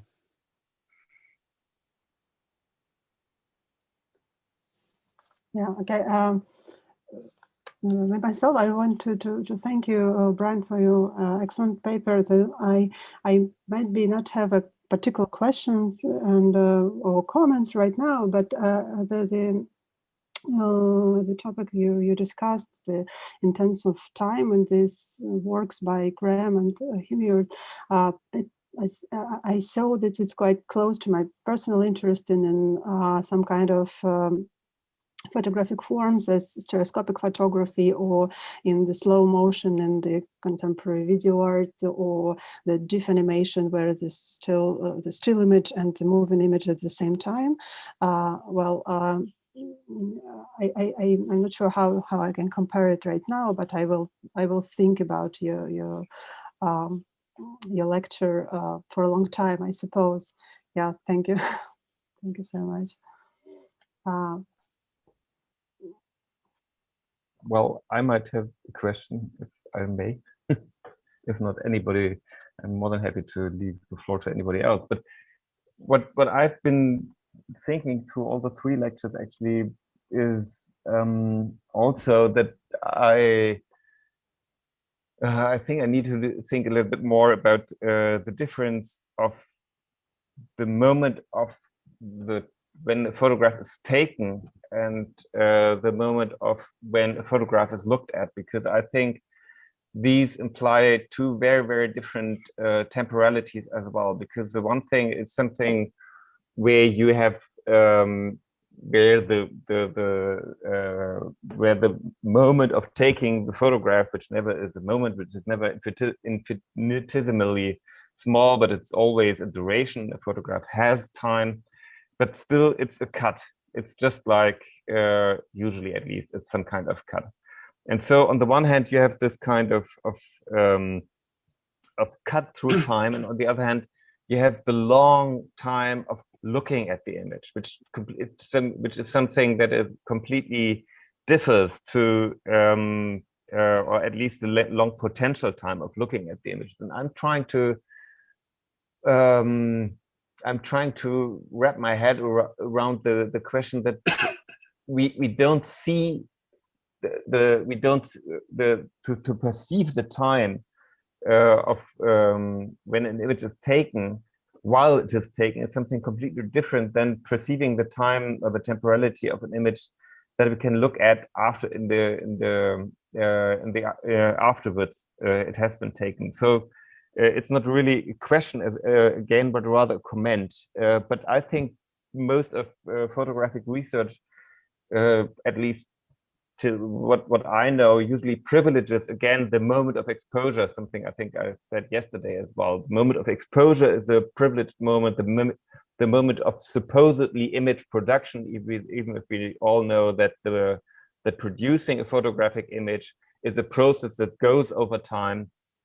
While the moment of looking at images, lest we look at the lectures in the morning, which to a great deal also dealt with photographic albums, where the performance of looking at images was also discussed. But yeah, I'm just trying to. No, I think it's a really worthwhile observation, because, and it's what I think I tried to hint at when I said we don't hear enough said about stillness and our experience of stillness.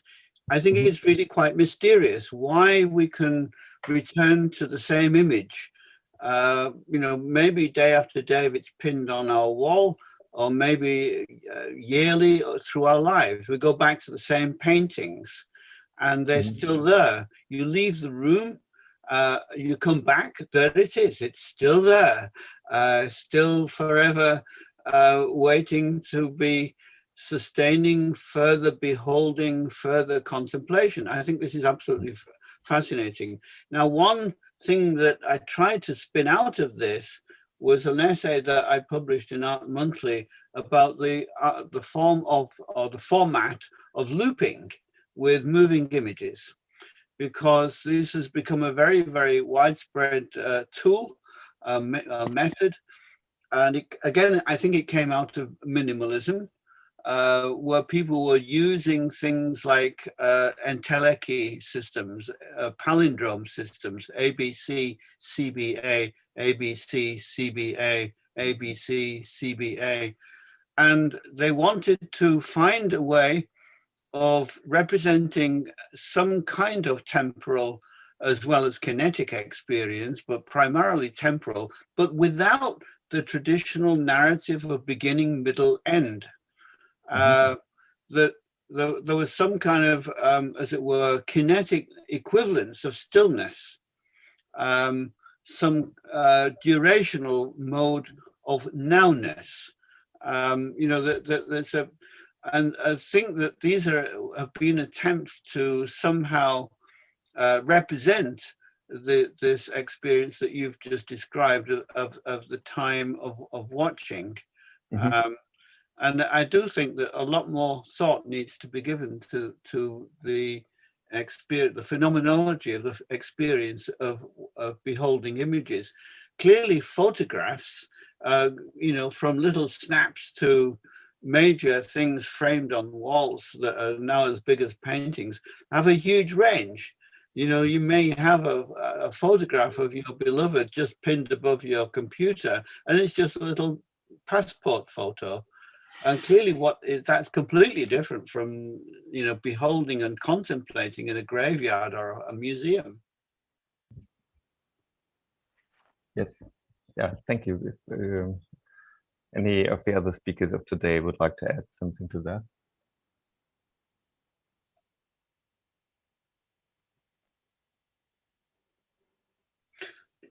Perhaps I just add a thing about Dan Graham's pavilions, because I've made a lot of videos of those.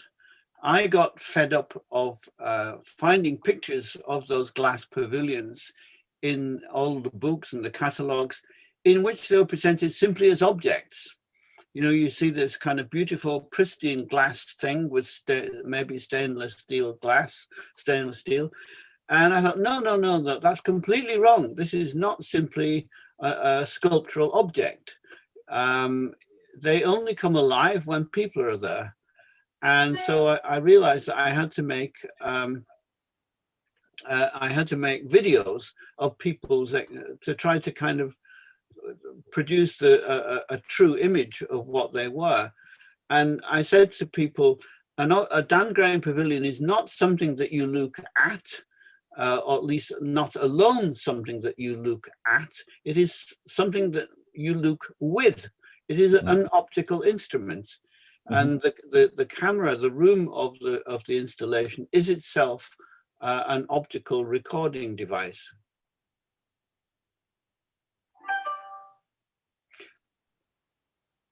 Yeah, and Friedrich, you used the term cut, and it brings us back to the Nancy's paper about Flusser, and I might be ask one clarification question to Nancy.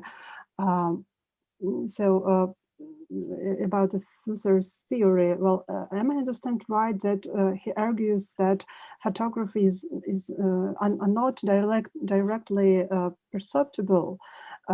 So it's kind of illusion that photography is easy image, and we communicate by image that as a universal language. But if I got it right, but does Flusser say something about how we can interpret the images if we consider this virtual nature or mathematic nature of the image? Well, how we particularly can see it or can interpret it? Well, it's an excellent question, and I don't know that I can. As I said in the paper, I haven't come to final conclusions about this, but I think it's a negotiation. And depending on who's looking at the photograph, you'll come to it with a very different kind of world that you fill in. I mean, I think I was trying to say that a photograph projects a kind of virtual reality. Frankly, I can't remember how that paper ended. But anyway, if it projects a virtual reality, the viewers will differ enormously in what access they have to it. You know, a person looking at an X-ray or a person looking at a medical photograph or something may or may not have the vast store of knowledge that you need to know a lot about what that photograph is doing. Am I getting at your question at all? Well, yes, yeah, but did Flusser use some examples maybe about this perception? Okay, well, a family photograph. Okay. That was the one that I'm not actually sure what happened at the end of the talk, but if I showed that family photograph, it was to say, the people who have experience this family will know a lot about it. And the rest of us will be grasping for things in that image that we can make some sense of, make some associations, but the image in itself, you have to fill in. There have to be, you have to fill in the gaps to make it meaningful. Yeah, I think there's always some kind of supplement. Yeah, exactly. That, I hope I used that word. I don't actually remember. I saw that Oksana had a question. If I would get her hand up. You have to unmute your microphone. Yes. No, once more. It's still muted. Okay. Now, I didn't have a question, but just a very short remark. When Brian was speaking about the pavilions, I thought it was very interesting that there was a connection with the first talk of yesterday of Ruth when she was speaking about office buildings and how they were sort of conventionally photographed as these objects before they were used and without people and without any lived experience. And this is sort of exactly the difference between the just looking at an object and having this much more complex experience of experiencing a certain object. And I think in Winfried's talk, there was also a connection to it. So it's a really kind of good rhymes between different talks. Thank you.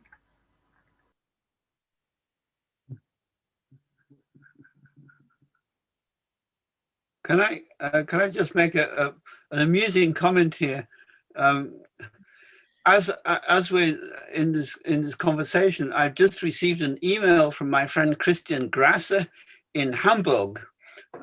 Das Album ist gelandet. I sent him at his request a photographic album.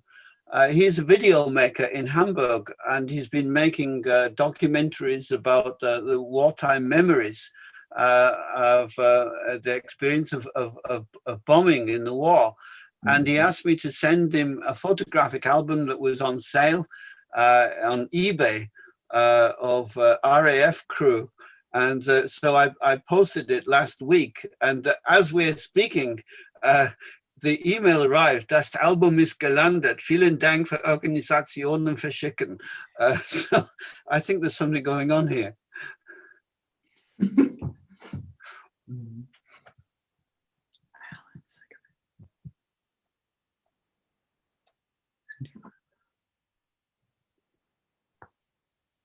Okay, do we have any other questions, comments?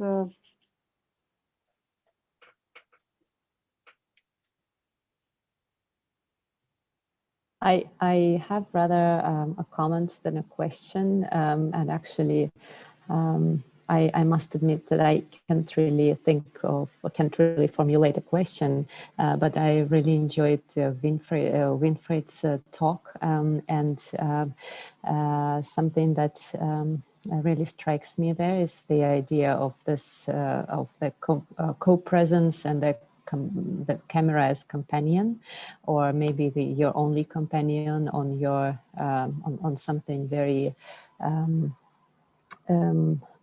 eccentric or something very dangerous that you do. I do remember, Winfried, that you did speak of GoPro as being advertised also to families with kids and everything else. But I was thinking of also of Kodak that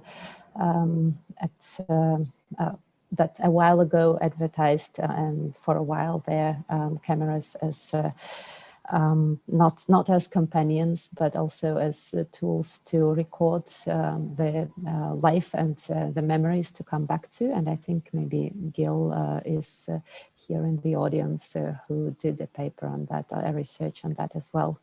And yeah, so it's not really a question, but yeah, I just wanted to comment that I really like the idea of a camera being a companion, and that the co-presence is not only when we in what we co-presence, the sense of co-presence is not only in how we look at the when we look at the pictures and we imagine ourselves being in the same place as whoever made the pictures, but also there is the presence, the co-presence of the camera with you, and it's sort of like, I don't know, some kind of a technical companion to you. And if you want to say anything to that, Winfried, I'd be really happy. I just think I wanted you to talk a little bit more. Yeah, it's really a complex topic because there are so many connections to other technologies and questions, because I think that's what I said. The GoPro is maybe not a camera.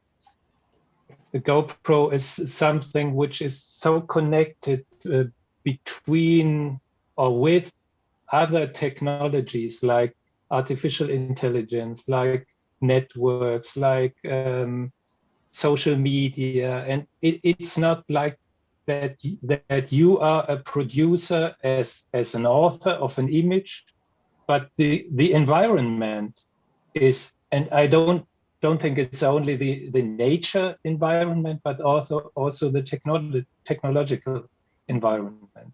So that's what I try to point out, that this is a picture of a technological environment which is done by the camera and the people who wear them, because they have to decide to wear them. This is maybe it's the last decision they do. I don't know. It's really interesting because there are so many images which are made deliberately by accident, and it's also somehow connected to body cams of police. If you watch movies of them, it's really interesting how close you are sometimes to those people. You hear them breathing, and if you see them shooting at other people, you are somehow in a strange way connected to a person like that. And that's really a big difference, also to in connection to what we talked about, times and the distance of viewing and making, because there's another aspect. The images are made for Verbrauch. Use. Yeah, not use. It's I'm looking for another word. Consumption. Yeah, they are more made for consumptions, and they got lost even after looking at them once. And most of the images, like, I don't know, we have in social networks, we have like 5 billion or I don't know of images a day. So there must be so many images no people will ever look at. Mm-hmm. So it's a complicated situation for images. And the other thing you mentioned, Kodak, and I really found it very interesting that Kodak made a camera which was called autographer. I don't know if any one of you know the autographer. It was in the beginning of the 20th century, where you can write on the back of the film where the image was made. It's like in the camera, and you could signify it like with an autograph. Like the people you photograph could write on the film their name.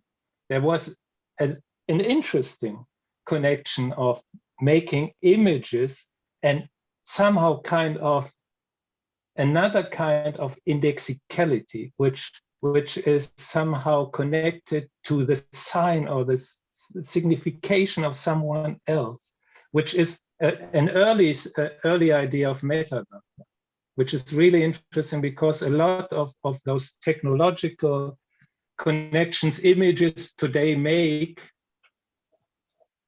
I would argue, are connected to reality via metadata. But that's really another topic that doesn't have too much to do with the GoPro. But it's an interesting thing that you can look on images, and there is, in digital images, there is much more than the image. It's a package of data, and it's not only an image. So, but that would be really something totally different, or maybe not. I don't know. We hope for a lecture at the next APP about that.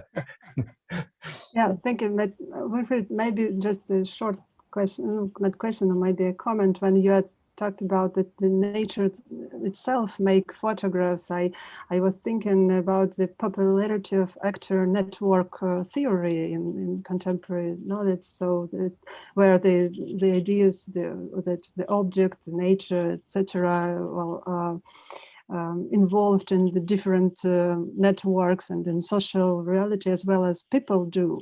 So, well, if we have in mind that technologies affect our consciousness or our way of thinking, well, we could probably say that the GoPro or some other comparable technologies contributed to the emergence of INT, or that's somehow connected. Well, that's a really difficult question. I don't know if ANT ever recognized cameras. I'm not sure. But to give an example of something which I didn't talk about is that the GoPro cameras are often been stolen by animals, and animals are filming the people who own the cameras. There's a really very, very funny movie or YouTube movie where a squirrel is stealing a camera of a guy who wanted to feed the squirrel. And then the squirrel is running up the tree and is filming the man who's standing down the tree, and he's crying, "My camera, and where do you go?" And I think this is a good, I don't know if it's more than an example, but maybe it shows what these technologies could do with us and not we with them. So there's a kind of independence in that kind of technologies. And if you think about how you get in contact with artificial intelligence in these cameras or in smartphones we use today, it would be really interesting to get into the idea of communication with artificial intelligence. But also that's that's something that interests me in the moment a lot, because a lot of images we look at are not images, photographic images that we thought of when we think of cameras, because most of the images we do with this apparatuses were constructed out of a lot of images which were made in the second you press the button. And it's somehow something which is generated by AI and not by optics. And it's an image of Wahrscheinlichkeit, probability.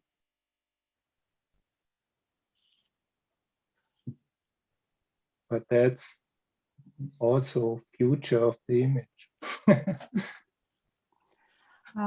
Yeah, thank you so much. And well, it might be a good point to bring to the discussion. Well, thank you all for great papers and for the discussion. And well, I can give a word to Maria and to Friedrich to say some conclusion. Friedrich, go on. All right, I go on. I'm more than happy to do that. We started the conference in 2015, and I'm doing that annually since then. And I'm shamelessly telling everybody that it is the best conference I ever go, because it's one of the conferences where I learned so much, and I did. It has been the same this year again, even though we couldn't meet at St. Petersburg as we have done the years before. And so, in conclusion, I couldn't find something which I could say about all the lectures, but what I could say is what I'm taking away from this. And the one thing I think I'm taking away is the notion that we had earlier yesterday, and that also popped up in some discussions today, was that I will definitely think a lot more about what we coined as the outside of the image, which is metadata, which is the context of an image, which is like what is outside the image. The other thing I will continue thinking about is the whole questions of temporality, and as we already discussed a few minutes ago, question of temporality, both of making images and of looking at images, which is also something which is, how to say, another kind of co-presence, if you like, being with images. The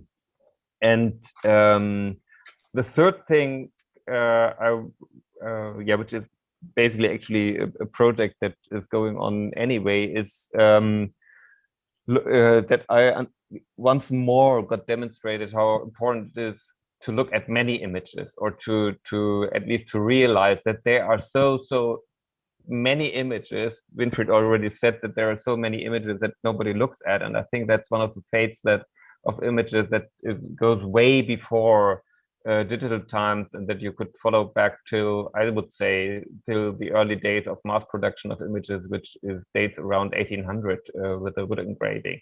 And so these, I think, for me, are 3 points that either got emphasized or got emphasized in certain respects for me. And so I'm very, very grateful to all speakers, and in particular to all people who contributed to the discussions. And the usual thing I usually said after conferences is that I will never do this conference again. You see what happened over the past times. It is part of the folklore, I have to say that. And so I'm saying again, I will never do this conference again. You proved me wrong. I would also use the opportunity to say a very, very big thank you to the translators and their diligent work in translating all the lectures. I'm not a translator myself, only occasionally, but it is, I never did that, and it is great work, and I'm very, very grateful for having you and making this conference as possible as an international conference. That's what my 2 cents, and Maria, the floor is yours.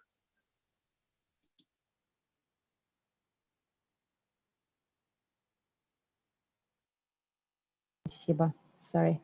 Just wanted to say thank you as well, and it was really exciting 3 days. I'm very happy that this year we did the Emerging Researchers panel, which was on the 3rd of June, and I think we should keep doing that, because it's a very interesting format that allows us to see the ongoing research, and maybe to have even to have some influence on it, but mostly it influences us, I think. And I would like to thank my colleagues for making this conference happen. Dasha Panayoti is not with us right now, and so is not Natalia Mazur, but Olga Davidova is here, and Dasha Glebova also joined us this year. So thank you very much, and thank you, Friedrich. And we thought that if any of you wanted to join us for a little coffee or tea over Zoom, we will open one of the breakout rooms now and invite you to join for some little time, to just make it a way of a replacement of a real-time coffee that we would definitely have had if we were here in real life. I may add 2 things. The one is that, and that's something Maria can say probably more about, is that the recordings of the conference will be made available via the YouTube channel, I think, of the European University. And I would also invite you to subscribe to the Telegram channel to the after post photography Telegram channel, we have we have a Telegram, so where we sometimes spread the announcements that there is a new call for papers or similar things like that. Yes, and we promise that we will not spam you. As for the recordings, it will take a couple days to work on the recording, because we can't put up online all of the lectures, only those whose authors agreed to it. So it will take 2 days to cut out some things of the recordings, and then it will be available online. Yeah, that's it, I think. Okay, so I think this was it. Coffee. Thank you very much. All of you, if you want to stay for a coffee, stay for a coffee. And if you have to leave online, we're hoping to see you next conference or the conference after next conference. We hope to see Nadezhda's daughter as a researcher in 15 years at our conference. Tell her. Okay, see you around. Let's stay for a bit, but I have to get a coffee first.